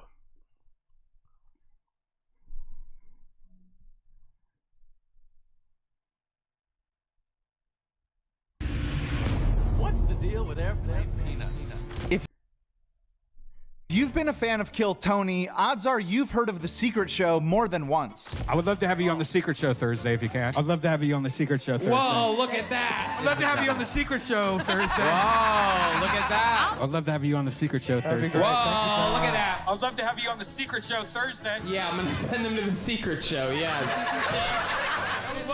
you at the Whole Foods of Comedy Clubs Thursday for the Secret Show. Whoa. Amongst Kill Tony fans, REDBANS' Secret Show has its own lore and backstory. Almost every episode of Kill Tony involves a Secret Show invitation that's extended by REDBAND to the comedian with the best set of the night. But besides the Secret Show being a bit of a meme online, not much else is known about it, hence the name. Ooh, Secret Show. Sounds like something happened at Berghain. Hey! However, upon further investigation, it turns out that the Secret Show might not only just be the best bang for your buck, but also one of the best overall showcases in all of live comedy. The Secret Show takes place right here at the Sunset. Yeah, big up Jake, live in reporting. I fucking love this shit. By the way, the logo is kind of shitty, I'm not gonna lie. REDBANS Comedy Club logo, the Sunset, is that what it's called? The Sunset Strip. I don't like the logo. But yeah, big up Jake in the fucking field. Strip Comedy Club every single Thursday night in Austin, Texas. And typically is made up of any Kill Tony standouts from the previous Monday, as well as some surprise guests who might be in town on tour or... Yo, Theo definitely has a rumper in it. Look at that ass. From the previous Monday, damn, as well Theo. as some surprise guests who might be in town on tour Theo or performing got at a the wagon on him, innit? Theo got a fucking wagon. previous Monday, as well as some surprise... Look at that. It's poking out. Poke it out. Poke it out. Poke it out. Poke it out. Bad bitch. Shit, Theo. Wagwan. Wagwan. Surprise guests who might be in town on tour or performing at the Mothership. I was just in Austin for 9 days and went to 26 different comedy shows spanning close to 100 comedians at 8 different... Wow. Big up Jake from Joke World. Fucking sick. He's putting in the fucking work, bro. He's doing stuff IRL and fucking online. Bang, bang, bang. Venues. From Nate Bargatze in an arena to Duncan Trussell at the Mothership to literal open mics, we saw basically everything Austin's Oh yeah, big up Al. Big up Al. 10 Minutes of SCHAUB'S said that they love you and will do a collab if you want. Yeah, of course, of course. They're great, they're great, they're great. Why not? Why not? Why not? Was it not bi-coastal? Worldwide, international collab, international things, international settings. I'm definitely not going up to a fucking comedy club and doing fucking Brendan Shaw bits though. No fucking way. Actually, I probably might actually. That being said, that probably might be quite funny. Maybe take one of the bits and try and do them at an open mic somewhere. Holy shit, I would die. But big up those guys, big up. Comedy scene has to offer, but nothing was more notable from a news perspective or mind-blowing from... Hold on, is that Tony in the back of that thing? Huh. Is this a sign of being homosexual? To offer. Is this a sign that you're homosexual, that you're riding one of these things?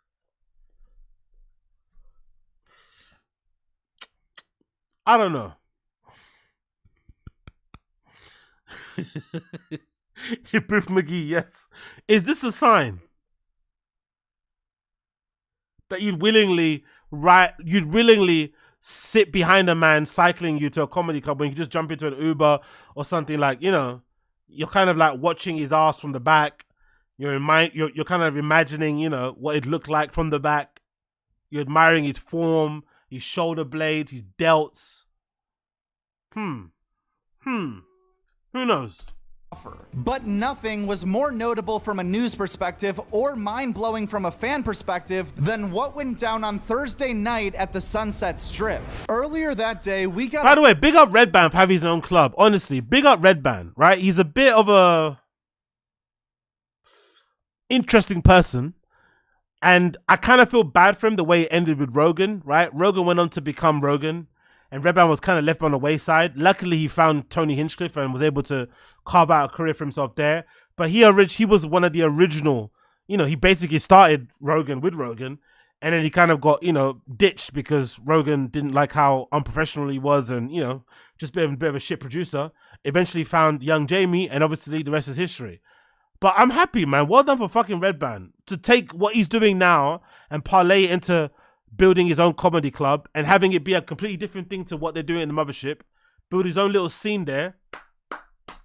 Only fucking ratings. Only fucking ratings. Honestly, big up fucking Redban. Big up Redban. A hot tip that Ari Shaffir was going to be a surprise guest on the show. When he was introduced about halfway through the evening, everyone was super hype, and I for one thought that would be the end of the special guests. But after his 10-minute set concluded, Ari began to bring up the next comedian by saying, you know him from The Longest Yard, you know him from the Church of What's Happening Now, and at this point I literally turned to my buddy and said, this has to be a joke. Ari's definitely f***ing with us, pretending Joey's here. But before I could even finish that sentence, everyone in the building was on their feet losing their shit while seeing Joey Diaz make his way through the curtain for his first ever appearance at the Sunset Strip. That's fucking cool, isn't it? Imagine going to a secret show, not knowing who's performing. Ari Shaffir comes out and then Joey Diaz comes out. What's up, cocksuckers? What's up, cocksuckers? That must have been fucking fun. I don't think I've ever seen a crowd more excited to hear live comedy than Thursday night. Every single person was on the edge of their seat, living and dying on every single word Joey said. It was incredible that we were all witnessing a show like this in such an intimate room off a $20 ticket. An experience so special that even the staff could. That might be a little inspiration for when I open my own nightclub. Yo, big up, skin it. The way you felt about Button Show is how I feel when a new RS show that's pops up lovely. in my. That's lovely. You're the best B. Your That's stuff lovely. is so entrenching. Thank you. Interesting. I love the little nod there. Yeah. I love that chauvinism. Interesting.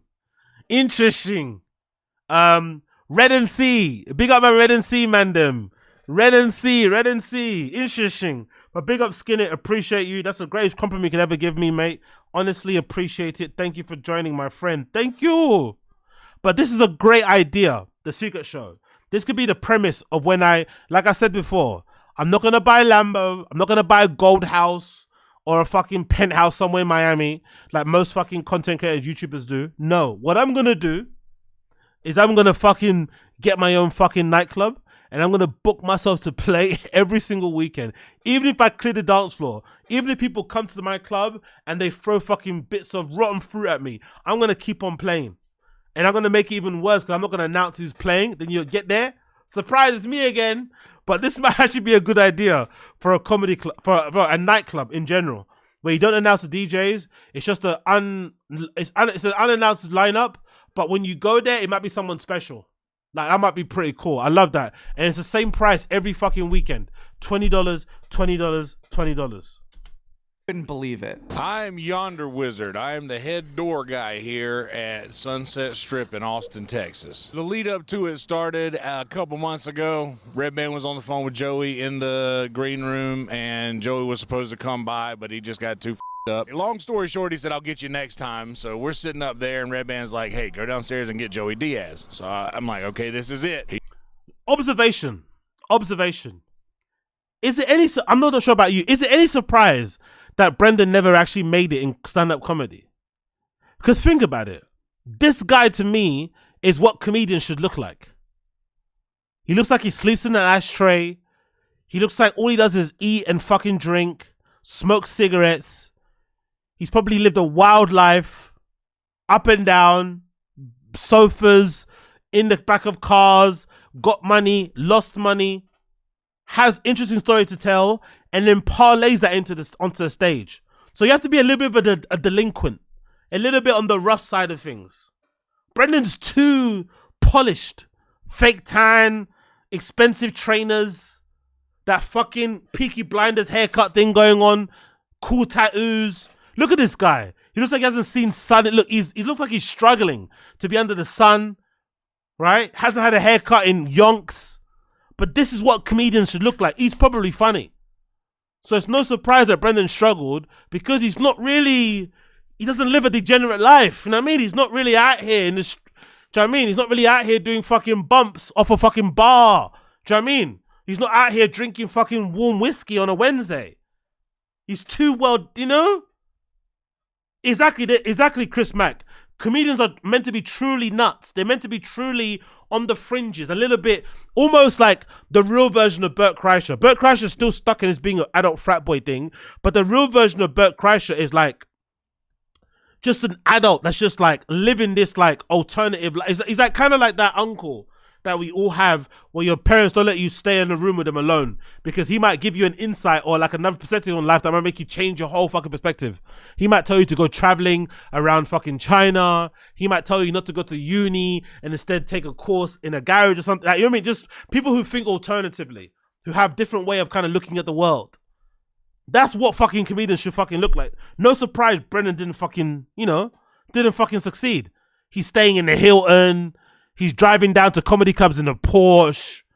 Like, come on, bro. These guys are walking to work. Jumping in Uber pools. Do you know what I mean? Busting down a sandwich between 4 of them. Busting down a fucking pizza between 6 of them. Of course they've got funny stories to tell. He's here, so I come down and we all get him, and he gets upstairs, and I'm just in shock this entire time. I don't know, I've never seen this room get that loud before. Ari Shaffir starts giving the credits. You've seen him in The Longest Yard. You've seen him on his podcast, The Church of What's Happening Now, and the room erupts. Yeah, exactly. Big up Assad. AZ just said he'd open the mothership for DJs, but just for himself. Honestly, I'm not lying. Honestly, I swear to God, these guys waste, like, whenever they say, what's that quote? Wealth is wasted on the rich. These guys waste money doing the most, not like, I know every person can't do it. I know it's not possible. Rogan has the kind of money where he can legitimately run the comedy mothership like a comedy club version of a charity. He could legitimately be losing money every single year on year. And because he's got so much money in the bank, he could keep that shit open until the day he dies. So whatever, right? I understand. But I also think a lot of comedians would benefit from pooling their resources together and buying out a club, because they all want to pop in and take a salary. No, they all want to pop in and take an appearance fee or take money for the tickets and shit. But they don't want to put their money where their mouth is and maybe take over a club that's struggling, a club that's not doing things the right way, a club that maybe is looking for a buyer, and then try and like build something from that. Build a legacy out of putting people on, having a home base to do your own shows, and just kind of redefining and whatever, breathing new life into the comedy scene. Because I think that's the way forward. That really is, especially for these guys. What more have they got to do? There's not going to be more ad money. There's no more new sponsors coming out of the woodwork. The whole podcast bubble thing has burst. You scammed it. You rinsed it too much. Your audience is fucking tapped out. Open your own comedy club. Why not? Because most of these guys, podcasting already pays them way more than they get paid for stand-up. I think most stand-up comedians, especially someone like a Theo, for instance, right? I think Theo probably makes way more from talking into a microphone sitting down than he does talking to a microphone standing up. If that's the case, the comedy money should be free money to play with and do some fun things. Why not, you know? Why not put some money like what Shane Gillis is doing into maybe creating your own shows and trying to sell them? Why not put that money towards a club? Like, do something. Like, come on, bruh. It was like a cartoon with people like leaning over the backs of the row in front of them. You saw it. It was crazy. I think I cried. I honestly think I cried a little bit. It's good for the club, but not just good for the club, it's good for comedy. Like the fact that those guys are willing to come and play our club. We're the other ship. You know, like with the fact that they'll come and play our club is awesome. And the stepmother ship, the other ship, yeah. And Redban makes that happen every Thursday. You never know who's going to pop into these secret shows. So how is the secret show typically fun? Redban does that. He will get people that are locals. He'll get a couple local killers. He'll obviously pull a couple good bucket pulls from Kill Tony, and those guys will get secret show. My first couple secret shows was that situation where I just had decent sets on Kill Tony and got to do the show, and that's usually how that works. That's all Redban. The Sunset Strip is up there with some of the coolest clubs I've ever been to vibe-wise, with a pretty good chair setup and some dope lighting inside. And because Brian Redban is the co-owner of the club, this place has such a high ceiling to book big-time special guests like Joey Diaz and Ari Shaffir. It's also one of the main spots Austin comics like to hang out in their free time. And the green room setup is even complete with a new PlayStation purchased by Cam Patterson. I was also at Sunset a few days earlier to see a show called Quarter Slots with Tommy Pope, Dylan Sullivan, and Rachel Wolfson. And also again a few nights after the secret show for another quick showcase that featured Liam Cullah from Friday Beers. which is a group I'm personally a huge fan of, and ironically enough, we sat behind the whole Friday Beers crew during the secret show on Thursday. But they actually ended up leaving early. What's Friday Beers? Is that like a Nelk Boys thing? I'm getting Nelk Boys vibes, but they do sketch comedy, right? What's Friday Beers? If you guys know in the stream chat, what's Friday Beers? And missed Ari and Joey by about 2 comedians, which was pretty funny breaking that news to Liam the next day prior to our interview. I don't know if you heard, but after you guys left, Ari and Joey Diaz came out at Sunset. Oh, at Sunset? Guest spots from last week. The Joe Rogan Experience had Tucker Carlson, Graham Hancock, and Flint Gibble, and Neil Brennan on the show. Neil was also on Two Bears, One Cave. Anyway, we got that jit. Looks good, man. I like it. I'm not gonna lie. I fucking like it. Big up them. Big up fucking them. Big up fucking Redban. I fucking love it. I really fucking do. Anyway, moving on. Fire the kid, watch along. So let's do, what should we do? Should we do the latest one or the one before? Let's do the latest one. Fuck the one before. Let's do the latest one. Then we do the one before another time. Let's do the latest one. So the latest episode is the one that just dropped today, and this one is Brendan Schaub manhandles Bryan. Let's see what this is looking like. Let's see. I want to do a Trevor Bauer one, but we do that one another time. Let's do this one, the latest one that just dropped. Let's see what this is saying. You know what I like about training in jiu-jitsu is you know what to do. Like, of course, Bryan walks around in the studio with his bare feet, which I fucking hate. I hate this man so much sometimes.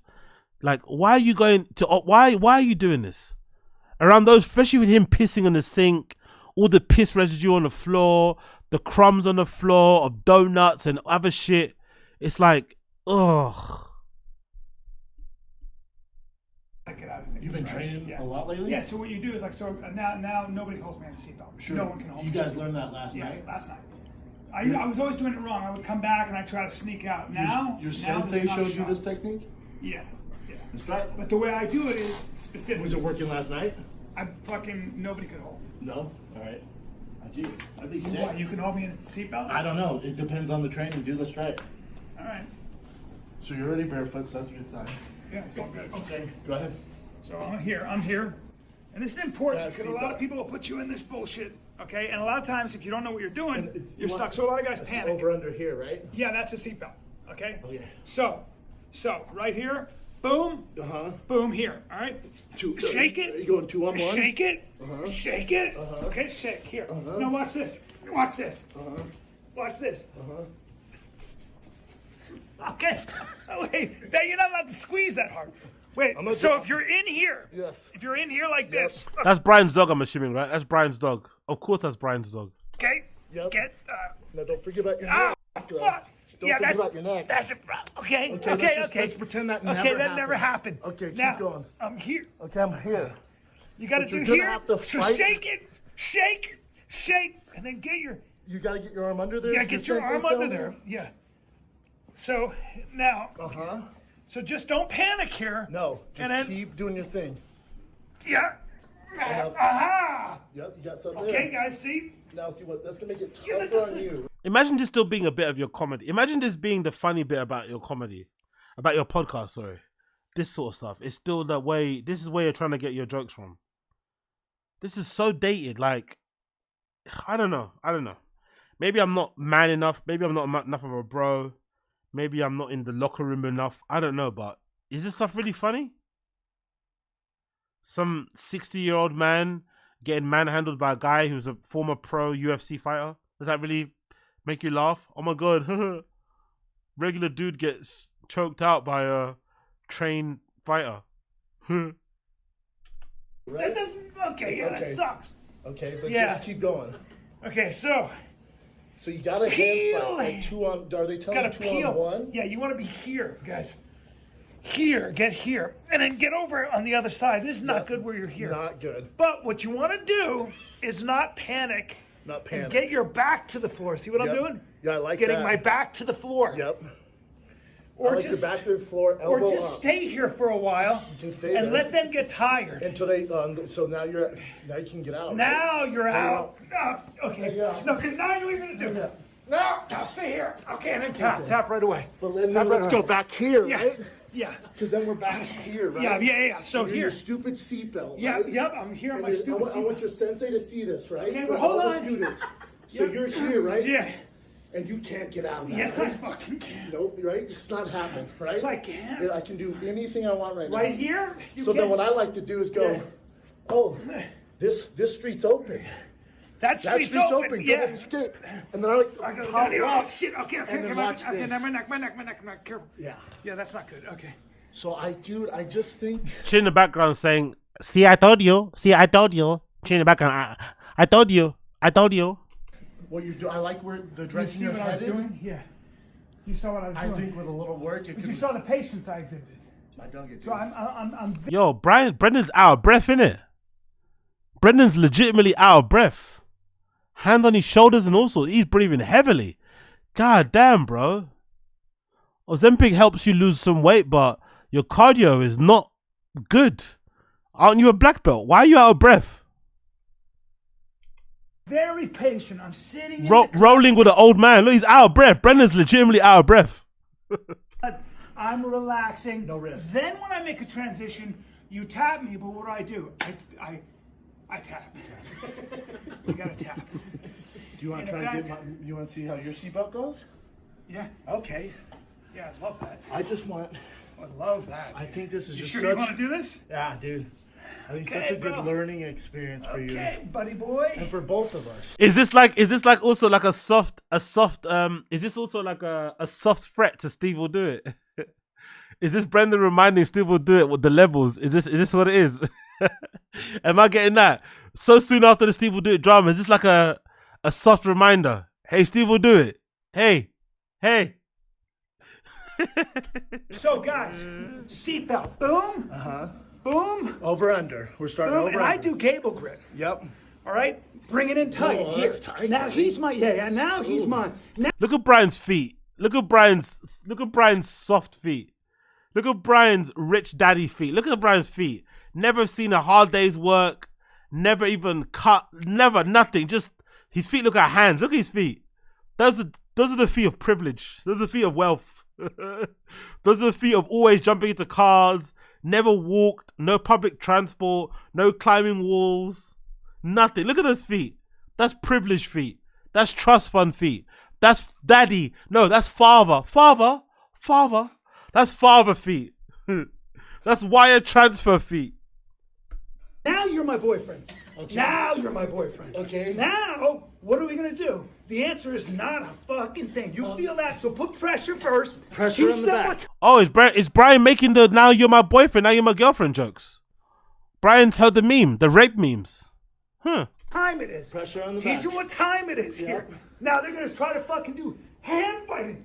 And if Yeah, they're I really know. strong, This is fuck. I call this a 2-on-1. I baseball see. grip. Yeah, baseball. I'll watch this. Then I turn Watch it. this, watch this. Boom! Turn it. Boom! Now, hey! Now what we call this. Hey! Go ahead and come over here, Mark. Hey! Come over here. No, that's not. Now if you I guys haven't. Yo, Brendan does not wash his hair in it, man. Brendan's hair is so greasy. That hair has not seen a lick of water in years. Maybe months. Shampoo. What are these words? Learned that If yet. you seen Khabib, see how you got the wrist control, and now I'm no, here. because I'm here. Boom. Yep, you're Catching there. it. That's Catching gonna it. stop. Catching. That's Catching. gonna stop. Catching. No, we slow. Oh, what's Push that? it. Push Push it. it. Break it. I'll go ahead and Hold let here. go. Don't worry. Don't panic. Look Don't here, panic. guys. Look here, guys. No. Keep it down, guys. Okay. Okay, let's not do that. Okay, let's pretend that never happened. Yeah. Keep that going. never happened. Yes, And go. now, look. Go, you got your underhook. Shrimp out, guys. No, Daddy has the underhook. Shrimp out, guys. Daddy has the underhook. Yep. Shrimp out. No, get the underhook. Here. Yeah. Now you can go. Now what we do, guys. Now I'm in trouble, Keep man. this high. Daddy's in trouble. Keep this high. Big up. Visual representation of what got Brian cancelled. Yeah, Theodore, exactly. This is like those shows, like True Crime. This is a reenactment. Yeah, look at exactly. That's a woman like crying, like looking up, crying for help. This is exactly. Oh, that's genius. Big up Theodore. Keep that here. Yeah. Oh, no. Oh, that's not fun. Oh, that's a See, the setup. problem is, The Matt Mitchell special, What is Toronto. Ah! So, okay, good. So we learned. Okay, good. Okay, So you guys saw. Did you feel that pressure? Brendan's done. Brendan's done. Brendan's legitimately done. Pressure. Can I be honest with you? Yeah. I think I should give you a black belt right now. Well, because I was holding you so tight, Dude. and you got the hand thing, but control, it took you a minute. the control you have, Yeah. dude, and you, Hips, and fucking. dude, and you hips. didn't fall into those traps. No, I don't. I do, but I don't. I do, but it takes a while to set up.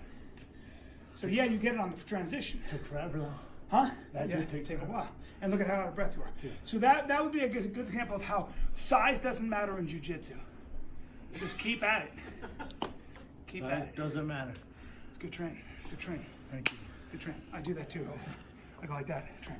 When we're standing up, we do this. Got a lot of stuff like that. You do this? You guys do that? Yeah.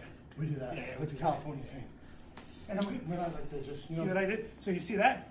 Salute it. Always salute it. Always salute. Salute. Salute. Salute. See, I just almost like to do Hey, that shit. that's what a bear. That's a bear. That's called a bear paw. That's called a bear paw. That's called I feel like wrestling today. How small is Brian though? The way he got how small is Brian? The way he got manhandled. Brian must be like a child. Must be like a child-sized old man. Look at how quickly he moved around. Look at Brian. See, I just almost like to do Hey, that shit. that's what a bear. That's always salute it. Always salute. Salute. Salute. See, I just almost like to do that shit. That's what a bear. That's.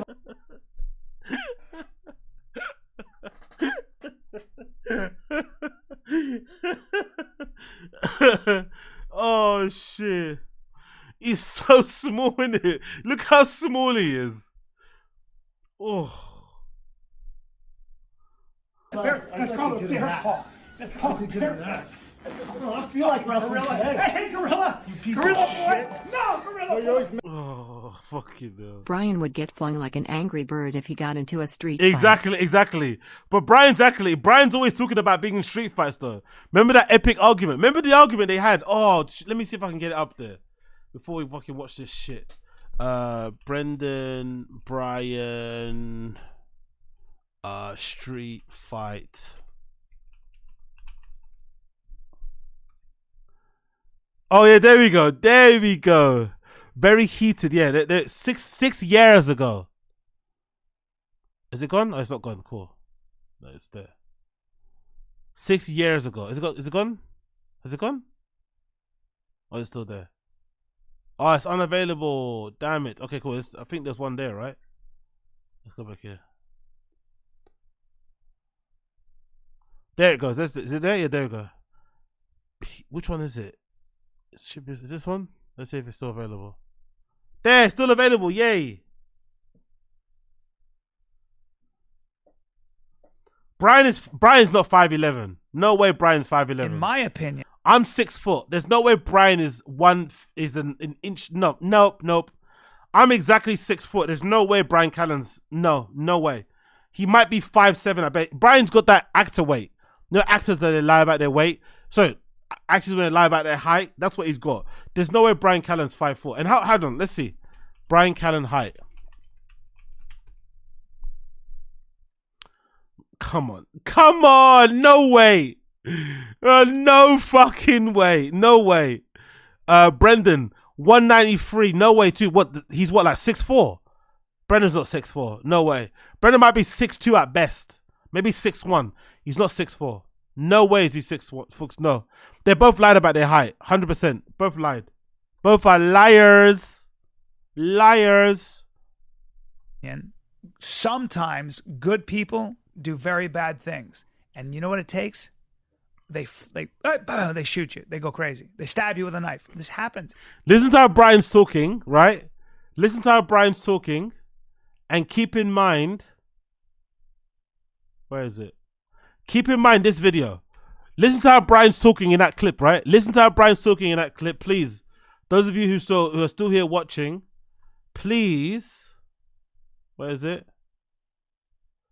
There you go. Please keep an eye on how Brian's talking, and just keep this in mind, though. Keep this clip in mind when Brian's talking. Keep this clip in mind. So you see that? salute it. Always salute it. Always salute. See, I just always like right. That's what a bear. That's a bear. That's called a bear paw. That's called a bear paw. Yeah. Now, listen to Bryan talking. It happens in relationships.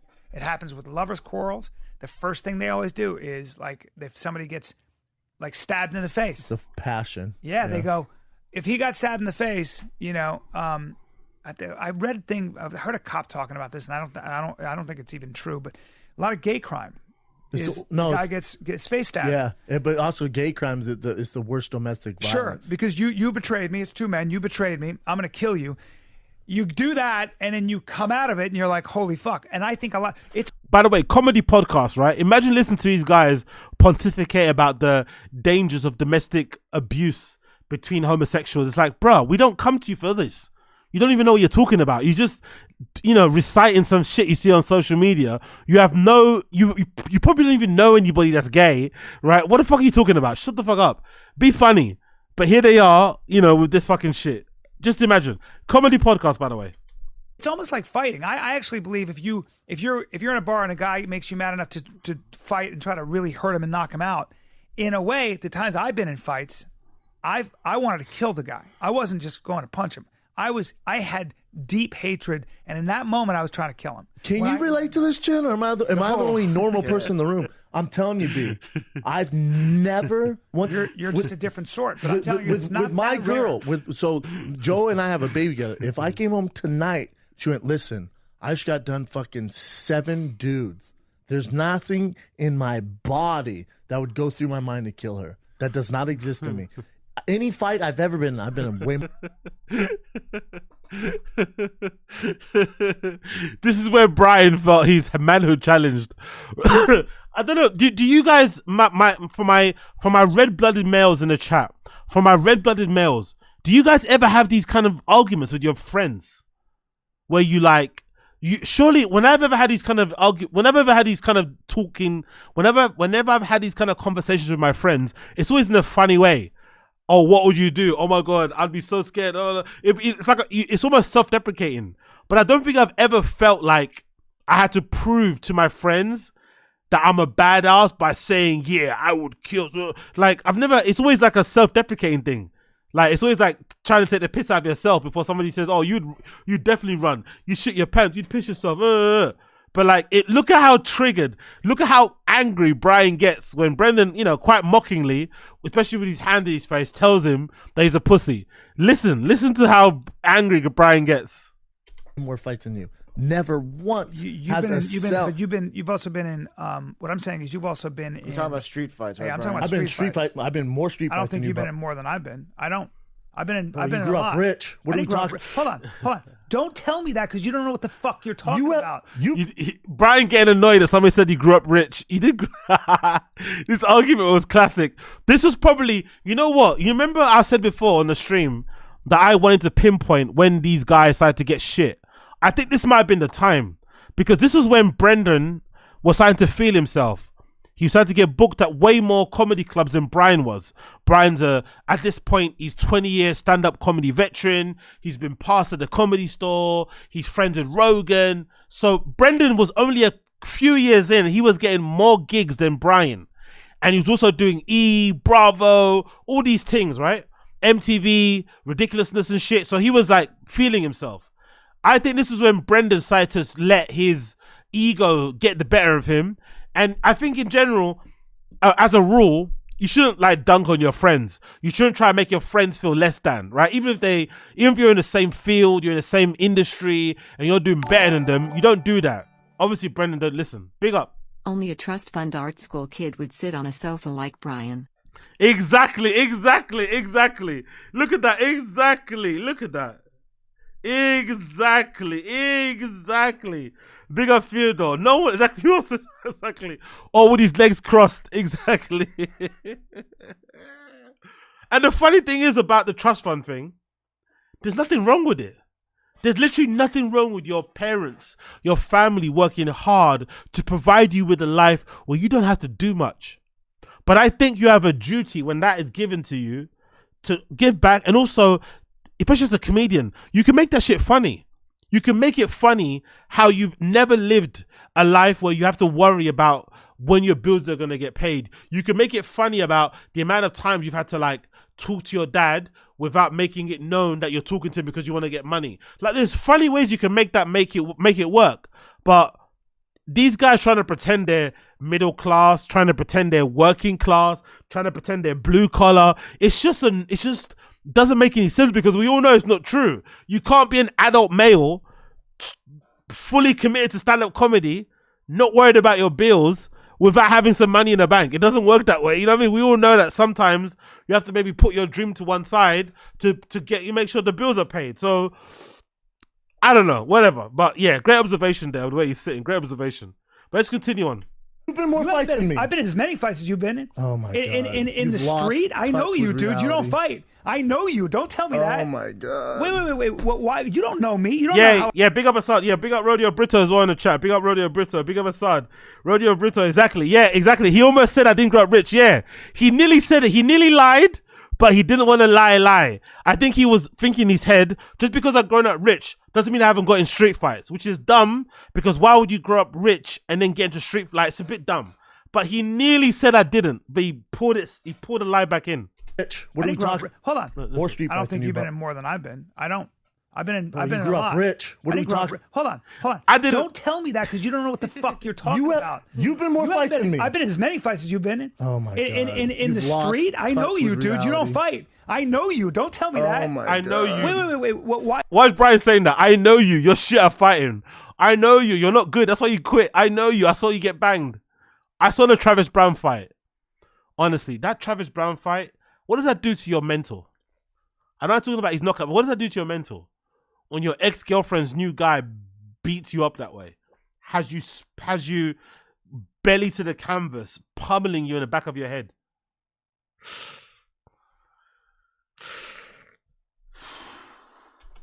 You don't know me. You don't know how I grew up. As in getting in fights in a bar. You almost saw me get in 2 fights since you've known me. What are you talking about? Don't say that. You don't have the kind of temper I do. Don't act like you've been in more fights. You're acting like, oh, I grew up rich. First of all, I promise you I've been in more fights than you, Brian. What? How many fights you been in? I couldn't even count. I know you. I know a lot of people. You grew up I know your personality. You weren't street fighting all the time. I was street fighting with my brother. Road racing, street fighting, street fucking, street rapping. We are the street warriors, man. We're in the streets. Brian and Brendan on the streets, right? Arms crossed, standing next to a wall full of graffiti. Bad boys. The neighborhood we grew up in. Your brother. It's the way we grew up, B.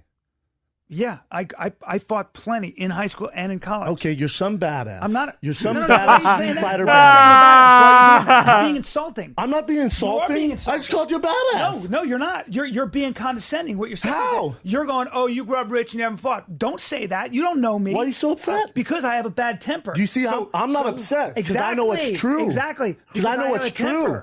I don't get defended. So I'm making up stories about You make up a lot of stories. I make up a lot of stories? A liar calling out a liar. That's definitely Spider-Man meme material. A liar. Look at them both looking at Chin. Chin doesn't want to get involved. Chin wants to get his paycheck. Chin's looking down. Chin, Mr. Chin, pug face, right? Chin's looking down the whole time. Chin does not want any parts of this beef. Liar on liar beef. I fucking love it. 2 world star fucking all-time great liars. No, you lie. So I'm a liar. Yeah. I'm a liar. Are you shitting me? Tell me a story I've made up. A real story. First of all, be careful now how you speak. Oh, Brian is mad. Be careful how you speak. Send me location. Be careful how you speak. Send me location. Be careful how you speak. Brian thinks he's from fucking Kazakhstan, Dagestan. What the fuck is he doing? Be careful how you speak.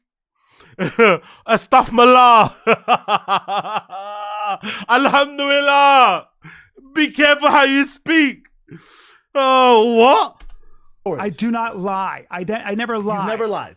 No, I don't lie when it comes to real stories, like saying I'm a black belt, saying that I won the nationals, all that, or saying I was a wrestler. That's lies. Have I ever done that? I have character. I don't lie. I'm not saying you don't have character. Yeah, no, you are. No. That's an attack on my I've character. never said you've never. Hey,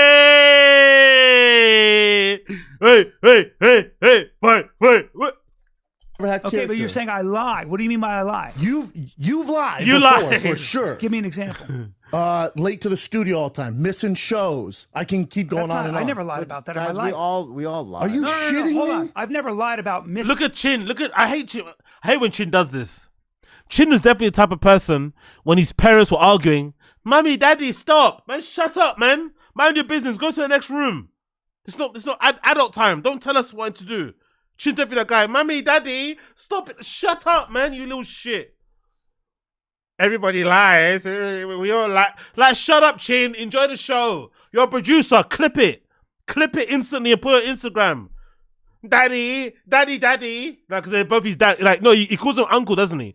Even though fucking he's older than Bryan, he views them like they're his uncles, like they're his elders, because he's got this weird traditional brain where somebody pays you money, you have to kind of bow to them and shit.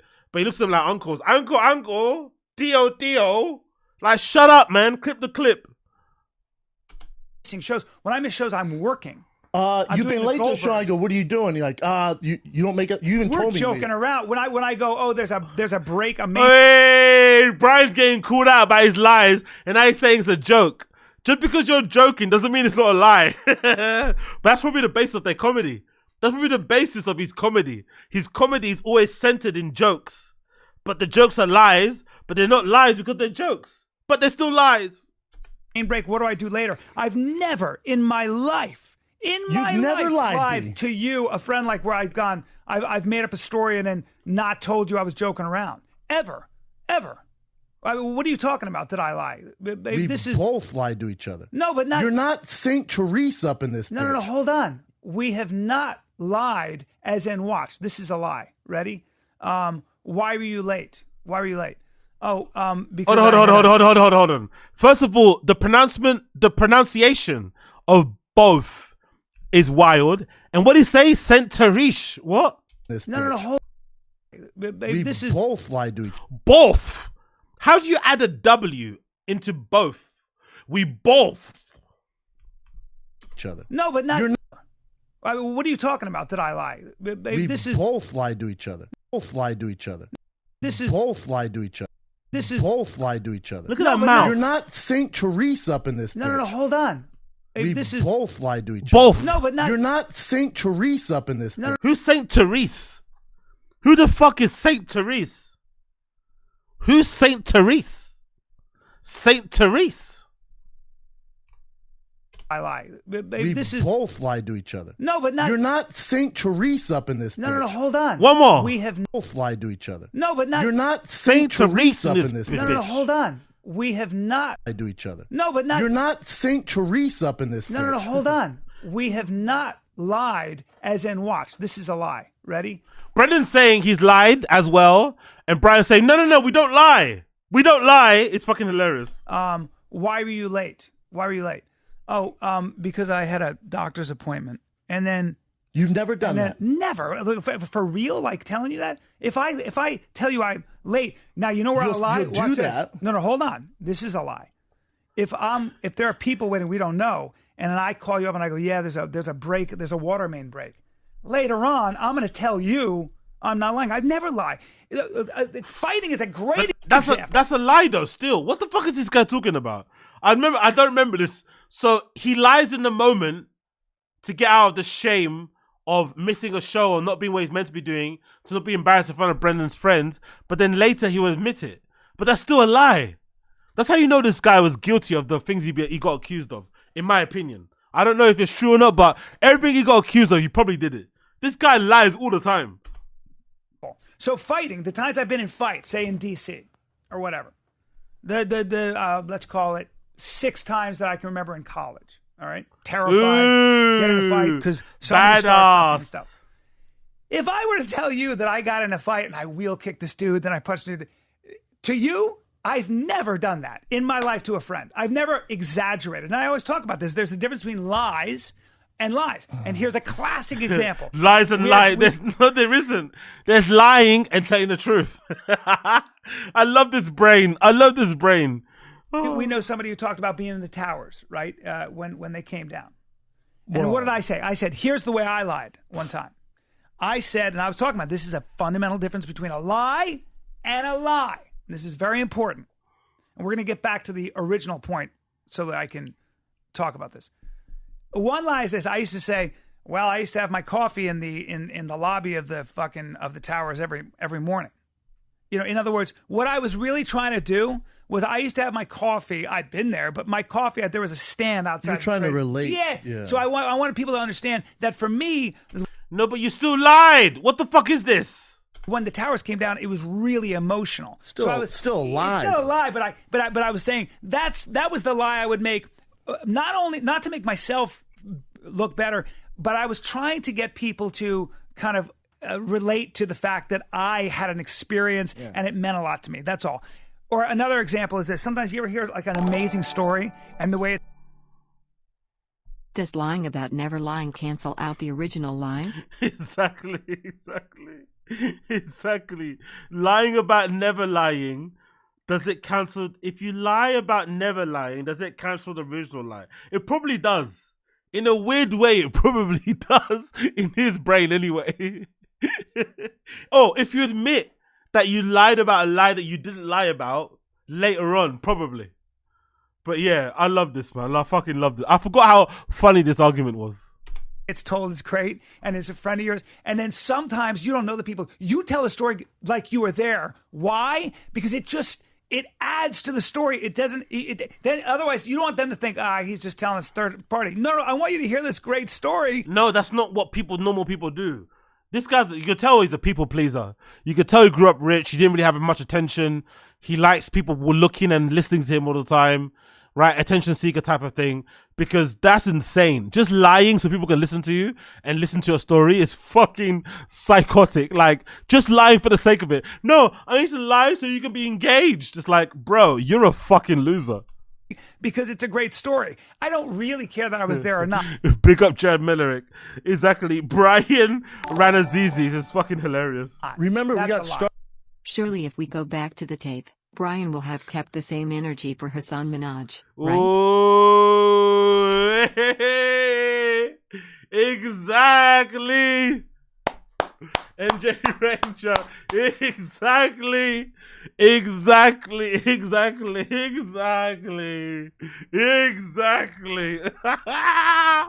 Start on this because you said you've been in more fights than me. When you fight, you feel like killing the man. Yeah. So let's get back to that. What I'm saying is that good people, I believe, can do impulsive things sometimes. Brian back then, Brendan thought he could be that, but anyway, hilarious. And sometimes, death. Yeah. Well, sometimes I think they can. And in fact, I think their true colors disagree. I think their true colors come out. I think they've always been that person, and when they face adversity, that actual person you think is good does the thing of passion. Anyway, you get the gist of it, innit? It's fucking dumb. But yeah, hilarious. If anything, to actually add any credence to it, obviously what Brian's saying is what somebody says that hasn't been involved in fights. When you're saying, "Oh, I would kill somebody," no. What you should actually say is that you should be scared. You should be worried about how quickly your brain goes there. It should be something you brag about, because you know when you're faced with an actual real fight, it's nerve-wracking. You get like a frog in your throat. You tense up. Your lips dry up. It's quite difficult to do. If you've been in loads of fights, you know it's always the same fucking feeling. It's scary because there's a possibility you could fucking lose. There's a possibility you'd be embarrassed. You get knocked out. You get robbed, killed, whatever. It happens all the time. But you shouldn't be bragging that when you're getting into a fight, you imagine killing someone, because more than likely, you know how easy that could happen, because you could punch somebody. You could probably miss. They could slip, bang their head on the floor, and then they're dead. And then now what? You're in prison for manslaughter, and your life's been ruined. It's not something to brag about, to be talking about boastfully. But because Brian's doing that, he's only doing that because he definitely doesn't get enough fights. And I think Brian also, based on his comedy, big up. Appreciate you. Brian, we are not in the 1500s, buddy. You don't get to kill anymore. Exactly, exactly. And if we did get to kill, guess what, Theodore and everybody else? Rapist will be one of the first in line to get killed. If we did have to kill people like we were in the fucking 1500s, guess what? Rapists, diddlers at the front of the queue. Come on. But the thing about Bryan, to go back to his comedy, he's one of those people who definitely has this weird complex with manhood. He definitely struggles with his man. There's something in there he struggles with.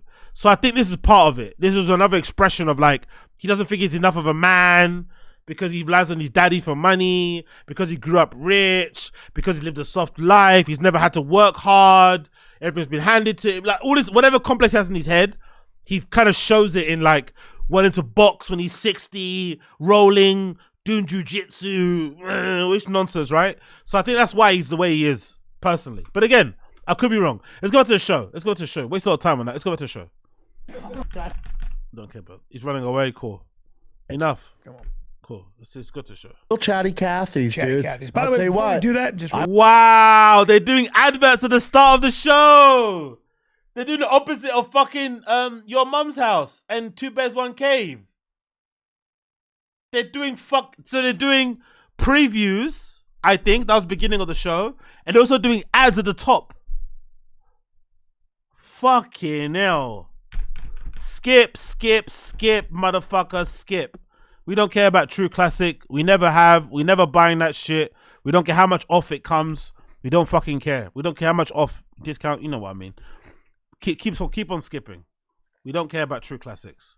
Let's get into the pod. That's me. Game on. They got their hands full. You know what? You're going to keep them busy. I'm going to keep them fucking Are you going to win? Might not, but I keep them busy. Yeah, now I did look at my face when you were squeezing my neck, and it did look a little too red. It looked like a tomato. It looked like the kind of tomato you go, this looks like a bad tomato. I'm going to throw it away. You know what it looked like? Panic. And that's okay, dude. It's okay. Now, I want to be very clear here. I was eating my lunch from Erewhon, very tasty meal. Yeah. And Bryan was telling me how he trained all night last night and he learned how to get out of his seatbelt. I know how to get out of a lot of stuff. I know how to get out of a lot of stuff. And I said, cool, dude. Would you like to practice it and see how your training is evolving? Yeah. And seatbelt. And you said sure. Yes. And so I want it on record that you asked for this. Yes. Well, I know that seatbelt's one of your you're very comfortable in that position. I know my way around a lot of people who have some pretty high belts, the rumor has it, and I know this not from you, but from other people that have some trouble getting out of that. In fact, have trouble not getting their neck broken because you've got some moves from the seatbelt. That was my... Oh, are we now sucking off Brendan, the guy who had to retire from the UFC because he couldn't keep up with the competition? He couldn't keep up with the sport evolving. Again, no slight on the guy because he still was professional. But are we trying to rewrite history and say he was some sort of savant? That he was some sort of fucking phenom? He was some sort of elite, scary, wary person in the gym? Even though when he went and fought in the octagon, more time than not, he got fucking sparked. Not a bad thing again. I'm not fucking putting slight on it. But come on, bro. Bryan definitely knows where his bread is buttered, innit? Bryan for sure knows where his fucking bread is buttered because there's one thing Bryan's gonna do. He's gonna fucking suck off Brendan. Neighborhood. That was your neighbor. That was my neighborhood. You know what it is? I stepped into your neighborhood. You know what I mean? And I got deep in the neighborhood. After hours, deep in the neighborhood. After hours. And after hours when there was no one patrolling the fucking streets. Yep. And we don't like random whites in my neighborhood. Had a lot of money in my hands. Random white guy, a lot of money with glasses, just wandering around a little drunk. And I shouldn't have been in that neighborhood because trying to talk to my hose. Yeah, and you know what happens when you do that? You get gripped. You get gripped up. I got a little gripped. Now. But did you have fun? No. Okay. Yes. Did you have fun? No. The answer no. But hey, did you learn something? I learned a couple things. What was your learning lesson? The main thing I learned was that nothing works. That's what I learned. That no matter how much you train with other guys who are, they're in the 20s. Sure. They also weigh 170 pounds. White belts, and they've blue not belts, done though? anything. That's right. Yeah. Then sometimes it'll work. But doesn't work against a guy who did it as a job, who's a heavyweight. Yeah. That's an interesting thing. It didn't work against you. It really pisses me off. It's like You just figure that out. You have to figure that out while getting your spine twisted into different directions. That's when you figured it out. Cool, man. So those fucking silicone badass guy Navy SEAL wedding band things don't work, do they? Right? It doesn't work when you have those things and you think you look like a badass. Just wear a normal wedding ring. You're a regular middle-aged man. Why do you have this? Why do you have this silicone rubber band thing on, acting as if you're a former Navy SEAL, a former fucking fighter? Or, like you don't need this. You don't need this. Stop signaling you're badass when you can't do any badass things. It's not necessary. Please, Brian. Please, for the love of God. Please, just be an old man in peace. Like, you like Chick-fil-A sandwiches? They're delicious. I love those. And then if you went in there and tried doing it, it's all they do, bro. It's all It's not going to be as tasty. It ain't going to be as tasty. And so when you go to your jiu-jitsu and you're rolling with white belts, blue belts, it's all I do. It's not going to be as tasty. It's what happened when I tried to actually box a professional, Brandon Adams, who won the Contender. Well, boxing's just stupid. And I tried to I tried to get some jabs off. That's a bad idea. It's a bad idea. It's just stupid. But boxing, you learn, and the way you learn is you get hurt. No. Like you didn't get hurt out there. No, and he was very nice to me. He didn't hurt me. He was fucking really nice to me. But still, even not hurting you, he was hitting me in the chest and knocking me down. Yeah. But you're still, it's like physically getting hurt. Yeah. Like doing jiu-jitsu. You can't really play boxing. No. You can hit all the mitts you want. You can fuck jiu-jitsu, around. you could roll with, anybody. Gordon Ryan, and you'll be fine. They're not gonna fucking kill you. No, unless they're a meathead. You can learn, You can learn, or you can just learn that you have a long ways to go. You got a long ways to go. That's sometimes they're so advanced, like okay, it's ridiculous. Yeah, it's. I don't buy that as well. I know you can get less, but you can still get choked out. You can still get your limbs broken, tendons. Like your leg probably might not work the same, especially if you're with somebody that doesn't, abide by the tap stop thing. Like this is not actually true. You have to be wary of where you go.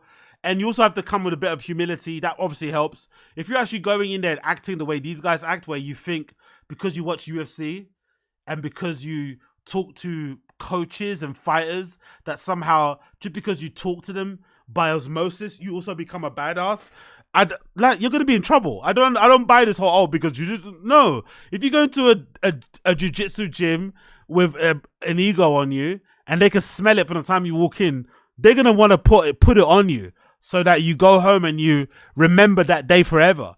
And that might not be a good day for you. You might not be able to walk on your leg again. You might have a limp for the rest of your life. You might be able to run. So this idea that it's not safe really. Depends on you. Depends on your attitude. But again, I could be wrong. Ridiculous. But jiu-jitsu really brings that home. No matter how much you train. And then when you think you got it, there's always somebody who goes, I know, but I've been there and I see what you're doing beforehand and it doesn't work. They're just steps ahead. Yeah. It's like chess. Yeah. I like to just close my eyes. Even when I was rolling full time, I just close my eyes when I'm down there. You do? Yeah. You'll see in the video, I close my eyes. And you just feel it? Yeah. Yeah, you just feel, you go feeling. I pretend I'm blind. You don't even need your eyes, dude. Nope. You don't need your eyes to take a man's life? Dude, I don't need eyes for anything. What? No, when you think about it. Do you make love the same way? Yes. He don't need eyes for stand-up either, does he? He doesn't need eyes for stand-up either, does he? Oh, Jesus. I drive so hot. with my eyes closed as well. It's so hot. Yeah. Dude, I was thinking Anyway, quickly move on from this one. Quickly, I want to quickly watch some other clips because this is a new episode. So let's quickly go to other clips. We'll come back to it in a minute. Quickly move on to some other clips I've saved here.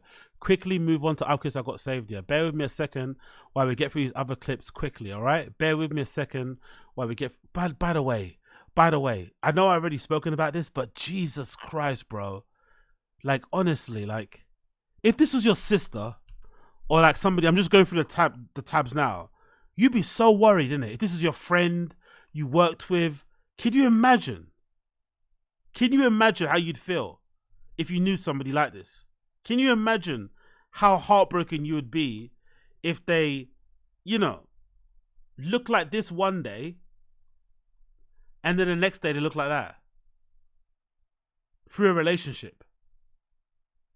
That'd be very concerning. I know we all change and she's a bit younger here, Riley, but God almighty, bro. Be careful who you fall in love with, innit?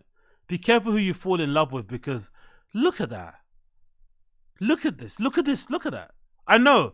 Again, the angle, different year. She has makeup on. But look, even her eyes. Forget her look. Look at even her eyes. Look at the possibilities. Look at the glow in her eyes. She's got dreams and aspirations. The life is her fucking oyster. The world is her oyster. She's so much ahead of us. And then you go from that to that. Soulless. Just soulless. Damn. Damn. Anyway, what can you do? It is what it is, isn't it? Again, I don't like that anybody just keeps attention on it because she's hot and they like it. I think they like her and they want to replace YURIY. But I think it's just be mindful of this across the board. You know, all women, regardless of what they look like, whether you want to fuck them or not, regardless, they deserve this level of respect and concern. Because that's fucking frightening. To be a boyfriend and put your girlfriend through that and be okay with it is some sick shit. But hey, what do we know? We should mind our business, as YURIY says. It's none of our business. We should just turn a blind eye to it and pretend it's not happening. Cool. Other clips to go on before we go into the other shit. Other clips. Do you guys remember this? Do you guys remember this? Do you guys remember this? Do you guys remember this? I'm legitimately surprised. I swear to God, right? I've said a million times before that I was kind of shocked that Brendan never got, Brendan never got well received with the Barstool Sports guys. I don't really know why, but he never seemed to kind of get embraced by them, even though I think he wanted to be a part of that crew. I don't really know why. I don't know why specifically. I know he's done shows with KFC and shit, but he's never really been embraced by the Barstool guys because he seems like he'd be a Barstool guy, right? The jerseys, the talk about trainers and hot chicks, all this sort of nonsense, right? That bro-y kind of, but they don't seem to fuck with him at all, especially Dave Portnoy. Dave Portnoy didn't give a single fuck about Brendan. Never, ever, ever. And in this particular episode, clip that someone shared in the Fighting Kids subreddit, you can kind of feel a bit of contempt. When he was doing that Barstool Fund, I think this was during the pandemic, right? When Dave Portnoy did that amazing thing where he raised loads of money for loads of local businesses that were going through a hard time during pandemic. And obviously he was doing the podcast rounds and shit. And he came on, again, look at the episode of King and the Sting where Tim Dillon was sitting with Brendan. Again, proof that Tim Dillon wasn't really cool with Bryan because he was okay with doing the show with, Brendan, but never really did anything with Bryan. But yeah, the contempt on Dave Portnoy's face when Brendan tries to be friendly with him and shit is palpable, in my opinion, because he doesn't really respect him or talk to him in any kind of brevity or I don't know. It just seems a little bit like he's talking to him like a peon type of thing, where Brendan probably sees himself as comparable to Dave Portnoy. Dave Portnoy's talking to him like some clown. Who the fuck are you? Listen to this clip. Maybe I'm reading too much into it. But listen to the clip. As we can. And we're helping a lot of people. You're doing the Lord's work. Well, we're going to, I don't know if this even helps at all. We're going to donate $5,000 from King and the Sting to the donation. Of course it helps. Everything helps. Yeah. I appreciate it. And I'm going to apply for the 1,000 that you donated. So I hope that evens out. You see, I love that Tim Dillon did that joke because Brendan tried to flex and humble brag by saying, hey man, I'm going to donate 5,000, bro, whatever. And then, Dave Portnoy kind of, everything helps. Why are you being dumb for? Kind of dismissed it. And then Tim Dillon kind of, added a bit of jokes in it by completely taking out the seriousness of Brendan's thing by saying he's obviously going to apply for that money. But this is hilarious.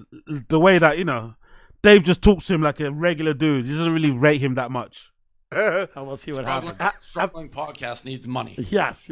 Have there have any celebrities have any celebrities jumped on board and got behind this movement? Yeah, Dana White did $100,000. It took him. The first name, Dana White. Look at Brendan's face. Any celebrities? Any famous people like me? Anyone like me? Dana White. Gordon got behind this movement. Yeah, Dana White did $100,000. It took him 1 second. We called him out because I know him. He's like, yeah, I think I could have named $1 million and he would have done it. He did it so fast. Tom Brady. Now all of a sudden, that $5,000 that Brendan was so happy to hey, let's stop the press. Dave, I'm gonna donate $5,000 from King and the Sting, not from my own pocket. From King and the Sting, I'm gonna donate that. Now that $5 doesn't seem like a lot, innit? When Dana White is dropping hard dollar bills. Now all of a sudden that performative, braggadocious donation thing doesn't work, does it? Because he's done this a lot. This is the thing. This guy does this a lot. If you're involved in the TFATK law, you know Brendan uses this like charity thing as a way to kind of shield how much of a shit person he is. Like, he'll go out of his way to offer, oh yeah, I'm gonna pay someone's bill, and then never pay it. He'll always like talk about, like, he'll always let Bryan talk about the stuff he does. Like, he kind of copies Rogan. I think because Rogan in real life is actually very charitable. He's known to be paying people's medical expenses, you know, paying for their hotel when they come and do a podcast. He'll pay for their flights. He's known to like do that, but he never talks about it, and he doesn't like people mention it. But I think Brendan sees that, tries to copy it as well. Big up, big up, big up. My guess is that Portnoy, being a boss with many employees, just sees through Brendan's fake personality and isn't having any of it. Austin Case, yes. I like that. Someone else said it as well. Who said it as well? Dave Portnoy hates liars. That's actually true. Because say what you want about Dave, he seems like a good boss. Maybe personality-wise isn't for everybody, but he seems like somebody a lot of people would want to work for. Like, he seems like somebody you want to like rally behind, right? He's really kind of a good, inspiring leader. The way he built fucking Barstool from a newspaper round to what it is now. He's cashed out, made loads of money. Dave fucks as well. Remember that video, right? Dave fucks, so we know, we give him ratings on that. Dave fucking fucks. So that's a rating. So maybe that's what he just sees through the shit. He's been through a lot of stuff. Post quitting for good reasons, bad reasons, snaking him. So maybe that's it. Maybe, and also, the weird thing about Dave Portnoy, he's not an LA guy as well. And Brendan is like a consummate LA guy. He's not an LA guy because he's from Denver, but Brendan embodies the LA bullshittery, fake it till you make it, get over on somebody, flex type of thing. And that kind of like, because Dave comes from the gutter. He comes from like making it from yourself, making it from the mud. So seeing someone like a Brendan who's kind of relied on the cosign, who's I won't say industry darling, but has used that, you know, when Dave's always been a bit of an outcast, that makes sense. That's probably it. Because I always wondered, why didn't Dave Portnoy ever warm to Brendan? He never liked Brendan. I always got the impression, like, even Rogan, it's like, yeah, I mean, he doesn't really rate those guys too much. But the Brendan thing, I think, hurts because I think Brendan would love to be part of Barstool Sports. He'd love to be a part of their network, a part of their crew, extended family, but they don't like him much, man. They don't like him too much.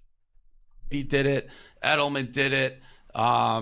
Kid Rock, unsolicited, called me out of the blue, donated $100,000. I was on the phone with Sylvester Stallone yesterday.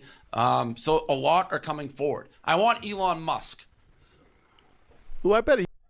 Oh, that's fucking amazing. I love it. I love it. I love it. I love it. I love it. I love it. I love it. I love it.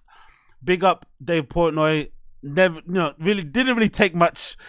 He didn't really take much stick there. He didn't really warm to Brendan too much. Brendan was trying to be his friend, and Dave Portnoy was like, I'm all set. I'm all set on Hollywood Friends. I'm all set on LA Friends. You know what I mean? I'm all set. I'm all set on LA fucking Friends. I fucking love that clip. That's one of my favorite clips of all time. Honestly, I fucking love it. Big up Dave fucking Portnoy. Big up Dave motherfucking Portnoy. You love to see it. All right. Next clip on here. Oh, look at this one. Yeah, big up the Find the Kid sub. Look at this one. This is a fucking great one. April, a reddened sea of L's. April 2024. Look what's happened already. This is why I think this is why when people say, "Oh, you're gonna stop talking about Brendan, it's boring," it's the same thing. Shut the fuck up. No, I was a fan at the start. I'm already talking about it now. It looks like things are gonna come to an end. I'm gonna be there when it fucking finishes. Eating my sandwich, streaming, watching it with you guys, ha-heeing. I've come way too far to quit now, especially when it's non-stop L's like this. In a random month of April, look at all the L's we have here. Monday the 1st, debut of full redact beard. 2nd on Tuesday, Tiger Fix sold to AK liquidated. Oh yeah, what happened with that, by the way? We haven't got an update on that. Allegedly, Brendan had some meeting with some highfalutin people. He went to a toilet. He did some weird shit. He made the whole room full of big wigs and killer marketing people laugh. And allegedly, he sold the company to somebody. I don't know, but I think he did because he suddenly started buying things. Whenever Brendan starts buying loads of crazy shit, he came into some money. So I think he sold it to somebody. And I remember somebody saying in my stream chat, I don't know who it was, but somebody said at the time that they did believe Brendan when you were saying you were shopping it around, because allegedly there's been it's hard to get hold of whiskey or something along those kind of lines. So if you have already whiskey in barrels, or you have whiskey, I guess, in bottles maybe, that somebody can maybe rebrand or whatever it may be, they'll take that off your hands because it's hard to get hold of the product because of, I don't know, maybe the recession we're in, maybe there's some, restrictions of bringing stuff in, I don't know. But something's happening with that regard. I forgot what the exact reason was. So that's why a lot of people are, swapping around and doing deals behind the scenes with risky brands that didn't work out and maybe relabeling them or repackaging them and shit. So that might make sense. Thursday the 4th, Jerry with potential fight companion replacements. 5th of April, revealed that producer Legs told him to quit comedy. I didn't remember that, really. Was it Lex that told him? Okay. Oh, yes, because he said he's got too much on his plate. Cool. He quit on the 5th. Fuck. No mention of Papa on the Cowboy Cerrone Mint 400 social. I'm glad I wasn't anyone that, I knew wasn't anyone that noticed it. When we were covering the whole Mint 400 thing, I was saying at the time we were covering it, isn't it weird that Donald Cerrone doesn't have anything to do with Brendan on his side of his social media? Brendan was tagging him and everything, had him in B-roll footage on his Instagram story, but there was no footage of Brendan at the Mint 400 on the fucking, Donald Cerrone's side of things. I forgot what his team is called, but he didn't have it on anywhere, so that was awful. 9th of April, unfollows Comedy Mothership on Instagram. 10th, brags about pissing himself while finishing in last place. Here, 11th, he fucks up the orange truck again. 12, Ronda Rousey laughs about Travis Brown TKOing Papa. 13, admits to deep-seated jealousy of Theo. Really? When did he say that? I don't remember that. 15, said he's welcome at UFC event. 16, likes a comment calling Diddler a diddler. Oh yeah, true. That comment, I forgot to mention it also because some people are suggesting that some people are suggesting that Chris D'Elia might quit soon. His tour's going pretty well. He's touring everywhere around the country. He's going on tour to Australia, so clearly he's selling a lot of tickets. He's basically back to normal minus the Netflix shit. And he's clearly looking like he's not happy working with Brendan. Especially with Redact. So maybe he's looking like he's purposely doing things to quit. Another one, 19, publicly disparages his own mother again. 20, Dana roasts Bappa for his UFC 300 takes. 22, threatens Nelk Redact for mocking him, which Steve will do it. 25th of April, Mrs. Golden Shower. Oh yeah, true. Mrs. the Gold. I gotta play that clip as well. That was actually on my birthday. Funny enough. 27th, co-host headlines Comedy Motherships again. Eric Griffin. Exactly, he's fucking hilarious. Because at the time when, I don't know if you remember the law, but there was a time when Eric Griffin used to complain and cry that Rogan didn't really bring him in his circle. He was on Rogan once, but he was never really in the Rogan bro crew. So for Eric Griffin to go from being an outcast into being invited to do a headline set at the Comedy Mothership, that must hurt. Because he was never really super, down with that crew. Bam. Second anniversary of the Gringo Papi on the 28th. And then 30, interviews Trevor Bow and TFATK, calls him a fat after. Really? Okay, I got to play that clip after. Yeah. Amazing. Let's continue with that one. We did that already, right? We did all of that things. Let's continue. Let's do, what's the one thing we'll talk about? Bear me a second. Okay, if you're liking the stream also, make sure you like the stream. If you're enjoying the stream, make sure you like the stream. Please give me a fucking like down below. That'd be greatly appreciated. Give me a like down below. That'd be greatly appreciated. Okay, yeah, next one. So, have you seen this? So, it looks like Brendan has finally decided that he's no longer a comedian. He's finally decided he's no longer a comedian, and he has switched. No more comedy on his fucking bio and his social media. Well, this is on Twitter specifically. So as you can see, Brendan's old bio on his Twitter was comedy, podcast, whiskey, big gulps, and TRX trucks, and Toontown. So now on his new profile of his, or the new bio on his Twitter, is as follows. He's also lost some followers, which is funny. The next screenshot, he's also lost some followers. Podcast, whiskey, big gulps, and TRX trucks. So comedy's gone. And you can tell he manually deleted it because he's such a redact, he forgot to delete the space in between. So he just took the space, he just took the word out without deleting the space. He took out the comma and obviously the space and the word without actually deleting it and making it look clean, because obviously you can see it's not lined up. So yeah, Brendan has officially stopped calling himself a stand-up comedian. He officially quit on podcasts and he got annoyed. Everyone said he quit, but now he's officially quit on his socials because, you know, a lot of his life is about image. So the fact that he's done this on his social media is the hard proof that the comedy journey has come to a grinding halt. It's over. No more bean cheese. No more Mexican cookies or cookies with salsa on it. No more 100%. No more mic taps with the fucking leg, right? No more. We're not gonna get, what's up, Dallas? We bemoan, we fucking cry at the thought of never hearing Brendan on stage anymore do some of his comedy bits. It's fucking over. It's fucking over. It's kind of sad. It's kind of wild, but also it's all of his own doing. This guy could still be doing comedy, having a decent enough career, sticking to his fucking niche of being the bro guy, being the former meathead, being some sort of like tapping into that sort of weird zesty thing he does when he's on stage. He'll be pretty decent, but he's got too big for his britches. He started to think too highly of himself. He was impervious to fucking criticism or feedback or pushback, has no internal dialogue in any sense of the word, very delulu in terms of his comedic chops, and in general, just pissed off too many people. And now he's in a place where his actual fans stopped buying tickets. And that's the thing as well. His actual fans are the ones that made him quit, because he just couldn't handle going to shows, jumping on, because that's the thing about him. He'll put out a flyer to look like a big shot. He'll get on a plane, look like a big shot.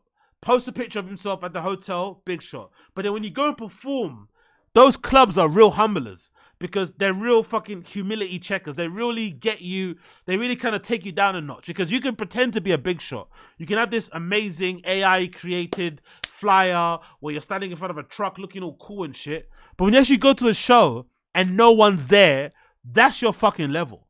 Doesn't matter how, you know, oh, go to my link in bio, buy a ticket, oh, tickets are running out, all this sort of big boy talk.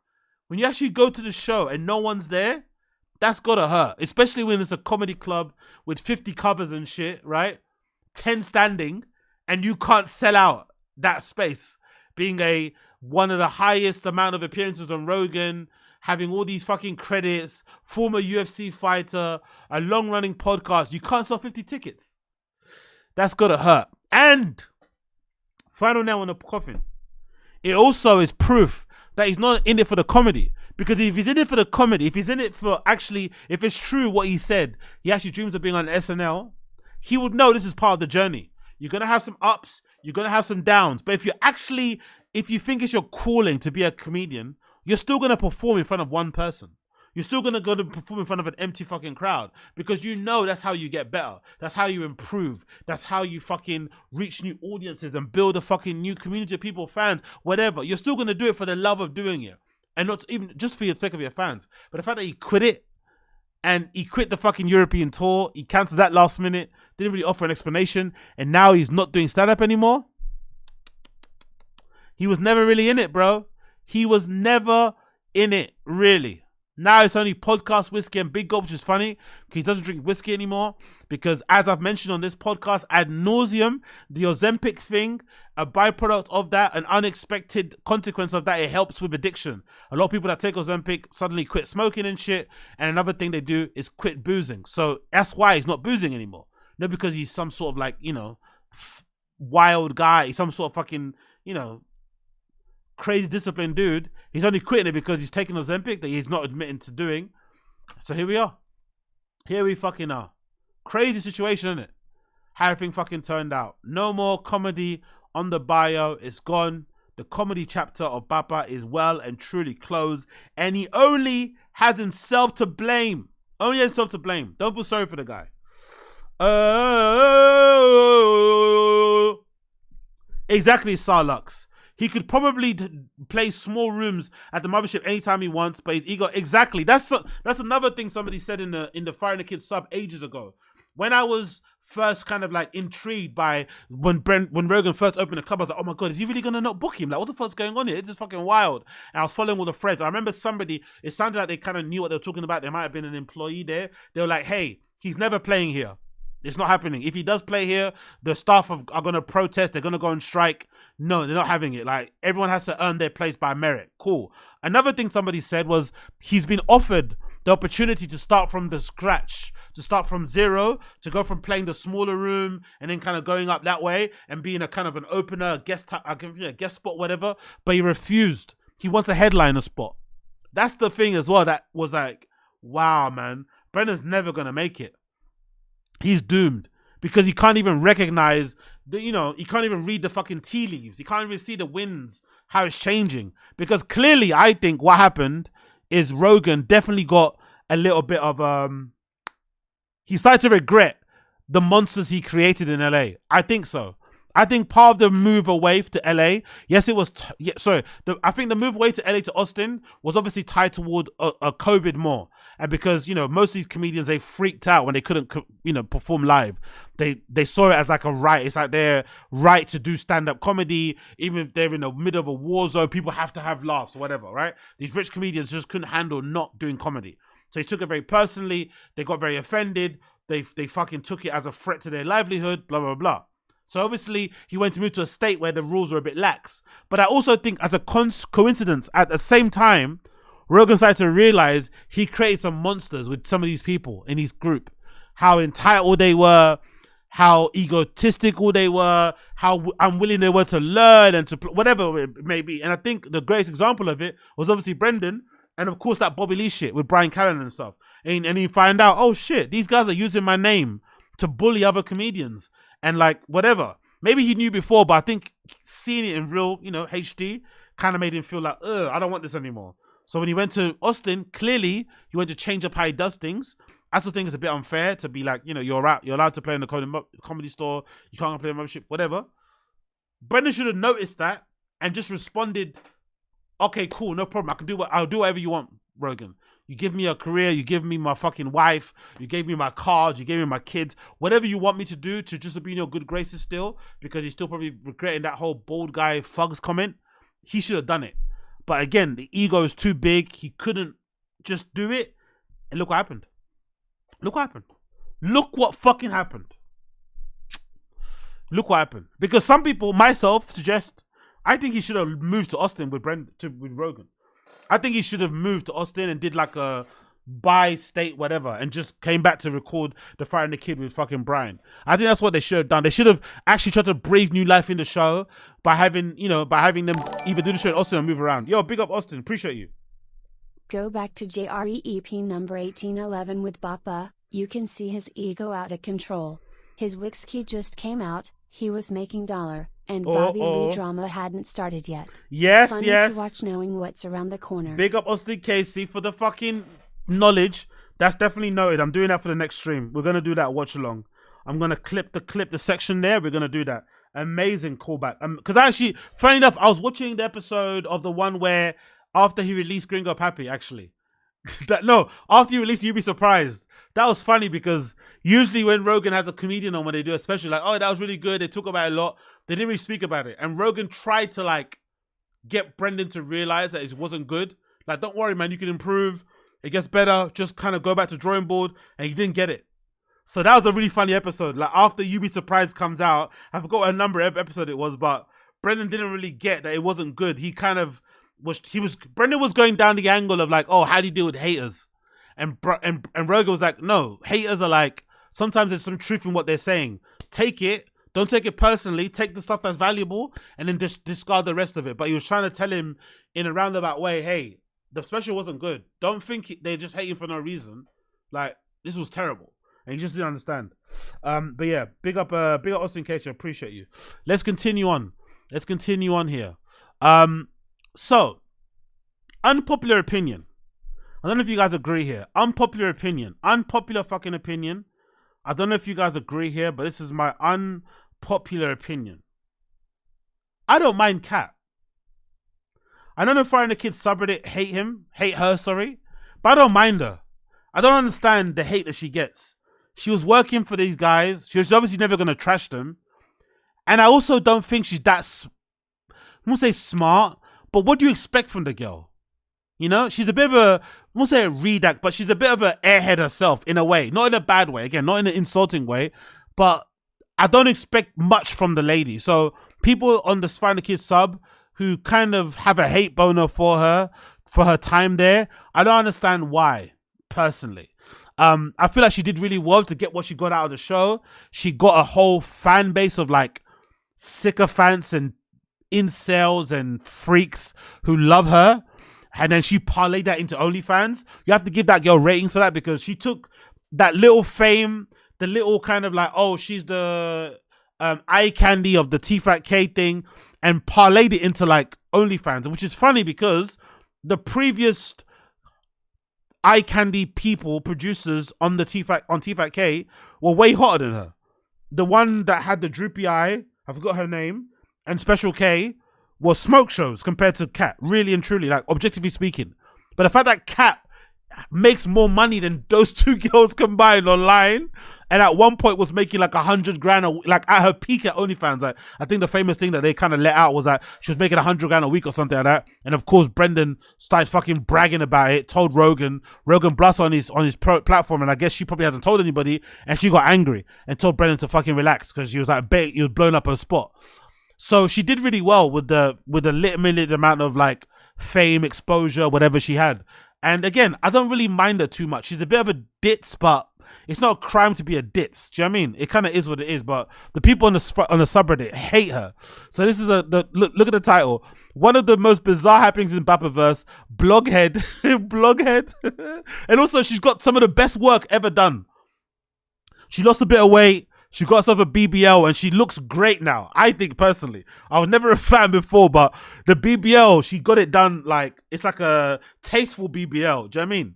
Bloghead blowing up off of feet pigs, basing her personality around segs. Any cats that sub to her OF should be ashamed. That shit is unforgivable. Again, ratings to her again. From what I've led to understand, I've never used OnlyFans. I don't really know, you know, wagwan with that shit. But for the most part, all she does is post pictures of herself in lingerie and with feet pics, of course. That's where she kind of blew up from. And I think the most she's shown is a bit of nipple through some lace. That's it. No sucking dick, no fingering herself, no getting fucked, no nothing. Just making bank off of feet pics and lingerie pics. You have to stand. You have to stand. You have to give us some props for that. You have to give us some props. Afraid of getting hurt, I understand. But nothing is more attractive to me than a man who's gonna simp over me. Who's gonna like cherish the floor I walk on. Because the more I see that, the more obsessive I become about you. Like Yeah, exactly, Dexter. You kind of have to respect it. Dexter Watson says, Kat has made several short videos or clips on her with BGL. I guess the comedy sketch thing she does. She doesn't talk about Brendan on her pod or anyone's pod. Exactly. You have to respect that. She knows where the bodies are buried. She's seen a lot of shit, but she keeps it Gucci. She keeps it professional. She liked her time there, clearly. She got exposure. She made bank off of that exposure. Now she lives comfortably off of OnlyFans and probably other things she got. She bought herself a fucking house. Like, come on, bro. Just keep it cute. She hasn't even tried to, like, because she could get some attention, some clout, even extra money if she decided to go the BGO route and just go on a fucking press run, banging on fucking Brendan, banging on Bryan, because for sure, out of the two of them, one of them definitely tried to fuck. 100%, right? 100%.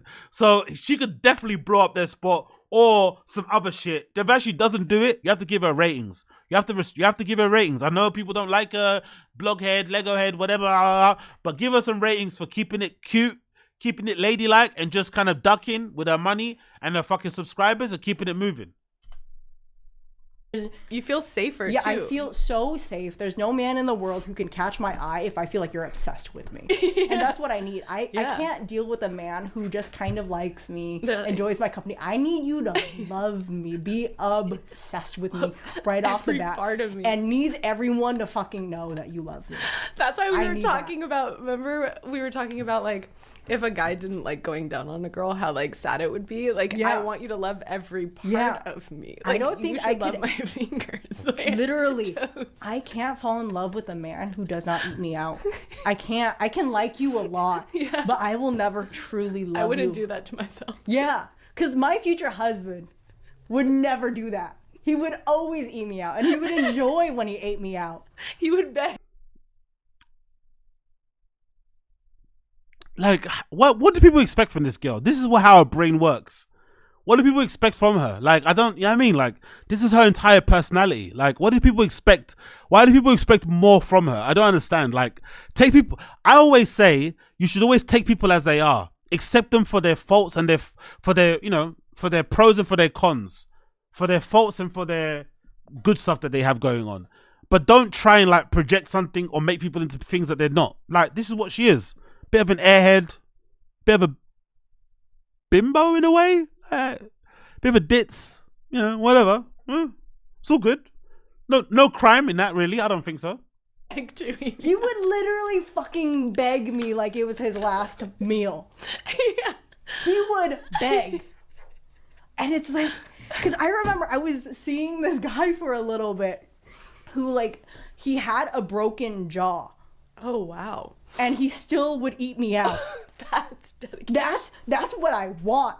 So now in my head, if you tell me you have a regular fucking jaw, a healthy jaw, and you don't want to eat me out, but this man with a broken jaw does. I got this. I just have to hold it up.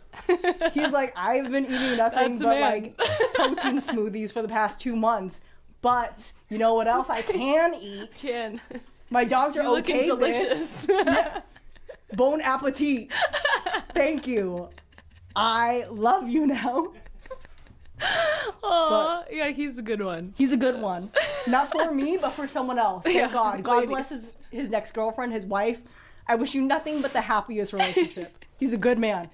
Have you seen that TikTok? No matter what. That TikTok audio? He's a good man, Savannah. Oh, he's a good man. He's a good man. Okay, but how do you feel about the sassy man apocalypse? What's that? The sassy man apocalypse is this trend that is going on TikTok. Where imagine watching this, like, unironically. Did they get a lot of views? What's her fucking podcast called? What's it called? What's her name? Tien, right? Tien? What's her name? Is it Kat Tien? Is that her? How do I say her name? What is even her name? Is it Kat TFATK? Let's see if she got what's her podcast called? Just Kidding News, she's on there. What's her fucking podcast called? I don't know. I'm not too sure what it's called. But wherever it's called, I fucking hate it, you know? Where men are just like really sassy now. They're a little more feminine and not necessarily in a bad way, but they're just like, that's your baby girl. You know, sometimes you have boyfriends or you're dating guys who are like, that's my man. Yeah. I've dated guys who are like, and it doesn't make him any less of a man, but I look at him like, that's my baby girl right there. That's my baby girl. If I am driving you, if we're in a car and I'm usually the one driving, I don't see you any less of a man. I like to drive too, so it's fine. Yeah. But in my head, you're not my man. That's my baby girl. What? Imagine these are the girls you have to, like, honestly, no wonder, now I understand why some of the fresh and fit guys are the way they are. Imagine a girl like Kat trying to stunt on you because you happen to be in a passenger seat. She thinks less of you, but then what do you do for a living? How do you think you are better than me as a human because you sell feet pics on fucking OnlyFans just because I happen to be sitting on the passenger seat? How can you stunt on, like, what? Excuse me? Like, now I get why those toxic, you know, quasi pretend incel alpha male guys exist, because I'm not having you shame me. You're not gonna try and poor shame me or try and make me feel less of a man because you happen to make your living selling lingerie and fucking feet pics of yourself online. Like, I'm not judging you, but let's fucking relax. I make a living going to fucking work. You know what I mean? I'm not gonna have you try and make me feel less than. Like, get fucked, man. Get fucked. But hey, I could be wrong. I could be fucking wrong. But yeah, you get most of that. And then I think there's actually a post on here where it says, let me see if I can find it here, where Brendan actually confirms the thing about the money. I think some of you think I'm fucking lying. But there's a post, if I can find it, let me actually go here. There's a post somewhere around here where Brendan actually confirms how much money she was getting at the time. And again, I think at one point, at Kat's peak, she was getting like 100 grand a month from OnlyFans when she was really, you know, at her fucking pomp. And I think, again, Brendan just loose lips. He kept talking about, I don't know if Brendan was a bit jealous. I don't know if he's jealous, but he was, you know, he spoke about it too much. Spoke about it to fucking Rogan. And Rogan, of course, on his fucking big, you know, platform, blasted it out everywhere. And then she got angry and told Brendan to shut the fuck up about it and stop blowing up her spot, which is advisable. And of course, he stopped talking about it. And I think she left soon after as well, to be honest. So who knows? Maybe that was part of the reason why she left. Let's play this. This is from Schultz's podcast. Look at this clip. Is it true that Kat really makes tons of money on OnlyFans? Yeah, she's quitting firing the kid because of it. She makes so much money, yeah. Yeah. Wait, how much is she making on OnlyFans? It depends. What's a lot of money to you guys in here? If you're making six figures showing feet. I don't know. I thought you were doing well and you showed up in those shoes. I don't know anymore. I thought you were crushing it. Did he just try to insult us? Did he just try to insult us? He's also giving us great ideas. I'm on OnlyFans right now. Did he just try to shit on us? How dare he try to shit on us? No, I'll be honest. What's a lot of money? All right, whatever you guys it's get a lot for... of money no matter who you are. I'll tell you right now. Yeah. She makes over 100 grand a month. What? Wow. And she was still working? Mm-hmm. Are the feet that crazy? Her feet, her body, like she's a pretty girl. You know? Yeah. Her body. Big up or go. These women speak solipsism. Yeah, exactly. Big up Adzi. Big up Adzi, appreciate it, brother. Big up Adzi, appreciate it, brother. Thank you for the fucking super chat, my G. Oh, mate, honestly, 100 grand a month. I thought the feet was the thing, though. Start with just the feet, and then, you know, you got to give the audience what they want. And has she been showing coochie? No. I think just like lingerie type of shit. She has a man, but, you know, she does her thing. She's crushing it. She was like, hey, man. I was like, I get it. Good for you, Kat. All right, guys. Right? Good for you, Kat. Indeed. Good for you, fucking Kat. And there's actually a clip here that I found. Let me play this clip for you as well. This kind of features Brendan kind of seeing her in full HD again. It's quite funny, actually. He doesn't have the most, you know, encouraging, loving face in the world. But look at Brendan when he sees her again. I'll show you. Let me get this up for you here, so you can see what you're dealing with when it comes to Brendan. Because Brendan's a bigger hater than most people. Most people online, TFATK Reddit people included, myself included, you guys in stream chat included. Brendan's a bigger hater than all of us combined. Really and truly, deep down, he just doesn't know it. Look at this one. Look at this. Look at this. Papa look of disdain as he glares at Kat because she makes more money by herself than with TFATK. Papa finally found a BBO that he doesn't like. Exactly. Yeah. Look at this. Look at this clip. I think they see her profile on the feed. Look at this clip. Look at Brendan's face. Look at this fucking clip. I go with those kind of people. When I see them put their money where their mouth is, it's like, this is glorious. Though. Look at our look at our cat. I was gonna search Dana White, but then this popped Cat's up. Blowing up. I love it. Cat's blowing up. He doesn't look happy, does he? One more time. Look at the difference between Brian's face. Brian got a boner, right? And then Brendan like, fucking bitch. Look at Brian's face. Just look at Brendan and compare it to Brian's as well. Just keep looking. I go with those kind of people. When I see them put their money where their mouth is, it's like, okay. Look at our look at the face. See, that's the face of an old creepy grandpa that might want to slip a finger in. He's happy. And look at Brendan. It's not even all that. She ain't even that hot. She's kind of ugly, really. Look at our cat. I was gonna search Dana White, but then this popped up. Cat's blowing up. I love it. Cat's blowing up. Big up Cat, bro. Big up Cat. Feet pics, 100 grand a month. Impossible to hate. Impossible to fucking hate. But Bryan was definitely happy. Look at that. He's even happy there at the end. Look at that. I've always liked special fried rice. She can kung pao me whatever she wants. I'd love to put my dim sum in her soup. Bryan is thinking so many things. Oh, look at Bryan's face, bro. Oh, he is horny. Bryan. Anyway, Bryan, the horn bucket. We got that. We played that one. What you call it? Let's do something else here, and then we'll move back to the other bits and bobs. Give me a second to get most of it up on here. Professional, we did that. We did this. Oh, you see, have you guys seen it? Have you guys seen this?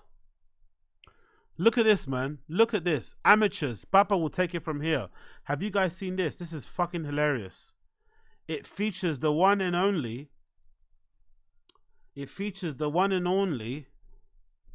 Dana White.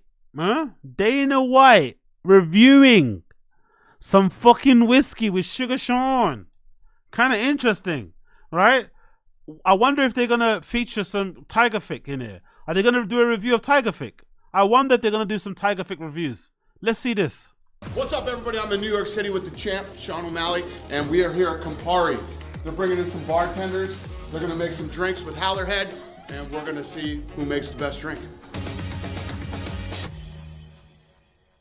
My name's Emmett, and I'm making Monkey's Gone to the Garden. Espresso, chocolate bitters. Oh, wow. Mixologists look at that now. You have mixologists that wear like menswear stuff. I didn't know that. Most mixologists you meet in bars don't dress like this. They usually have the pin-up style outfits, right? Maybe in America it's different, but most mixologist guys in the UK, especially in London, they're usually like former hardcore heads, right? So hardcore tattoos, band shirts. They got that pin-up type style going up, you know, the male pin-up thing going on with the fucking twisty mustache. But you don't get loads of like small beanies, vestings, like menswear, streetwear guys doing mixology. It's usually like, you know, yeah, you know. So yeah, interesting. Espresso, chocolate bitters, Amaro, and Frangelico. I like coffee, but I don't know about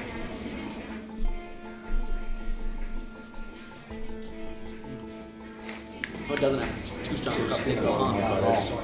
Not as coffee-y as I thought it would be, which I think is good. It's pretty smooth. I'm Carmine. Today I'm making the Oregon Grinders Monkey, Howlerhead, Bailey's, Frangelico, coffee-infused Braulio, which is an Amaro, and some rum, some Appleton. What is Howlerhead? Is that a Jameson thing? What? Nobody what the hates fuck is Bananas Howlerhead? Foster. That's Nobody hates.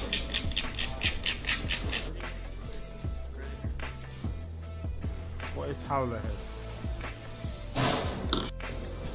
Nice. Oh, it's a whiskey. Okay, cool. That's a problem. Is it made by Jameson or something? There's a lot of sweet stuff, so the coffee-infused Braulio. Who makes it? Everybody has what they like and don't like. This is like right up my alley. I was a big, around the holidays. Oh, okay. It's made by the Holler brand. However, the Campari Group, the Italian company, long history going back to 1860s. Okay, cool. So Howlerhead is another. What Howler is Dana White the owner of Howlerhead? Really? Dana White owns it. Huh. Let's see. Is Dana White the owner of Howlerhead whiskey? Dana White is one of the most important figures behind the UFC, blah, blah, blah. Over the next 20 years, White and his team were able to... one of the perks of his fledgling career... Dana White once called himself a co-founder of the whiskey brand Howlerhead Bourbon. I didn't know he had a whiskey. That's fucking hilarious. Brendan and Dana competing in the whiskey business is fucking hilarious. However, it was later clarified that he was a brand partner and not one of the founders. White has repeatedly expressed his fondness of the whiskey and called it one of the best whiskeys he's ever tasted, saying he fell in love with during the pandemic. The UFC boss, of course, has another incentive to plug the whiskey. Besides the co-founder, Howler Head is the first ever official flavored whiskey partner of the UFC. Whiskey has straight Kentucky bourbon base, infused with banana flavor that gives it a distinct and unique taste. Shit, banana whiskey. Okay, so he's a big fan. Howler Head bourbon is available in many states in the United States. It's available at select outlets. It's the best bet. However, it's to order it online. Wow. Does the 23 billion worth Campari Group have a stake in Howler Head? Howler Head brand is owned by Waller Brand, Inc. However, the Campari Group, an Italian company with a long history back to 1860s, has acquired 15% share of Howler Head bourbon. The agreement finalized on August 24th, 2022. The Campari Group paid $15 million for 15%. Yo, they must make bank. If they paid 15 mil for only 15%, imagine what that fucking whiskey makes. Shit. Campari has also acquired the rights to be a sole overseas distributor to the whiskey brand. Campari Group CEO Bob Kusevowicz, I would say his name, Bob Konchewitz, pardon me, I think so, stated that bourbon is one of the company's global priority brand pillars, making Howler Head an ideal fit for the firm's portfolio. The whiskey brand is described as one of the fastest growing whiskey brands in the States since its launch in 2021. So I guess Howler has taken over. What's that brand that Rogan liked to talk about? I feel like they're forcing Howler on somebody else's, what's that thing? They'll force now. Austin, according to the article, they're saying that Dana doesn't own anything unless Dana is part of the company. Unless Dana has a minority stake in it, they're saying he's just an enthusiastic brand partner, and they're saying that Campari Group owns 15%. I'm guessing they own the other, 85. But I'm wondering, has this Holler whiskey brand, has this taken over? What was that brand that Rogan used to always talk about? I forgot the name of it. They sell it in the UK. There's a particular, Buffalo Trace. This one, Austin, exactly. I wonder if Howler Head has taken over Buffalo Trace, because Buffalo Trace was the unofficial whiskey for all those guys. Now they don't talk about it too much. I thought it was overrated when I had it. I bought it at Tesco one time. I thought it was quite overrated. It wasn't that great, to be fair. So I wonder if now it's better then, because I thought that other whiskey, what's it called? Monkey Foot or something, Monkey something. I thought that Monkey one was way better than Buffalo Trace, personally for me. I didn't really think Buffalo Trace was that good. So I wonder if Howler Head has taken over from them in the fucking rankings. No, Sarlux. The article says he's a brand. Let me get up on here. Let me get this article up on here. Howler Head whiskey, who owns it? So you can see what I mean. The article says that he's a brand partner. So he's basically an ambassador that gets paid like how Rick Ross is with that brand fucking Belvedere. I don't think he owns it. He's just a brand partner. Same with Diddy with Ciroc before. Do you know what I mean? Let's see. What was it called? What I Google? Howler Head. Yeah, whiskey, who owns it? I'll show you the article on the screen so you can see what I'm talking about. But in this article, essentially sports, it says he doesn't own it. Let's see here. Let's roll up a bit. So here it says Dana White once called himself a co-founder. However, again, maybe it's not true. I'm just going by what it says in the article. However, it later was clarified that he was a brand partner and not one of the founders. So being a brand partner doesn't mean you're an owner or a founder. So I think most likely he's a enthusiastic brand partner, brand enthusiast, whatever it may be. But that's basically it. I don't know. Maybe I could be wrong. Saying he fell in love with it during the pandemic. Maybe I'm wrong. Maybe a brand partner in this sense is your partner in the fucking brand. But I don't know. Maybe who knows? He also purchased the comfort. Is it available in the UK? It is, right? Howler bourbon's available in many states in the United States. A few overseas. It's available in the UK too. How much is Howler Head in the UK? Howler Head whiskey. Let's see how much it is in the UK. Okay, it's about 30 quid. Okay, so similar prices, but Buffalo Trace is about the same in the UK. Buffalo Trace whiskey is about the same, if I'm not mistaken. Buffalo Trace whiskey is about the same. Yeah, about the same. About 20 to 30 pound category. Cool. Howler Head whiskey. Yeah, so 15% is owned. So let's do it again. Let's see who owns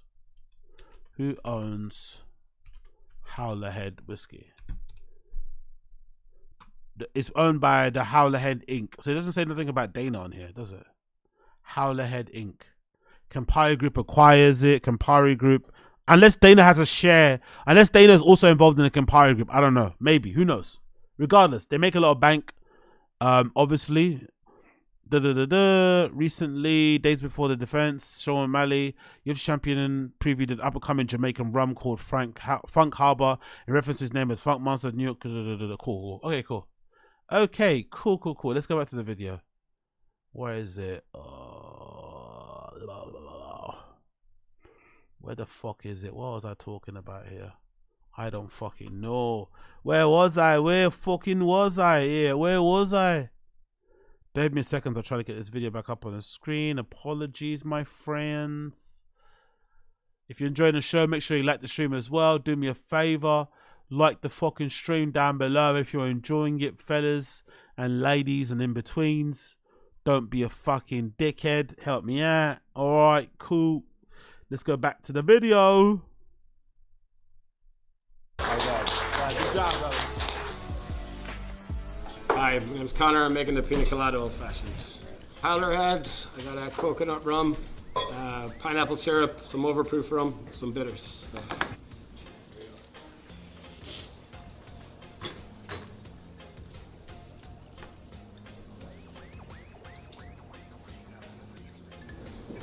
Smoother than whatever you put in there, like chills out the whiskey. Yeah, this is really good. I like this one. What's cool? But Dana definitely drinks, isn't it? Dana definitely fucking drinks. That smile, that's a drinker, isn't it? That's a fucking drinker. He has to keep it under control, but that's a man that likes his fucking whiskey.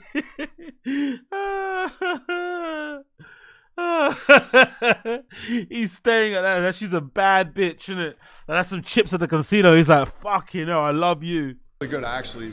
I like this one. What's cool is every one of these guys have done something that's very different. Everything's been very different. What's up? I'm Kevin. This is the 100-to-1 sour. It has Howlerhead Wilderness Trail whiskey, pineapple juice, tamarind, and habanero.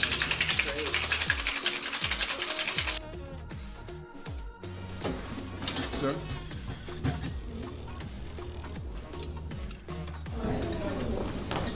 That's interesting. Ooh. It's more than that.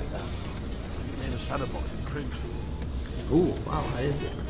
Ooh, that is spicy. It's got kick to it, but it's smooth and it's a very interesting drink.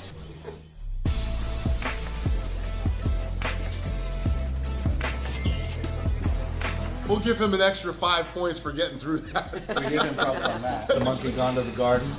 Wasn't my favorite. That was the one with the espresso, Frangelico. That's a drink I would drink. See, now Carmine's drink is right up my alley because I'm a big Bailey's and Frangelica guy. A little more creamy, a little bit more desserty. Yeah. That's a great drink for the holidays. I don't know anybody that doesn't like a good pina colada. Tasted great.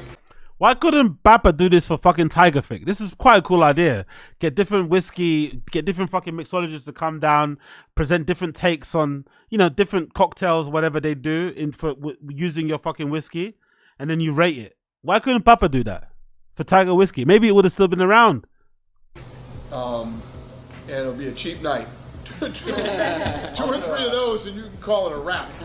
100-to-1 sour. Something about that one made me want to take another sip, even though it was powerful. 100%. It was interesting. I thought that too, because I wanted to dock a point or two with how good all four of them are, the confidence level. I mean, I don't want to be too harsh in the critique. Yeah, I mean, if we're judging the bartenders too and not just the drinks, I mean, there's no doubt Connor was a savage. Connor's the guy. Connor's been doing it for a while. You can tell he walked in confident. I already know my number one. Connor, your drink was awesome. We loved your presentation. And then Kevin, your drink was so good that we called it a draw between you and Connor. Sick. Big up Uncle Dana. Big up Uncle Dana. You know, probably paying these mixologists way more than he pays his own fighters, but that's a story for another day, isn't it? Everybody gets treated well apart from the people that actually put their bodies and lives on the line for the UFC. But hey, What can we do? What can we fucking do? Absolutely nothing. Big up him. Big up fucking him.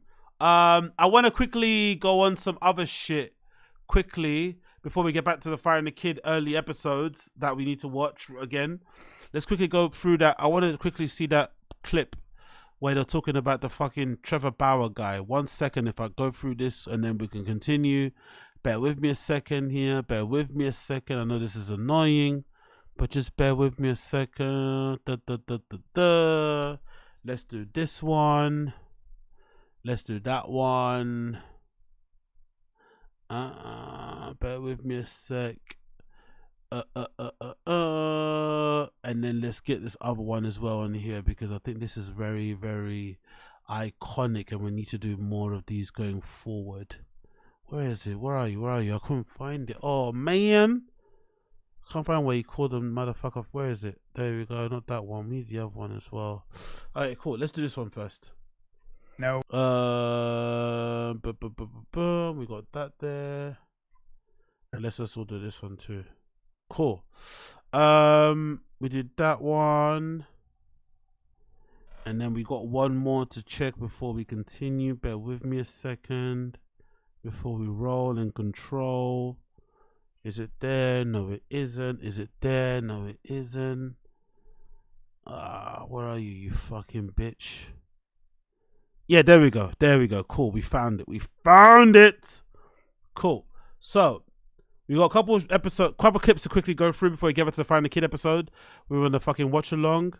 This features Brendan, of course, being an absolute gent of a person, right? An absolute lovely human being. You know Brendan, right? Absolute amazing human being. Never a bully. Never says any bad words about anybody. Always the nicest guy in the world, right? Always the nicest guy in the world.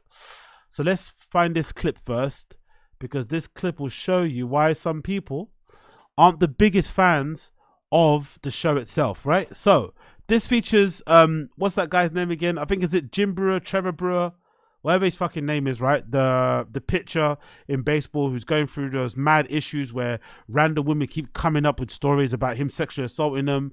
They're proven to be incorrect and false. And he still hasn't been able to re-sign for a Major League Baseball team ever since then. Now, from what I've been able to surmise online, even though he's really good, even though he's incredibly gifted and he has the ability to obviously play for a team, I think from what I've been able to surmise online, a lot of American football teams, franchises, teams, whatever, you guys are a bit more strict than us in Europe or in the UK. If somebody's a distraction away from the field, you guys don't play games. The owners, commissioners, whatever they're fucking called, of the teams, they don't play any games. And I kind of like it because this definitely puts away the suggestion that Colin Kaepernick didn't get re-signed because all the teams in the NFL are racist. No, it's actually sadder than that. The sad reality is all the teams in the NFL don't want to deal with the circus that comes with Colin Kaepernick every time he's on the bench, every time he kneels, every time he takes to the field, every interview. They just don't want that drama. They just don't want it. They don't want that distraction. They only care about the game on the fucking field. They don't care about anything else. So I think this guy's issue without not being signed to a major league team is evidence of it, because from what I've been able to surmise, he's not guilty of any of the crimes he's been accused of. All the sexual assaults, whatever they've been, whatever harassment, forcing people to get abortions, all this stuff is not true. It's all been proven to be incorrect. And some of the people that he's been accused him have shown video proof where they've admitted different. I think one of the girls that accused him of raping or hitting her shows a video of herself the morning after smiling in bed next to him. The black woman that accused him of, that said she had an abortion or something, it was a lie. And then she tried to get him to pay $3 million to get the abortion. And now she's been prosecuted herself. So clearly he's having some bad luck and he trusts the wrong people. Maybe it's autism. Maybe it's just social, awkwardness, dealing with women, whatever it may be. For some reason, he went on the Fire and the Kid. I don't know why, but maybe he's, he just wants to get on places to spread his message. For some reason, he went on the Fire and the Kid, and not the greatest sign. Doesn't really, bode good for the future, because it's probably proof that your career is definitely not going anywhere if you're on the Fire and the Kid. But this is an amazing clip, because obviously they ask him a question, and he sits there for as long as the clip goes on without answering it, because these guys basically they're not really interested in his story. They're interested because he got quote unquote cancelled. And I guess Bryan wants to now use him as an example. Like, oh my God, see, he got cancelled. He wasn't guilty. The person lied. But his situation and Bryan Cancell's situation is completely different. Plus, he proved that he was innocent. Bryan never proved that he was innocent of the crimes he was accused of. And his is even worse because we have evidence of him doing some shaky stuff that would make Bryan look way more guilty, and that would make the crime, the alleged allegation, against Bryan be more believable, because Bryan's got a pattern, a history of doing some sus things with women. This guy doesn't. So anyway, let's just play the clip and you can hear what he says. So Trevor, like, it's unbelievable to me because right now we've seen that the two people that brought these allegations are complete and total frauds. And that's been proven in courts of law. There has been zero civil or criminal merit to any of these allegations. By the way, he's only talking about himself. He's not talking about anybody else. He's basically using this Trevor Bauer guy as a proxy, as a, you know, as a conduit to talk about what he wants to talk about. But this isn't about him. This is about him. This is not about Trevor Bauer. It's about Bryan Callen. No civil suit. Court of law. Like, he's oh, the funny thing about Bryan, if he is innocent, he should have just come out at the time when the allegations came out. This woman's accusing you of raping Los Angeles Times. Your career's in tatters. Fight for your innocence, bro. Like, prove that you didn't do this shit. Why are you just gonna go quiet and act like, oh yeah, it's not true? It's like, bro, no. And that has been proven over and over without a shadow of a doubt. You make these videos, I'm watching this thing, this woman has done this to 10 other men. She's caught red-handed being extorting you, downright just absolute fraud, where she's actually, they can be in a grand jury, and she's now facing trial. Your first accuser would put makeup on to essentially fake whatever it was, all these marks. So you're a Cy Young winner. I mean, it's been 3.5 years, and you would think, with all the injuries that all these teams are facing, you'd think somebody would say, hey, dude, this has obviously been proven to be a sham. You got railroaded. You were lied about maliciously, for profit, extorted. 1 minute, 21 seconds. This is like a leading question. Not even giving the person a chance to speak. I don't know about you guys, but again, I don't have a big social group. But when I am out with people, I'm always very conscious about how much I speak, because I talk a lot anyway. I can, clearly, as you guys can see. But usually, when you're with people, you kind of social cues, the time that you've been speaking, you've probably forgot what you were talking about. Like, you realize when you're talking too much, you just kind of rein it in. You let the other person have the floor.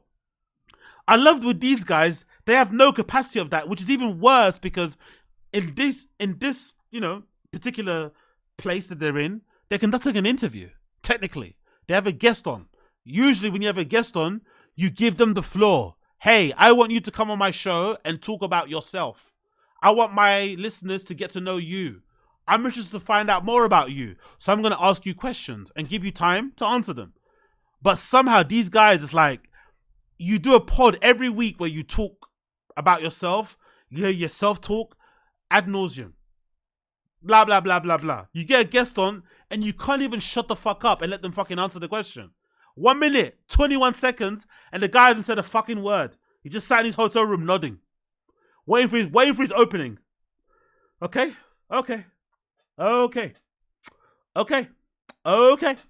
Like, come on, man. You never paid a dime. You stood your ground. You sat here in purgatory.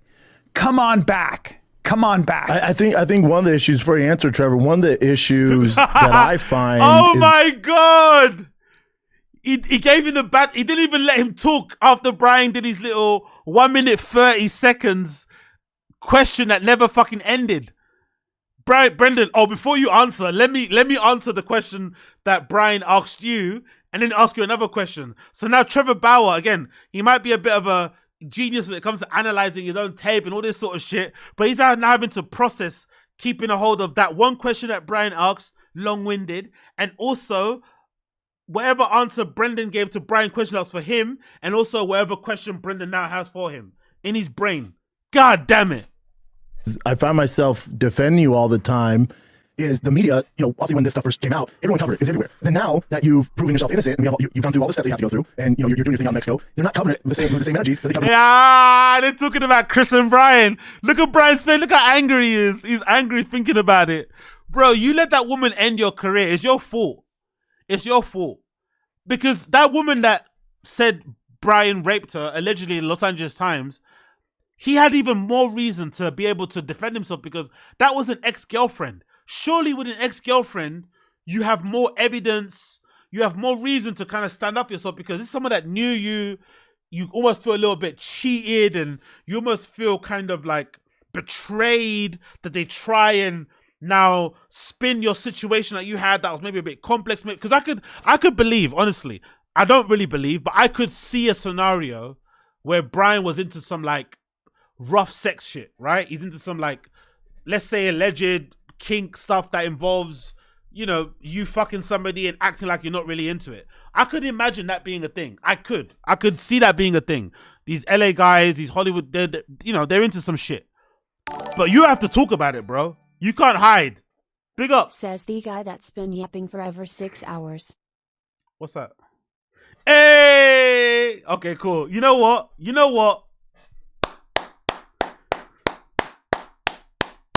You gagged me there. You gagged me there, Mozart. You fucking gagged me there. Thank you and good night. Story, bro. So it's like the narrative, we know it, and there's people that follow it know it. But as far as like ESPN and all these outlets, it's like, why aren't we covering it with the same energy that you guys had when you want to tear this man down? Now that he's gone through the process you guys want to go through. They found nothing. The dude's innocent. Cy Young winner. You fucking ruined this dude's life to a certain extent. Why isn't this out there on the national scene? And I think that's why, to answer the question, I think that's why teams are a little hesitant. Because anyone that looks into it is going to be like, yeah, of course, if you guys insane million times you playing. Yeah. Sorry, dude. We're on a rant. We're a little heated. We're heated for you. We should probably let Trevor talk. Yeah, let's let you talk because we're both heated. Jesus Christ, bro. 2 minutes 50 seconds ranting about their issues with cancel culture. More so Bryan because, you know, he went through it. Brendan didn't really go through it. But I guess now Brendan's feeling the after effects of the cancel culture because the show isn't as successful. They don't have as many ads.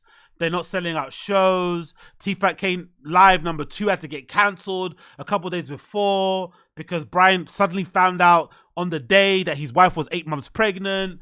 Brendan's career in stand-up has kind of gone by the wayside, so they're angry. And look at Trevor Bauer like, yo, you guys didn't go through what I went through. Like, get the fuck out of here. So that was hilarious, right? But the clip after was fucking hilarious. So this is Brendan when the guy's on the show. You know, whatever. Look at Brendan. Look at Brendan after the show. Look at this guy. Look at how much of a great guy he is, right? So after all that dick sucking, right? Look at how Brendan now talks about this Trevor Bauer guy on his pod. Great guy, by the way, right? Great guy, never a bad guy, never has a bad thing to say about anybody. The Fighting the Kid subreddit people, ourselves included, we're horrible people, blah, blah, blah. Now listen to this guy, how he speaks about his guest that was on just a minute ago. Rules of the samurai. Accept everything exactly as it is. It's sometimes you have to do that. Especially when it's out of your control. There's nothing you can do. Yeah. Hopefully he makes it back.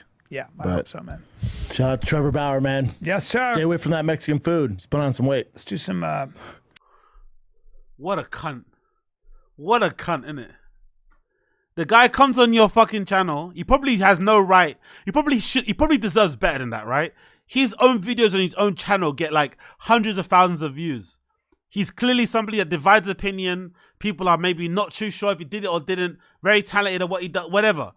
He gives you guys some grace, comes on your shitty show. You suck his dick. You use him as a fucking, you know, as an example to kind of give yourself all the rights for all the accusations you have. And then when he hangs up, you call him fat. You don't even say it to his face as a joke. You say later on, stay away from the what? From the taquitos, from the... come on, rules bro. of the samurai. Accept everything exactly as it is. It's sometimes you have to do that. Especially when it's out of your control. There's nothing you can do. Yeah. Hopefully he makes it back. Yeah, I hope so, man. Shout out to Trevor Bauer, man. Yes, sir. Stay away from that Mexican food. Just put on some weight. Let's do some... What a cunt. What an absolute cunt. What a fucking cunt. Honestly. And he wonders why he has no fucking friends in comedy and why people don't like him, don't go on the show anymore. It's like, come on, Brendan, man. God damn it, bro. But anyway, what can you do? Papa's always gonna papa. Oh, another clip as well from the last episode. Chin finally got an invite Chin finally got an invite to hang out with the boys outside the pod. I think this might be one of the first times in a long time that Chin has had some sort of like social gathering, work gathering, and he's been invited. He's usually the last one to get thought of, which is really sad because he's one of the most important people at TFATK. We all know this to be the fact. But for some reason, these guys don't really, you know, I don't know. They don't seem to respect him too much or don't seem to give a fuck. But now they are giving a fuck and they've invited Chin on a fishing expedition because they know, you know, he supposedly fishes and they want him along. Oh, nothing. Oh, speaking of trips, so you and I are going end of June to Alaska. Are you coming? Listen, Yeah, well, baby. hold on. Well, okay, Let go me for it. do the announcement, man, for you fucking ruining piece Sorry, of shit. sorry. I talked to them this morning in Lex. Yeah. And they were like, well, there's 6 spots on the boat. You guys are only using 4. We need 2 more. I love how Lex, by the way, big up Lex. Lex, the manager, is the one that suggested, hey, maybe let's, you know, you got some spots left. They didn't even think of Chin themselves. Only because the spots were open. They didn't even try to like shoehorn him in or say, hey, if Chin doesn't come, we're not doing it. Nah, they were happy to do it by themselves and leave Chin like, come on, bro. If you're going to go on a fishing trip, you have to invite Chin. I know he's horrible at fishing. I know he might use the fishing as a cover to, you know, to fucking chuck dead bodies into the ocean or wherever he's going to fish. But you have to invite him if you're doing you know, his whole brand is being shit at fishing. Come on. And I said, well, our producer, Chin, loves murdering fish. His audience is actually knows that he's a fisher. It'd be great content if Chin came along. They said, he's coming. Chin? All We're gonna have expense a great paid. time, Chin's guys. coming. That's going to be a blast. I cannot. That's my dream come true. I've always wanted to go to Alaska. That was Really? my biggest dream as far as like traveling. That's yeah. awesome. Yeah. My biggest dream is going to Alaska. All right, sure. Like Brendan's dream is going on SNL. North Star, yeah? All right, cool. Good to know. Good to know. Well, it's happening, dude. Appreciate it. One thing about Brendan and I, we are outdoors guys. We are fishermen. One thing about Brendan and I is we love the old sea, too. We like to really... Why you hunt, though? You are a hunter. I hunt, Yeah. yes. Well, hold on. He's been hunting. There is a distinction. I played basketball last weekend. I don't refer to myself as a basketball player. All right. Been hunting. Been hunting over 4 times. And You're a hunter. listen, There you go. You're pro Right. at this point. you know what I mean? Steve Ranella. I mean, I track animals. Sure. And as long as I have plenty of gear and plenty of guys. And by animals, he means young women. And by young women, he means sales assistants in American Apparel and Uniqlo. And by, you know, tracking, he means open micers at comedy clubs. Women looking to, you know, women with a dream. That's what he basically means, allegedly. Guides, I can, you know, I'll shoot a deer. All day. You know what I'm saying? But Chin's coming to Alaska. That's really cool. Dream come true. So We're thank going you the guys. 25th to the 29th. All right, stop sucking them off, bro. They didn't think of you. You were an afterthought. You got included because Lex, the big brains over there, said, "Hey, we have a spot free. Why don't you invite that Asian dude that's always killing fish on his YouTube video on the show, on the fucking trip? Relax. Stop sucking them off. They literally you were an afterthought. Like relax." I don't know. We'll figure it out. We're gonna have a great fucking time. Chin, you have What to if we bring bring- cameras and recording. I mean, I'll do some B-roll stuff, but I want to just enjoy. No, we have a guy there, Brian. Yeah. By the way, you know this is a good example of like these guys don't talk at all outside of the show. Big up, big up, big up, big up. Big up from Philly. Wagwan, big up, big up. Appreciate you, brother. Appreciate you, brother. Appreciate you. Big up, Burp. Big up, Burp Reynolds. Big up, Burp Reynolds. Appreciate it, brother. Appreciate you. And big up, Philly. Big up the Philly man them. Big up the Philly gal them. Big up Philly one time. But this clip, this particular section of the clip is proof that they don't talk outside the show. Damn, bro. I just been on a whole R state and you're still streaming. You're know, the black guy who works too yeah. much. Bean cheese, bean cheese, Yeah, bean cheese, bean cheese. Yeah. Of course, we have to, bro. We're trying to get ourselves out of poverty, brother. We're trying to fucking escape the fucking dredges of being fucking working class. You feel me? We're trying to escape having to fucking share 6 chicken and wings with my family. You feel me? We're trying to escape, you know, sweeping up the streets, putting fucking bins in bins, and being fucking berated by neighbors telling you that you smell and you stink. You're trying to escape the fucking misery of down below. But yeah, big up Wingers Dingers. Appreciate it, brother. Appreciate you. So I'm about to say, in a particular clip, it's proof that they don't talk to each other. Because Brian's only finding out all the details of this trip. Because it makes you think, why don't they have like don't they have like a group chat? An email chain or something where they share something. They find out stuff about the show on the show while they're recording. They have, like, Brian knows nothing about what's going on. Has no idea that Chin's been invited. Has no idea that they've got a camera guy to film the content, and Chin's not gonna be working. Thankfully on that trip, he probably still will to show off. He'll probably still take his laptop with him, but they don't talk at all outside of the pod. It's kind of wild, isn't it? I know you're not meant to be like best friends with your fucking colleagues and shit, but it's kind of wild that they have no communication. They have no, or maybe Brian just doesn't open the group chat. I don't know what it is, but how do you not know what's going on? Like, absolutely no idea what's going on. That's why he sucks off Brendan so much, because without Brendan, Brian would be solely depending on his dad. Like, Brendan legitimately gave him an avenue to make some money with pods on the side, because he doesn't follow through on his pods. He's had 1 million podcasts. He drops and, you know, he starts and drops, even though he's been doing podcasts as long as Rogan. Brian might have started podcasting about the same time Rogan did, you know, but he just never was consistent. He never did it. He never stuck with it. He just always dropped it. And then Brendan had to be the guy to kind of come in, give him a show that he kind of make some money off and get a bit of fame from. But without Brendan, he'd be fucked because he has no idea what's going on. That's the sign of growing up rich. What's happening? Right? Not having to worry about anything, because, you know, what is to worry about? And recording. I mean, I'll do some B-roll stuff, but I want to just enjoy. No, we have a guy there, but yeah. Hey. Oh, hilarious! You thought you knew what to do. No, what do you mean? Oh, no, we have a guy for that. Who? The staff. Really? Chin's there to relax and kill So we have fish. somebody who's going to shoot stuff, and we got Marcus that's coming up. Mark's coming. Yeah, Mark's coming. All right, it's a job. Didn't know that. Yeah. And then we'll Mark, as in BGL.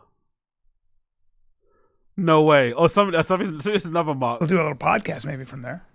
I mean, we can. Hey. Canada podcast. One thing at a time. Let's just get through it. Yeah, we'll figure it out. Oh, Canada podcast. Just go have fun. Yeah. Quit thinking about all this bullshit. Yeah, let me enjoy, Bri. Yeah. Wow. Like we don't have to bring Guys, all I'm this just equipment saying, and stuff. On the boat, wind whistling. Got ourselves a salmon. That's all we need. Right? We'll be able to, we'll get good video content. Yeah, and I'll definitely Chin, help what out are you no matter looking to what. catch? Dude, halibut, salmon, whatever they have, yeah. Hey, what if... Brian trying to have like a normal conversation with Chin outside on the pod is fucking hilarious. You don't talk to that motherfucker, do you? You don't talk to him at all. Trying to appear like they're normal and they're friends. Like, bro, oh my God. So Chin, is your mum and dad still alive? On the show. Oh, fucking hilarious. Anyway, back to the Fire and the Kid. Back to the fucking Fire and the Kid. Where are they? There. Bish, bish, bosh. I wish you had this in you. I do and I don't, because good, we're into different things. Like, obviously, I'm really into cars and fish and chicks, and you're into other stuff. You're into fish? Yeah. You know I love fish. I didn't know that. You fish? Oh, fish. I don't know. I was thinking about fishing. No. You're into fish, not fishing. Yeah, You're into fish. Yeah, fish. 'Cause we're going to You see my Alaska. I tank? was like, all right. Yeah. I love the fact that he laughed at that, by the way. I love the fact that Brian laughed at what? Fish? This hobby, whatever. Cool. That's hilarious. But, I'm into cars and fish and chicks. You're into other stuff. So, so I dropped my 20-year-old Ford Lightning off at Borla. So Borla's like, they are like the bee's knees when it comes to exhaust. Family owned. They're in Oxnard. The father died, who's like a legend in exhaust, custom exhaust. So the son David took it over, who's my boy. So, and you're gonna be like, this is so stupid. I'm sure people listening are like, dude, your ego. It's not even that. When I first got my Lightning, had those issues, you know, is known as the fastest production car ever 20 years ago. Right when I was with my son, I was low on gas. Another garage. Can't you just admit the car's a lemon? Or can't you just admit that you're a shitty driver and you're not taking good care of it? Another expensive garage is going to work on this fucking car. Okay. I filled up, and there's an old guy, probably to me about 70 something. Car guy, had a nice truck, like square body, old school F100, dope car, the truck. And he gets out and he goes, man, that's a nice Lightning. And I go, oh, thanks, man. He goes, too bad it don't sound like thunder. I went, huh? And since then, I'm like, oh, it's fucking quiet. I'm like, oh, he's right. It's fucking quiet. Dude, that was... It's bothered you. Oh, dude. So he planted a mustard seed. He planted that old seed. The mustard seed. Jesus said faith is like a mustard seed. Dude. Has it blossomed into a full-blown tree? I think about that guy every day. And so I was like, all right, I got to change this exhaust out. He's right. It's way too quiet. The car has over 600 horsepower. We got to make this thing sound like thunder.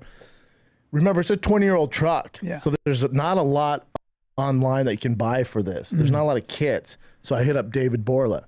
I said, hey, here's what I'm thinking. He goes, dude, we don't really offer stuff for a 20-year-old truck. He goes, bring it by. Let's see what we can do.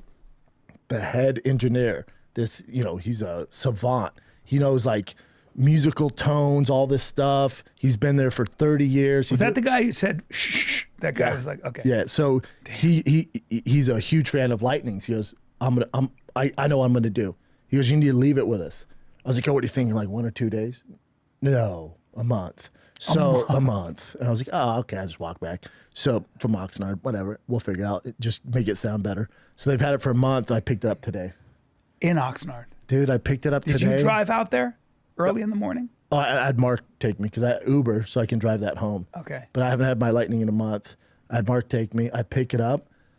The level of joy I got when I started that truck with the windows down. The truck or the car? The truck. So the Lightning's a truck. Yeah, it's a truck. Street truck. Is that one? Jesus Christ, Brian. Wakey, bro. Is he because he's old? Keep up. The guy talks about it all the time. It's on his fucking social media feed. Like, don't know what the fuck the car is. Is that old man brain? Fucking hell. Wakey, old man. Shit. It's orange with black hood. The level of happiness I had. And I thought, God, I wish Brian had this. So you could share it with me. Yes. So you could call me and say, dude. I had nobody to call. Dude, wow. What about Rogan, though? Why don't you call Rogan? Rogan likes cars. Don't you talk to Rogan every day? Is that another lie from Brendan? Doesn't he talk to Rogan every single day about cars? And Rogan tells him some new car he bought and they share stuff. Doesn't he share cars with like Tom Segura? He shares cars with I don't know who else. What happened to all those conversations? Liar. By the way, can I quickly talk about this? Can we talk about this? Hold on.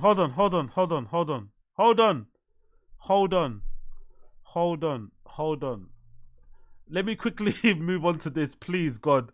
I know some of you guys don't care about this stuff, but I've just seen this on my phone. And I think this is so fucking cruel. I want you guys to see what I'm talking about here. So please bear with me a second as I get this up on my phone. Because I think this is one of the cold heart truth realities of dating a bad bitch. Right? Dating a bad bitch is this. Let me just, because I think there's some men out there that I think again, I've never had the privilege or the prestige or the luck of dating some like 10s, right? Like being with some legit hotties. But one of the hard things to deal with if you're with a hottie is obviously all the attention they get when you're outside. And I think another thing about dealing with a hottie is that they're always in demand. And if they're always in demand, they're going to find it hard to resist some of the attention they're getting from people, even when you're with them. Right? I think that's one of the things, like, you're always in demand. So I don't know, whatever, cool. So I say all of that to say this. Not sure if you guys have seen this, right? But the Instagram model girl, whatever her name is, Ruby Rose, right? The girl that was in the Bad and Bougie video back in the day. She's now allegedly dating Drewski. I don't know if you guys know this, right? Do you guys know who Drewski is? I'm sure most of you guys know who Drewski is, right? So Ruby Rose, this young lady over here, right? Icon, video vixen, bad bitch, right? Baddie, whatever. She's now dating Drewski, the comedian, right? So she's dating Drewski. This is the picture that kind of went viral on my side of the internet. I'm sure most of you guys don't really care about this shit, but Drewski, the comedian, he does these really cool comedy bits. I'm sure most of you guys know, is allegedly dating Ruby Rose, right? Cool. They're dating. All right, cool. Well, guess what happened? And I feel fucking so bad for fucking Drewski. But guess what fucking happened out of the blue? Randomly, some magazine called fucking Clash posts a clip of Mudweke. Noni Mudweke, who's a winger, a football player for Chelsea, right? He's doing a shoot. He's doing some sort of video with fucking Clash magazine, which is a music-based magazine. And in the fucking video, he picks up a FaceTime call that he's having with Ruby Rose. But this Ruby Rose girl is meant to be with fucking Drewski. And they have this conversation, right? Imagine this is your girlfriend. And this is maybe an ex, but this is how they're talking, like, on FaceTime. Imagine how you'd feel if this is your girlfriend, this is how they're talking with the ex. Listen to this. I'm gonna try to call Ruby Rose. Yo, you're on cam. You're on cam. Clash magazine. What are you saying? How you doing? How you been? I'm good. They told me to call a rapper, so I thought I might as well just call you. Your favorite, right? Your favorite rapper? One of them. They ain't calling me now. Hey, I'm gonna hit you later. Alright, bye-bye. And I know you're tired. You've been doing loads for that new song, innit? He says, I'm on cam 3 or 4 times. That's a danger, because that means, what does she do usually when you call her on FaceTime? If you're having to stress, I'm on cam. Don't say nothing mad. Don't do nothing mad. Don't just fucking pull out your pussy like it's a fucking gun, right? I'm on cam. He's so quick to, hey, I'm on cam. Ah! And of course, Ruby Rose saw this post and said, this is old. Y'all are weird for posting it now. But if you listen to the clip, they're playing the song Fisher in the background of the clip. And the song Fisher only recently came out. And Mudweke's hair as well, not to be that kind of guy, but Mudweke's hair has been like this only recently. So the song in the background and his hair is proof that this is not a long time ago. This is definitely the same time that she's allegedly been dating Drewski. And now allegedly Drewski has unfollowed her on social media. He's unretweeted pictures of them together. You know, clearly they've kind of officially broken up. But can you imagine finding out that your like IG baddie girlfriend has been maybe secretly smashing some football player behind your back through this random clip on TikTok? This is why honestly, dating a hot girl must be so hard, because she must get so much attention. She must get from like eligible people, like guys like, you know, like this, a football player that's got money, is young, good looking, whatever. Like, fuck, man, I feel so bad for Drewski, man. I feel so bad for him. I'm gonna try to call Ruby Rose. Yo, you're on cam. You're on cam. Clash magazine.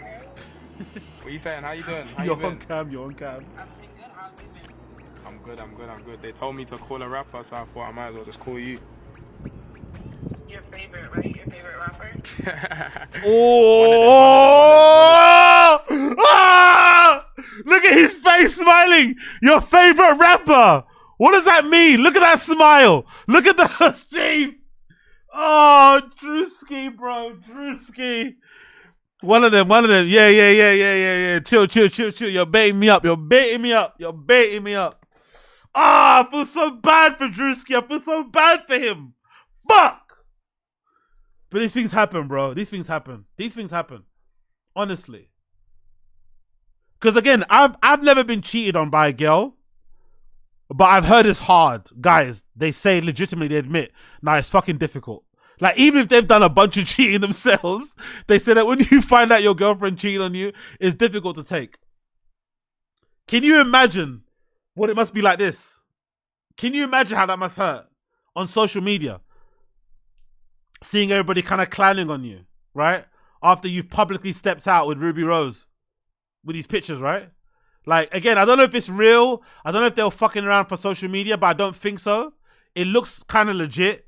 And then you find out that some football player in England is maybe slightly dicking down on your missus. Favorite rapper. Oh. And the funny thing, they always say, like, girls cheat way better than guys. So maybe I say that I haven't been cheated on before. Maybe I have and I just didn't know. That's also a possibility. But I would prefer not to know. I'm not going to lie. I'd prefer not to know. I'd prefer not to know. Fuck. Mudweke plays for Chelsea. Mudweke plays for Chelsea, podcaster board. He plays for Chelsea. Fuck. Yeah, exactly. Big up Rudolfo saying exactly. I never found exactly. I probably have, but I never found out exactly. I don't want to find out. I'm one of those trad wives. I'm gonna bury my head in the sand. I'm gonna bury my head in the sand. I don't want to know. I'm gonna turn a blind eye. I don't want to know.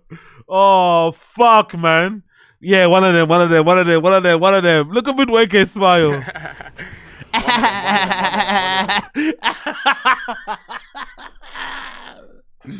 Oh fuck. Anyway, continuing on. Truck sounds like a lion roaring. Oh. It sounds like Zeus is bringing his hammer down. Dude, if I could just put that into a drink and sell to people, there would be less electric cars. Yeah. The joy that you get going down the street. I thought to myself, how does everyone not feel this way? Yeah. I don't understand how you're not into it. When you drive it, when you push on the accelerator. Pure happiness. It took a month though. A month to get that sound right. A month. They're experts. A month, bro. On the exhaust. On the exhaust. Straight pipe. Damn. Race use only.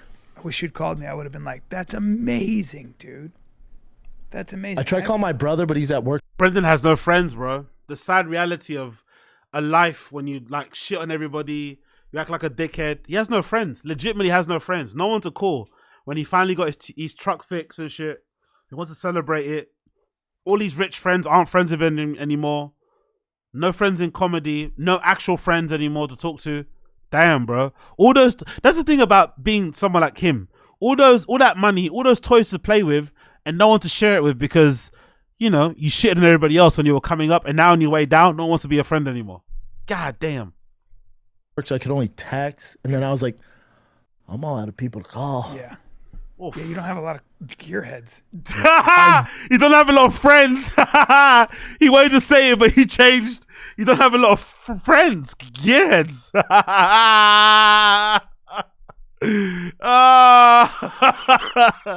I'm all out of people to call. Yeah. Yeah, you don't have a lot of gearheads. Yeah, gears. I do, but they're like so into it but that your brother if I call them out exhausted, like, okay. Your brother probably went, that's sick.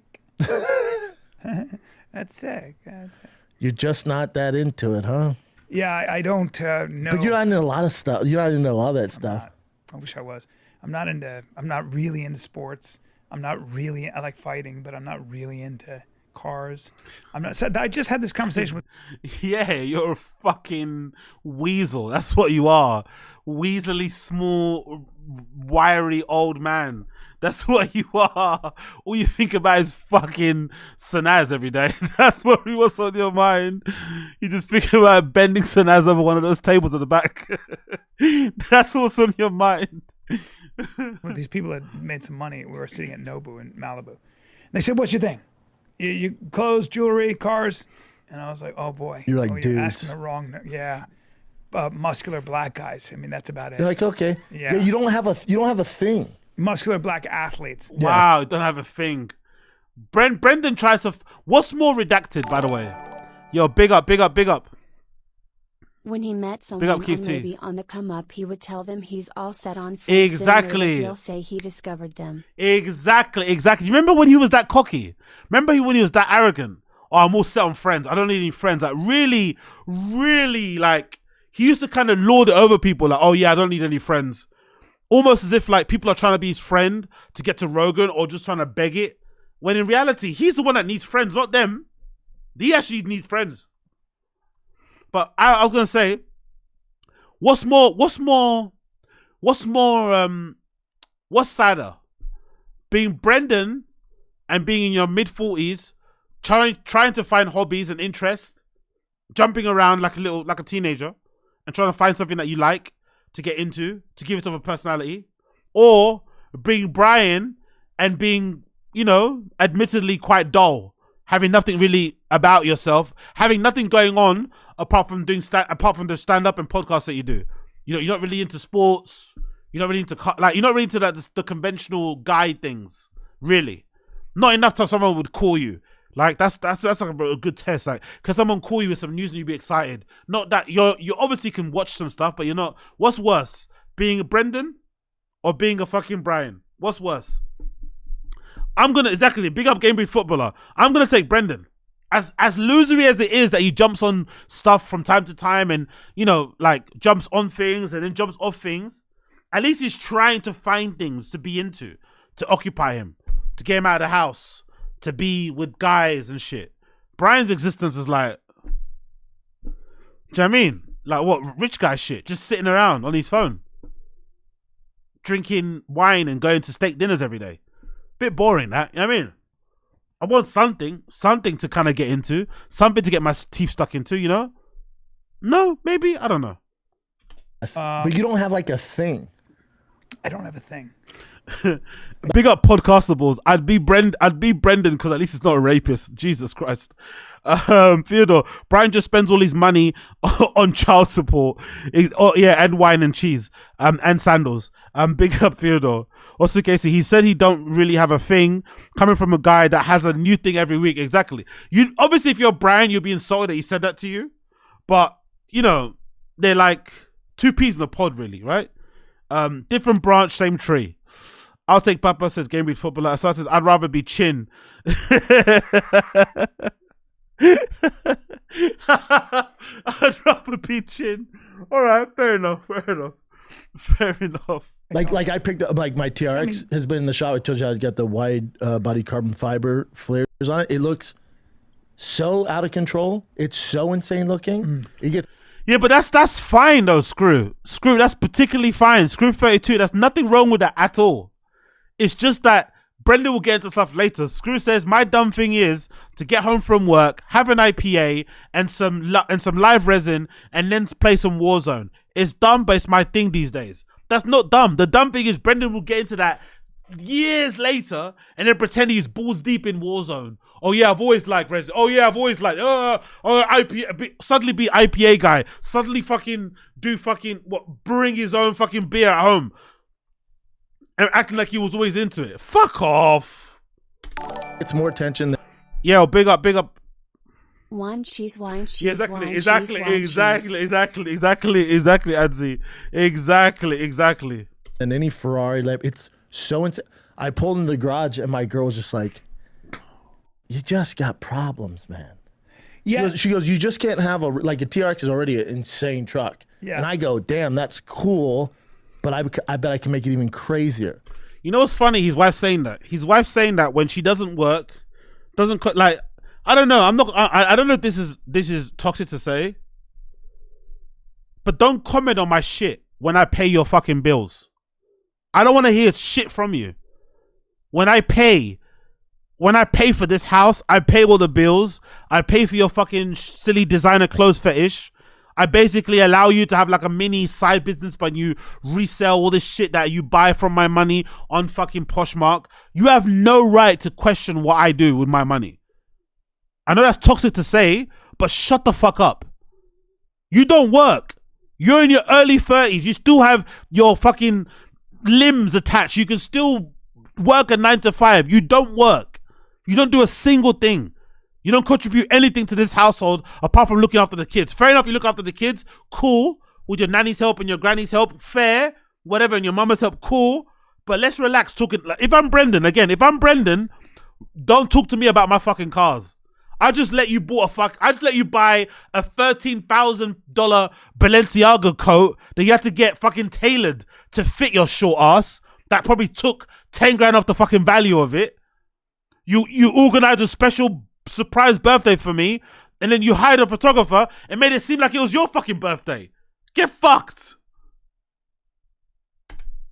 Then we get a fish tank. My son gets a fish tank. I go, those fish are cool, but I know cooler fish. And then I have My dad used to always be amazed. I know he wastes his money. I know he's not the best with his money. I know he's a bit of a big kid, but Brendan fucking makes the money for that household. He supports that entire household. The kids go to private school. They're dressed in designer clothes. They have Nikes on their feet, little chains and shit. They have little cool, like cute kid haircuts and stuff, whatever it may be. That's all fucking money. Getting a kid a haircut isn't cheap, I'd imagine. I'd imagine getting a kid a haircut isn't like $5. It's probably like 20 or something, a bit more than that. And you're buying them little designer clothes they're gonna grow out in fucking a week. Like, shut the fuck up about my cars. Shut the fuck up about my fish. Shut the fuck up about my bikes. Like, shut the fuck up. Like, unless you're busting that pussy open on OnlyFans or you're fucking making some money at Chili's or Wendy's or wherever you're gonna work, I don't want to hear from you. Unless you're contributing, zip. I had none of that. So I think maybe the reason I'm not into anything like that maybe is because the way I grew up. So when I grew up, I had to leave wherever I was. So you can be attached to anything? You can't be attached to anything. So This guy is so full of shit. What? Come on, Oz, crash out. Let's go. Crash out? No. I don't want to crash out. I'm just sharing my opinion. I'm not crashing out. I'm just sharing my opinion. I don't know about you guys. I don't know if that makes sense, but I think it's this other way. I think it's the same with that. Dude, I think it's the same the other way around. If your woman makes the money and supports the fucking household and pays all the bills, you don't have a right to say anything to her. Keep your mouth fucking shut. Like, keep your mouth. Throw away the fucking key. Shh. When she walks into the room, you better fucking get correct. You better start pretending to wash stuff. You better start pretending you're looking for jobs. Like, don't fucking talk to her. If she's paying all the bills, you shut the fuck up. That's the rules.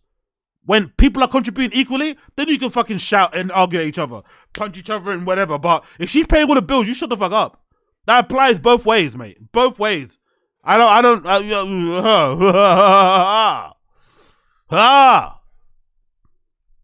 Even a dog, right? So anything like that. So I had to say bye to even my pets, and definitely anything that I like, a house or a car. Boy, if your parents just steered you a little this way, serial killer. Yeah, you have all the makings for a serial killer. That's right. Yeah. My friend, my friend said to me, he goes, "If you weren't a good guy, I'm a good person. Like, I care about people. Yeah. You know how I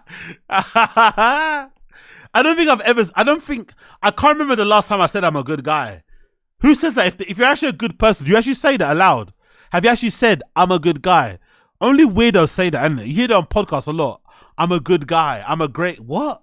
Who says that about themselves? I'm a good guy. Really? Okay. Here's a sticker. Good guy. I fucking give money You're to too people. nice. Yeah. And costs money and all the time. he said you'd be a great criminal. Oh, see, like, I never forgot criminal, that. I don't know. I would say serial killer. I think you'd be very good but at I it. just Because you're can't. charming. You're very Ted Bundy, but you had good parents. That's what he said. That's what he said. But I would never hurt. I wouldn't want to hurt anybody. Press X to doubt. Kill bad but guys. if you went down that, that's what I'm saying. I could kill bad guys. One bad left turn, and you're full blown wearing people's masks. Yeah, if you told me, faces a mask, if you wearing said, dresses, Brian, you have a superpower, and I can tell you where fucking all black the guys. serious Keep going. killers and all the child molesters are, or whatever. I would definitely kill those people. That's different, and though. sleep well. But then you're a superhero. That's different. That's what I want to be. Yeah. Why'd you pronounce different? Like, that's different, though. That's different, though. Definitely kill those people. That's different, And though. sleep. That's different, though. What is that an accent? That's different, though. Maybe that's a Denver. Maybe that's a Denver. Sleep well. But then you're a superhero. That's different, though. Or whatever. I would definitely kill those That's people. different. That's different, And though. sleep That's different, though. That's different, though. Okay. well. But then you're a superhero. That's different. But that's what I want. Most people, That's I'd different. be down for that. Yeah, I wouldn't kill. I'm just saying, if your dad was like a little meaner, maybe slapped you around a little bit. Yeah. Serial killer. Maybe. But instead, good parents, good guy. I know, but here's the other thing that bothers me. So what I'm into is nerdy shit. Like, for example, I'm into, if I hear somebody articulate an idea and they say something like, they go, the difference between Marcus Aurelius, the great Stoic, and Jesus Christ is X. I go, I'm listening. Because I want to hear the ideas that moved us forward or held us back. Here's the difference. So let's say that was my thing. Yeah.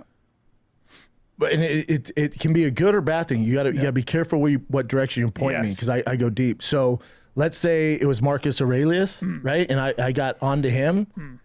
I won't sleep. I will stay up. I got onto him. You want to fuck Marcus Aurelius? All right, cool, man.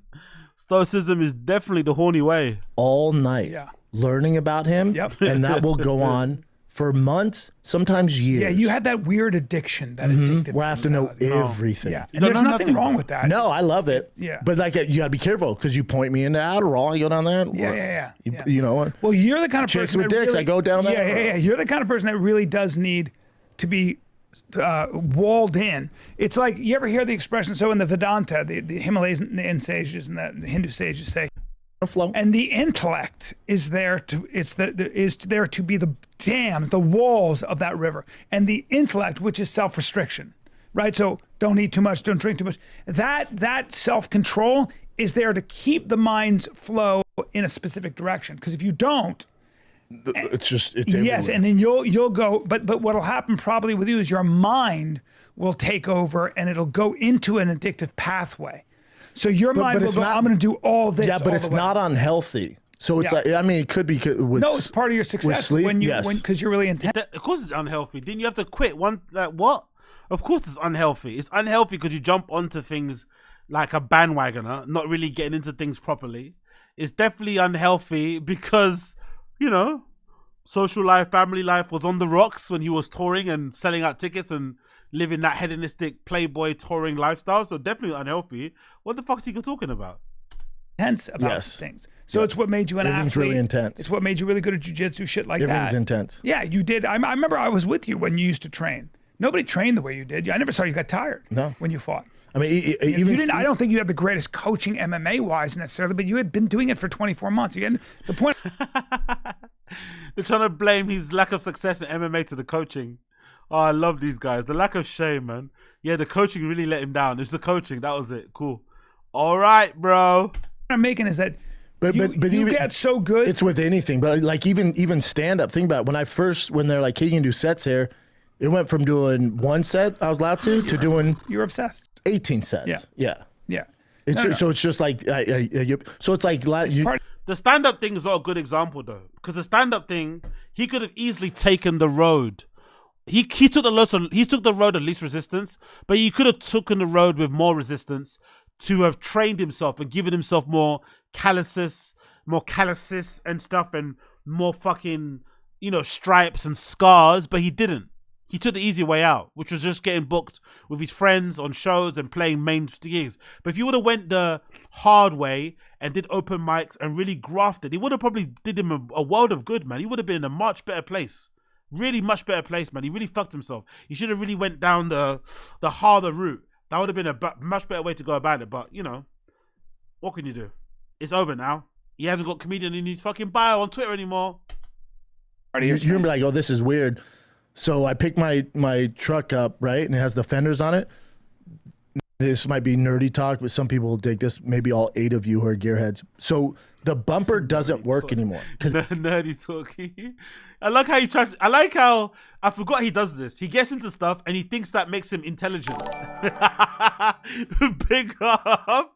So Speaking of stoicism right now is Ryan Holiday, who lives in Austin. I knew Rogan would discover him and have him on the podcast. Oh yeah, of course. Oh yeah.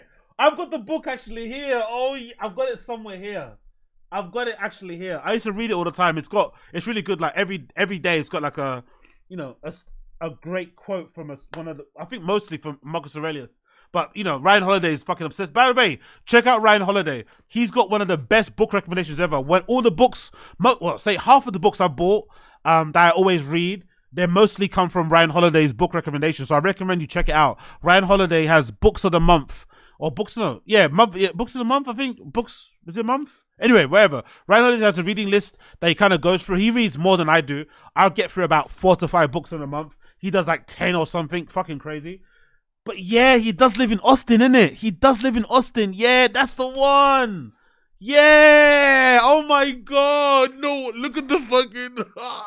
This guy has no fucking personality. Everything is fucking Rogan. Everything is fucking Rogan. This is Rogan's... You know when I kept saying, if Rogan had a son, Brendan is Rogan's son. Brendan is Rogan's fucking child. Oh my God. Everything that man does, he fucking copies. Wow. Wow, wow, wow, wow. Wow.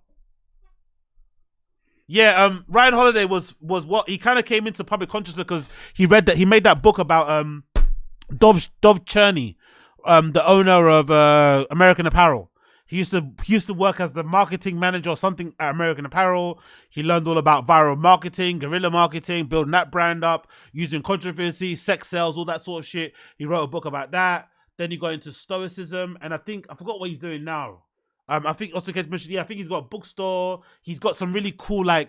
I actually went to buy a ring. He's got a cool ring that he kind of sells as well. That has a really cool, really poignant fucking Latin phrase. I forgot the name of it. I think it's Seize the Day. I forgot what it is in Latin, but he's got the Seize the Day ring. He's a cool dude. I really like him. He's a good guest on podcasts. He's actually got a good podcast himself that's really fucking informative. He's got a great blog. So check out Ryan Holiday. Ryan Holiday is a fucking top G. Like I said, a lot of the books that I get monthly, I usually kind of steal recommendations from his fucking book list. So yeah, Brendan now, because he even pronounced Marcus Aurelius okay. So I was like, hold on. How does he know? Oh, the Rogan, Austin. Oh my God. Oh my God, this guy. Oh, I don't know about you, but I don't even like to sometimes admit when I get stuff from people. But Brendan is like unapologetically just like sucking off Rogan to the fucking shaft, to the fucking base of the cock. God damn it, bro. It's a custom wide body fender, so the standard bolt-on bumper doesn't work. When I say it drives me crazy, I won't drive it till I get it fixed. When I say it keeps, because it's keeps just a little off. It's off. And so I have an eye, you've always said it's like having dishes in the sink that stink. Yep, and I have an eye for things, and it will be all I see. So now, Friday, I have to take it 2 hours north, and this kid, Beast, he does the custom bumpers, and then when you do the bumpers, because the rear bumper is higher now, you can't have your traditional dual exhaust because it's going to hang too low. So you have to... I forgot this about him. When Brendan gets into things, he uses it as an excuse to learn things, and then he thinks that makes him more intelligent. Instead of just like being a curious person about everything. Don't shut yourself off from the world, or you see something interesting that you don't know about, research it, read some books on it, read articles. I remember in the past before I fucking was able to, get books all the time, this is what I used to do. Back in the days, right? Back in the days before I would fucking buy a book. Look how redacted I was back in the day. Because I was fucking sorting some shit out because the house had to get repainted. But look at what I used to do back in the day. Back in the day, I guess because maybe I didn't have any internet at home. Probably that's why. I'd go online and I'd fucking print. No, I think it was at college. I don't know where I was. Wherever I was, I'd print interviews and shit. Articles I wanted to read. I'd print them out. I'd literally print these bad boys out. And I have interviews here that I would print. Like, I have articles. Look, I have articles on Jeffrey Deitch, the fucking Deutsch Gallery guy, right? Or how you pronounce his name. I'd print all these things out. And these are just stuff that this is stuff that you find on the social media. Articles that you went to read and shit. And just fucking take it. It's not that big of a deal. You don't have to fucking suddenly open an art gallery and now suddenly you want to learn about these things. No, you just check them out. You find out somebody you like, interesting. You print out some stuff. You fucking read it. You check it out. If you don't want to read it, you don't read it as well. You fucking continue on there. But Brendan has to fucking buy trucks to suddenly be into fucking pickup trucks. Can't you just learn about them anyway? Isn't that possible? Because I don't understand why suddenly I don't get why he stopped talking about luxury sports cars. Why not? Because it actually makes more sense if he was to get into like vintage versions of the luxury sports cars that he was into. Because he clearly liked them. Ferrari, Porsches and stuff. Just get into older ones or ones that you can afford. Maybe start, modding them up. give them a bit of a, what's the thing called? Give them a once over and shit. That's still kind of cool, but pick up truck personality, then it's gonna change to something else. It's like, oh, whatever. Reroute the exhaust through the side of the fenders now, which is insane. So it's so dope. This is symmetry. It's all I think about. Yeah, but see, now here's my... Yeah, exactly. Big up Austin, exactly. Because I think the printing of things, right? I think I've lost the ability to retain a lot of information because of that. I also don't think I can retain as much because I watch and read a lot of stuff via my screen. When I was... Even my books, when I would like read, I'd obviously retain a lot of it. But when I'd read articles like that I'd print on paper, on the bus home, on the train home, I'd retain all of that information. Now I don't retain it as much, so it's really annoying. I should do that more often. I should probably buy a printer at home and just do that, especially for the pod, and read through stuff before I fucking read it on the fucking pod itself, because that's fucking annoying sometimes as well. But I just don't do it anymore. Laziness, habit, whatever. But that was usually something fun to do, just to kind of learn things, you know what I mean, along the way. But hey, what can you do? And of course, the added benefit as well, just to be a little bit facetious, no, just to be a little bit self-absorbed and shit, was the added benefit of the fucking social points you'd get. Being on a fucking bus somewhere, reading some fucking paper. You know what I mean? Like you're fucking... Do you know what I mean? Like a fucking smart ass. Question. So you have an eye for symmetry. Oh. You have an eye, like if something's off, it's going to fuck with you. And that there are a lot of people that are visually acute like that do that, right? Yeah. I fucking hate Assad. I fucking hate Assad. Assad is such a cunt, isn't it? Assad is such a cunt. We got a couple Norman Feinstein, Finkelsteins in here. Print out paper boys. Assad is such a cunt. We're all fucking enjoying jacking each other off, right? Intellectual guys. Assad comes in. Couple Norman Finkelsteins. Oh, you need that. You see, this is what these guys don't have. When you're just there jacking yourself off, making yourself feel fucking high and mighty, you need someone to remind you, hey, shut the fuck up. You sound like fucking idiots. Oh, big up Assad. Big up fucking Assad. You're a legend. Big up Assad. You're a fucking legend. I remember, not to drop a name, but I knew Bradley Cooper was going to be a good director because I bought a fucking flat screen TV at the time. Print out paper boys is fucking incredible. I don't know when it was, or 2005 or something. And the TV exactly had a sticker. Big up Coiler. Exactly. Bell hooks at the cafe. You know exactly what you're doing there. Bell hooks at the cafe. Bell hooks at the fucking cafe. Are you dumb? Wee. Leave that bad boy open. You know, what you call it? Book that. What you call it? Cover side up. Woo. On it that was the same color as the border. Yeah, but I didn't notice it. Yeah. And he goes, dude, just take that sticker off, and I go, what sticker? He goes, that right there. And I go, what? And I go, and I didn't even know it was a sticker. I didn't notice it. And I pull it off. It's a tiny little thing. And he goes, yeah, now there it is. There's the. Weird, and I was right? like, dude. So you have you know if you either have that eye or you don't. I don't. That's why you're into fashion. That's why you notice shit like that, color schemes. But even so the thing about the car, it's like the whole front end is carbon fiber. So let me remind you again how smart I am. So to an untrained eye, it looks all black in the front. The back is all black. Then the middle's blue. But before I did this, there was a black strip at the bottom, which drove me nuts. It didn't flow with the truck. So I had it covered in the same blue.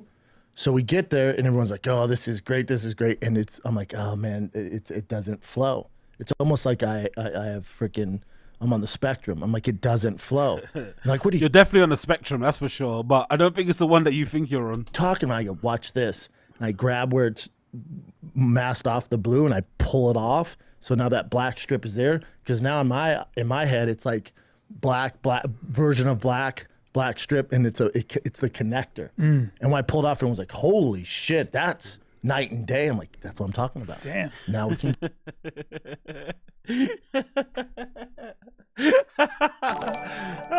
Brendan Picasso. Hold the phone. Brian said you got an eye for symmetry. Papa's mustache would beg the differ. Hey, exactly. Yeah, exactly. That right hand side, isn't it? That mustache, that right hand side one. Oh mate, oh my god. Oh. I fucking love this, guys. Honestly, I love these guys so much. I love them with my whole heart. Is that, here's my other question. Is that a form of procrastination? Let's take a little break, dude, because I'm... Oh, shut up. We're not going to, no more. All these ads, bro. How many ads do these guys have on The this all fucking nat- shitty pod? Dude, naturally, without nasty prescription drugs, we got an offer for you. Thanks, Adderall. Oh, we're still going. We're still fucking going. TFATK. By the way, Happy Hippo must be getting some good deals from them, innit? Because Happy Hippo have been sponsoring TFATK for a while now. They haven't really dropped off. Happy Hippo have been, I think they joined, if I'm not mistaken, knowing my law, they were, I think they kind of would, I kind of noticed them around the pandemic. Pandemic times when I started to notice Happy Hippo. Happy Hippo have been around for a while. They've been riding with fucking Brendan since then. Fair play. TK, you get 20% off for life. It's happy. Is it a form of mania? Like, is it a form of like obsession and you don't even know why you're obsessing over it? That's a question. I think it would, if I wasn't, because I've been into cars since I was a kid. Yeah, you have. Yeah. Since you've known me, I've been No, to you've been cars. into cars. And then you've also liked really nice shit. Yeah. You just have. Like, so I think a lot of it's just. And then what once you're the doorway opens where I start meeting people in the space, I'm like, wait, you can do that? Wait, you can do that? And then you start putting the pieces together, then it's on. Then it's on. Yeah, I love it. Yeah. And then my boys are into it, like Tiger. I mean, that's part of it, by the way. You can never spend enough time with your boys when they're young. I don't know. Getting your kids into cars and shit is a bit of a weird way to parent. I'm not gonna lie. I'm not gonna lie. I don't think that's good. Making your kids into, you know, turning your kids materialistic is probably, that's why I've always hated, there's a thing in fashion now with like brands making like baby brands, like children friendly brands. So like, I don't know, Gucci, whatever. It's a thing now. Or even big streetwear brands like Kith and stuff. They have like, you know, children's lines. And I don't like that. I don't think you should get your kids into like streetwear and like know the difference, like kids version of essentials. Fear of God essentials. They're wearing Bape and Kid Supreme and Yeezys. I don't think that's cool. I think kids should just be like kids and wear whatever, Walmart clothes, whatever. And then obviously if they as they get older and they have their own identity, sense of style, cool. But as children, like, you know, putting labels and brands and shit and all that stuff on your kids, that's some hood rich shit. That's probably why I always say both ends of the spectrum have more in common. That's probably why really rich people have more in common with really poor people, because really poor people, especially from where I grew up, people that are really poor, when they have kids, they kind of try to like correct all the horrible shit they went through when they were kids. So they'll go out their way, they'll put, they'll get their baby a gold chain on finance. They'll buy them a Nike tracksuit on finance that they're going to grow out of in 2 days, right? They'll do all this shit because they never had shit when they were growing up. And I think rich people do the same thing with their kids. A way to show them love is that they just spend money on them and not actually give them love and affection. But I think as a child, you shouldn't be, you know, your parents shouldn't be getting you into cars and shit. It's like, what? Like, I don't know. Again, I could be wrong. You know, you can never spend enough time with your kids. No. And like the whole racing thing is, my son loves it. He loves it. Baseball, all that. Yeah, so. And they're into cars, like they love it. Like Tiger, he has an Apple. Because you spend time with him only when you go do a car thing. Of course he's going to be into it because he wants to spend time with his dad. But if you went and watched fucking Birds, he'd be into Birds as well. They're young and impressionable. They're not into jack shit. But again, what do I know? Watch, he texts me, which I don't think he's allowed to have at school, but he texts me, Dad, did you pick up the Lightning? Is it loud? Question mark. That's so funny. He can't wait to see it. He's like, can you pick me up from... Maybe start by learning the 50 states, Bryan. Yeah, exactly.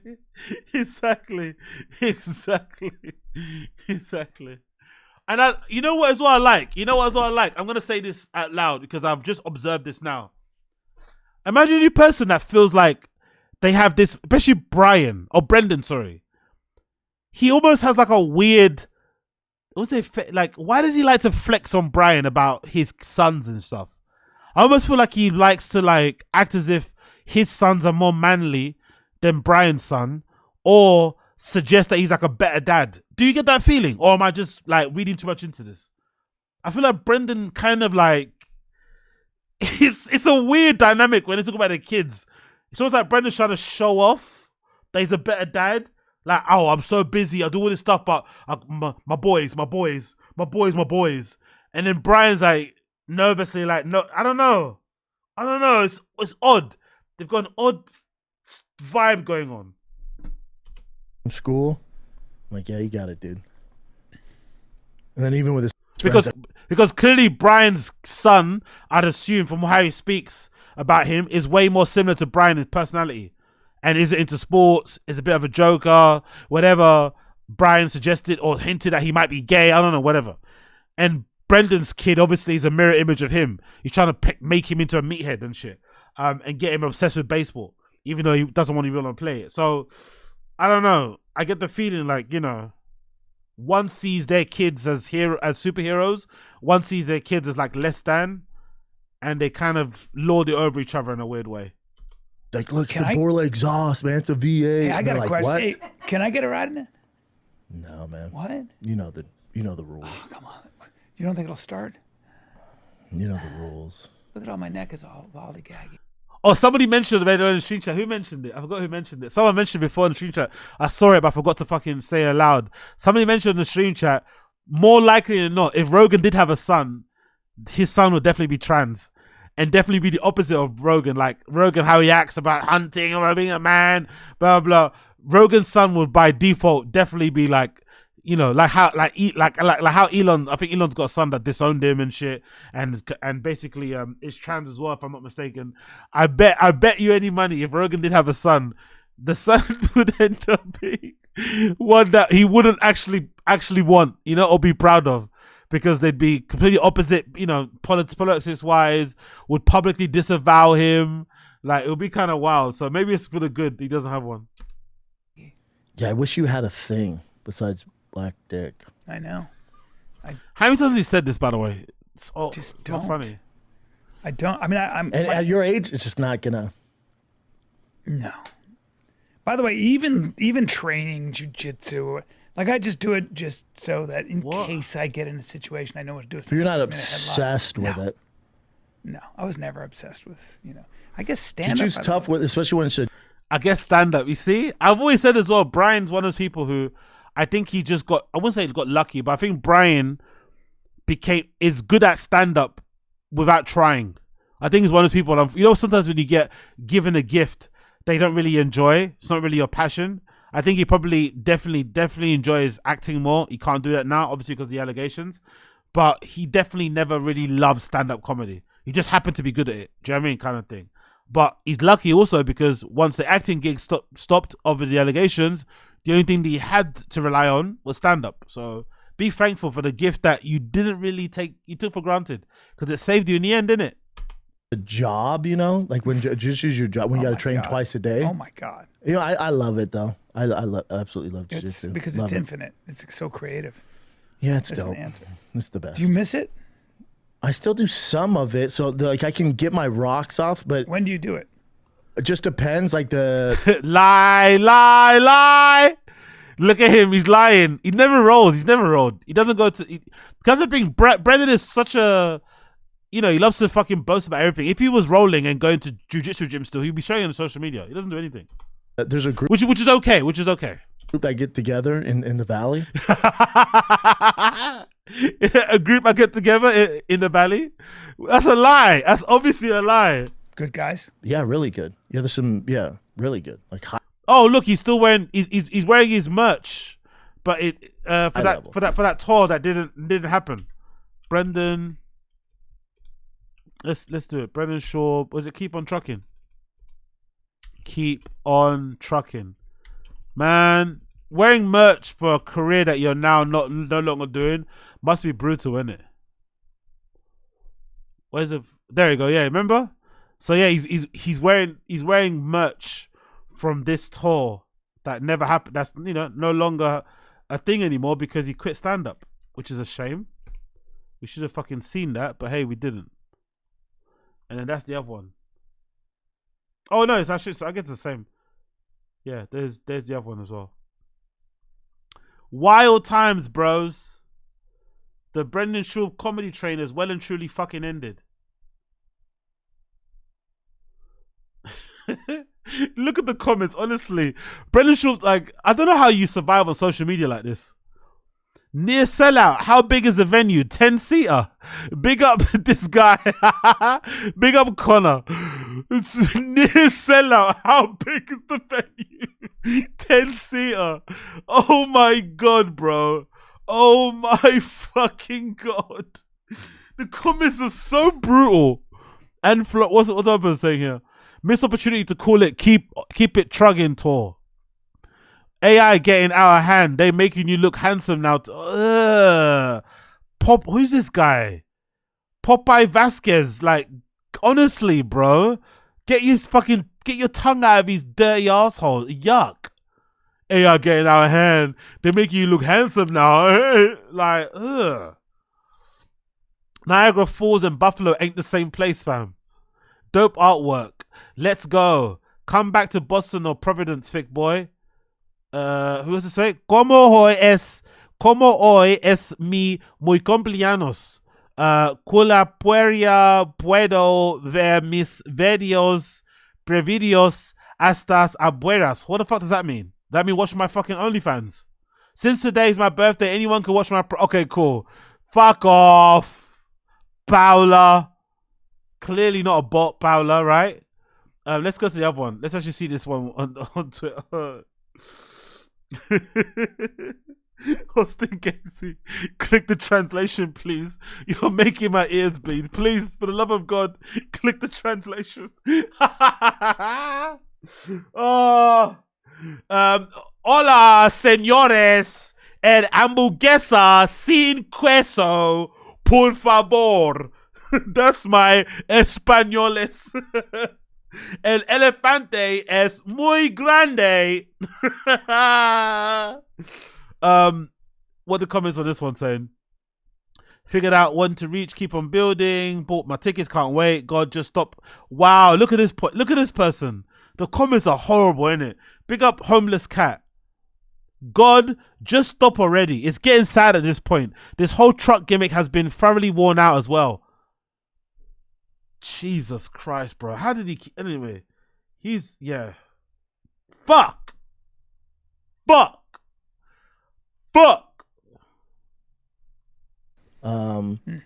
my thing, like, and that's why I had to pull off from the road is like... Oh, here we go. Another cope in the... This is the thing I don't understand. Just let it go. It's okay. I guess he has to convince himself, because this might be the first time. No, actually... Oh, it's the second time, isn't it? Maybe he told himself after UFC, I'm never going to quit anything ever again. Maybe that's why he's finding it hard to cope. Maybe that's where the cope's coming in. Maybe he's finding it hard to, like, accept that he quit comedy because he failed at it, because he couldn't sell tickets, because there's no demand for him, because he's not getting funnier. He's getting he's actually getting unfunnier, which is weird, and getting less funny over time, but it's happening. Shit. Exactly, young old vibes. I didn't get fired, I quit. Exactly. That's the vibe it's saying. The time commitment, I gotta be careful on time commitment. Oh, dude, you can't look at your sons and be... It's such a lie. He had more on his plate before. It's such a fucking lie. It's such a lie. If he was selling tickets and selling out places, he'd be touring as normal, as he was before. He's just not selling enough, so he's not doing it. It's perfectly fine, but the lie is unnecessary, brother. Come on, man. Come on. Yeah. I'll be with you in 2 hours. I have to go roll. Yeah. Like, it's not happening. Well, they're like, hey, how come you don't come at Saturday at 8 a.m.? I'm like, oh, you're talking about when my kids aren't in school? Like, it's the cat class I go to is twice a week. It's literally 3 minutes from my house, and it's 1 hour. Yeah. I'm going to do that. Yeah. And it's not crazy. It's like rolling. But even like I'm up at 4 every morning. I'm at the gym by 5. Why does he lie about this? I'm up 4 every morning. No, you're not. You're not at the gym at 5 at all. You used to be, but you're not anymore, which is okay. But come on, man. Why the lying? I'm back by 6:15. The kids get up at 6:30. They don't even know I worked out before they get up. Lies. They have no clue. Lies. Get them ready, drop them out of school. I go to work. Beans, cheese, frijoles, queso, frijoles, queso, frijoles, queso. Big old hostel, yes, exactly. Frijoles, queso. Exactly. Exactly. Work, and then I can figure out the car stuff between work and while they're at school. They have no. This is a weird. Again, this is like they're trying to convince themselves that they're good dads, isn't it? It's like, just be a good dad, bro. You don't need to convince the audience. Yeah, you wasted some time. Yeah, you probably chased too many fucking. You chased too much skirt. You tried to fuck everything that moved. You were on the road avoiding your family. Okay, you made some mistakes, but the way to correct your mistakes is just to correct it with your actions, not with your words. Just allow it. We get it. Like, what is all this stuff? What is this like fucking group therapy about your fucking, about you being a dad? Like, okay, we get it. Like, move on. No clue. Then I pick them from school. I'm home. They have no clue. They were at baseball. You're home. You're there. All the Because I don't time. know about you. My 2.5-year-old, I ain't getting nothing done. It's playtime until he goes to bed, sir. Party time. It's party time until he goes to bed. Party time. All they do is. And play. I don't. No, it's great. Yeah. And I'm the one who's there when he, Beast when of a I, dad. he every Beast of morning, a dad. no matter what. Mommy, never daddy. Mommy, over and over. I open up and she goes, Daddy, don't hear me. And then I have to kind of work my way in. And then it's playtime. But yeah, Basti's at 4. Like, Jan's been at the house a lot dealing with the car stuff. And Jan's like, do you realize how smart Boston is? I'm like, nah, everyone thinks their kid's smart. And Jan had this guy break into his house. And he was telling us the story about it, which I was like, it's a little much for a 4 and 8-year-old, whatever, you're gonna scare the shit out of him. And Boston goes, oh man, was it a hacker?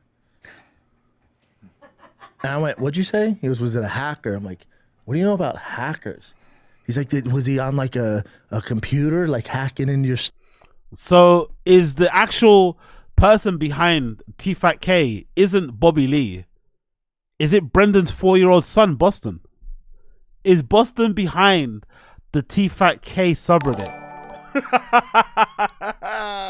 Here's more money. Big ups. Yo, big up. Appreciate you, Mozart. Appreciate you, Mozart. Big up, Mozart. Big up fucking Mozart. Maybe Boston is actually the person behind the fucking TFATK subreddit. Maybe. Oh. Stuff. I'm like, what movies are you? What, a hacker at 4? Is it a hacker? So cute. What? So cute. Isn't it wild? We said a hacker. You know they have nothing to talk about, innit? They have nothing to talk about. Nothing to talk about when they get into fucking dad talk and nothing to talk about. Nothing to talk. Aren't you meant to be a comedy podcast? Let's make some laughs, please. Yeah. Kids are wild, dude. They're wild, buddy. And there you have it. And there you have it. And there you have it. Yeah. I wanted to bring this up. I was watching a thing. It was on Twitter. Yo, big up Keith T. Big up Keith T, eh? Huh? I listen to AZ till 3 a.m. Sleep for 1 hour. Go work out for 3 hours. Work for 18 hours. Come home. Take your life for 4 hours. Study with the kids for 4 hours and eat dinner. Yeah! But big up the wife. Lucky lady, huh? Take care of the wife for 4 hours. Lucky lady. 4 hours. I've only got half an hour in me, mate. I've only got fucking half an hour in me. 4 fucking hours. Lucky fucking lady. But Michael Chandler, he adopted 2 black boys, right? Are they American boys or are they African? Do we know? But they're either way. Brendan and black people thing. Anyway, Brendan and black, are they Mexican or African? Are they African or African American? Okay, Michael Chandler, we get it. Michael Chandler, we get it. You're not racist, we get it. They were in. He adopted them. Two black sons. He's getting this backlash. Sean Ryan. Yeah, this was a recent interview, I guess, on YouTube. A lot of backlash, but this is why I want to talk to you. So, oh yeah. Great. Let's get all of these non-black people to talk about this issue that's happening with Michael Chandler and these black children. It's, again, I understand what the pushback online is because Michael Chandler is trying to bring his kids up not to see race. But unfortunately, with them kids being black, they're going to encounter race and what they look like via other people. It's just a reality of growing up, especially in America. It's just one of those things. You can't really grow up without seeing race because you're going to be subjected to racism in some way, shape or form. And it's better that you learn it from home than discover that shit out on the streets. But I understand Michael Chandler's heart's in the right place. I hate all the fucking rah-rah Black Lives Matter people online who are trying to question his parenting and shit. Because, hey, If you wanted to help, you would have adopted those fucking kids. You didn't. Shut the fuck up. So I understand both sides of it, but the people trying to tell him and trying to shame him and trying to say, oh, that's why white people shouldn't. No. He did it. He adopted those fucking kids. He deserves some respect and some fucking credence and a pat on the back for it and a fucking celebration from it and acknowledgement for that. Yes, his parenting skills or how he's going to navigate with them being black is a bit unconventional. Maybe people are upset about it. I understand, but let's simmer down. All of you rah-rah people online, you weren't offering to adopt those kids yourself. He did it. So, tranquilo. On that period, we're seeing on the YouTube podcast, Justin Contra saying, I'm not raising black children, I'm raising children. Thank you. He added, whether you're black or white, no matter what race you are, there are certain things about being a man and being a good man when it comes to character and integrity and safeguarding the helpless. And yeah, that's all good, but they still should have an understanding of what, you know, their race, because it's an integral part of who they are. And unfortunately, the world is going to constantly remind them what their race is in one way, shape, or form. It's quite important. I think the first part what he said is also important, true, but you know, especially in America, just in the world, you have to know where you fucking stand, man. You have to know how people perceive you and have to navigate around it. But again, I could be wrong. And sticking up for those who need it. Yeah. You'd be real lucky to get adopted by Michael Chandler, no matter who you are. He's a fucking... Andrew Tate tweeted, adoption isn't for everybody, but kids out there need parents. Nothing but respect for Chandler. No idea how anyone can clown a man for being heroic. So it's more like Black Twitter was like, hold up. They were saying, so I'm not raising black children, I'm raising children. So people got upset because they're saying it's different when you raise black children. So this person put, why do white people adopt black children? There are white children with no white parents and they always pick black kids. I don't think that's true. Yeah. I think they believe they'll get some love or perhaps a pass. Everybody's got it. But this is the internet in a nutshell.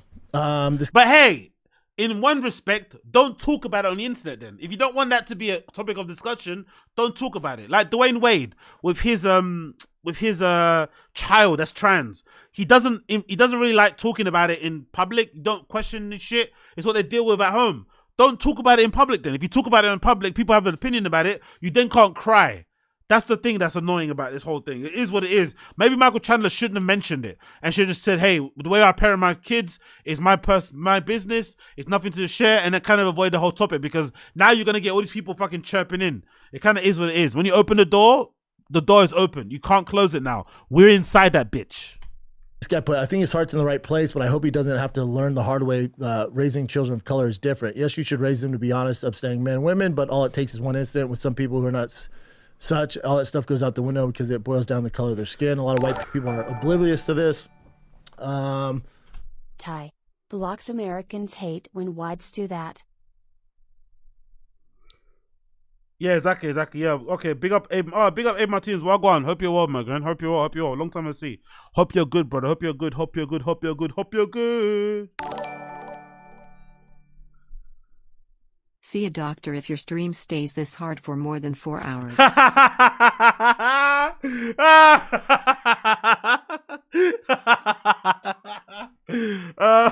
up Koina.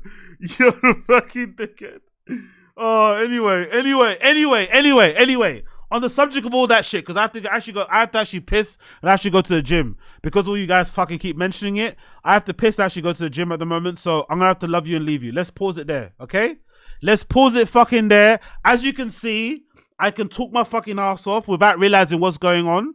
And I've been here for way longer than I probably should be here. I need to go to the gym, work out, get my iron on, you know, and whatever it may be. So I'm going to head to the gym, work out, and I'm probably going to come back later and do a Taz anyway. But for now, love you and leave you guys. Thank you for joining. It's been a fucking pleasure. It's been a fucking amazing time. We went through a retrospective. We checked out fucking Gringo Papi 2-year anniversary. We fucking gave that fucking special its flowers because it deserves its fucking flowers, right? Gringo Papi, we gave that fucking special its fucking flowers. So thank you so much to Brendan for releasing that masterpiece of a fucking show, or of a special that we all saw together. And yeah, man. Appreciate you all for tuning in. It's been a fucking blast. Everyone that's tuning into the show now, Don't be fucking lame. Give me a like down below. If you enjoy the show, give me a fucking like down below. If you enjoy the show, if you were here from hour 1 all the way to fucking hour 7, give it a like down below. Like the fucking stream. Help a brother out. That'd be greatly appreciated. If you can do that, I'd be super, super happy. If you don't want to do that, I understand. Maybe next time I can earn your like. But until then, my friends, everybody in the fucking stream chat, I can see you right now. All of you. Austin Casey, Game Breed Footballer, Screw 32, Rodolfo Durham, Honky Tonk Tennessee, the scars are gray down in the shores of Texas. Oh no, do you remember that Disney song? Down in Texas song. Texas song? Do you remember that in Disney? Why do I think Memphis? So I think is it Memphis? Is it Tennessee? Down in the heart of Texas. Do you guys remember that song? Why did that come to my brain straight away? Do you guys remember what I'm talking about? Let's see if I can get up on fucking YouTube. Am I going insane, or is that an actual song? That reminded me so much of something I remember I watched when I was a kid. The scars down in the heart of Texas. Oh, was it Disney? No, it was Looney Tunes. That's what it was. It was Looney Tunes. Looney Tunes. Let's see if I can find it. The scars down in the heart of Texas. Is it the one or Memphis? Or is it Memphis or Texas? Looney Tunes, Texas Rain Dance. Which one was it, do you think? Which one was it? Let me see. Let me fucking see here. Which one was it exactly? Was it this one? Texas Rain Dance?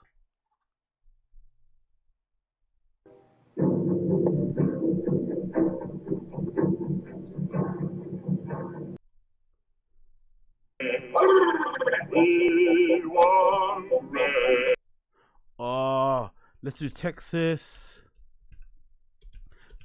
song.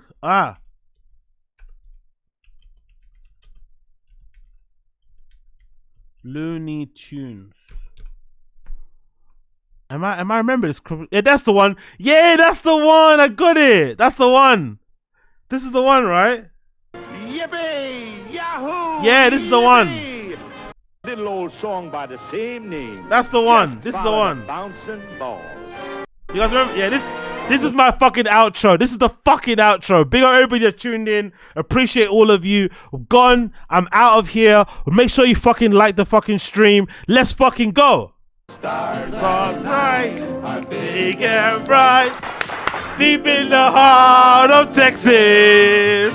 The prairie sky is wide and high, deep in the heart of Texas. The sage is blue, is like perfume, deep in the heart of Texas. Reminds me of the one I love, deep in the heart of Texas. Hey, hey. Yes, sir, I think you kind yeah! of well. But let me hear you howl and sing and yell. The stars are bright, are big and bright, deep in the heart of Texas.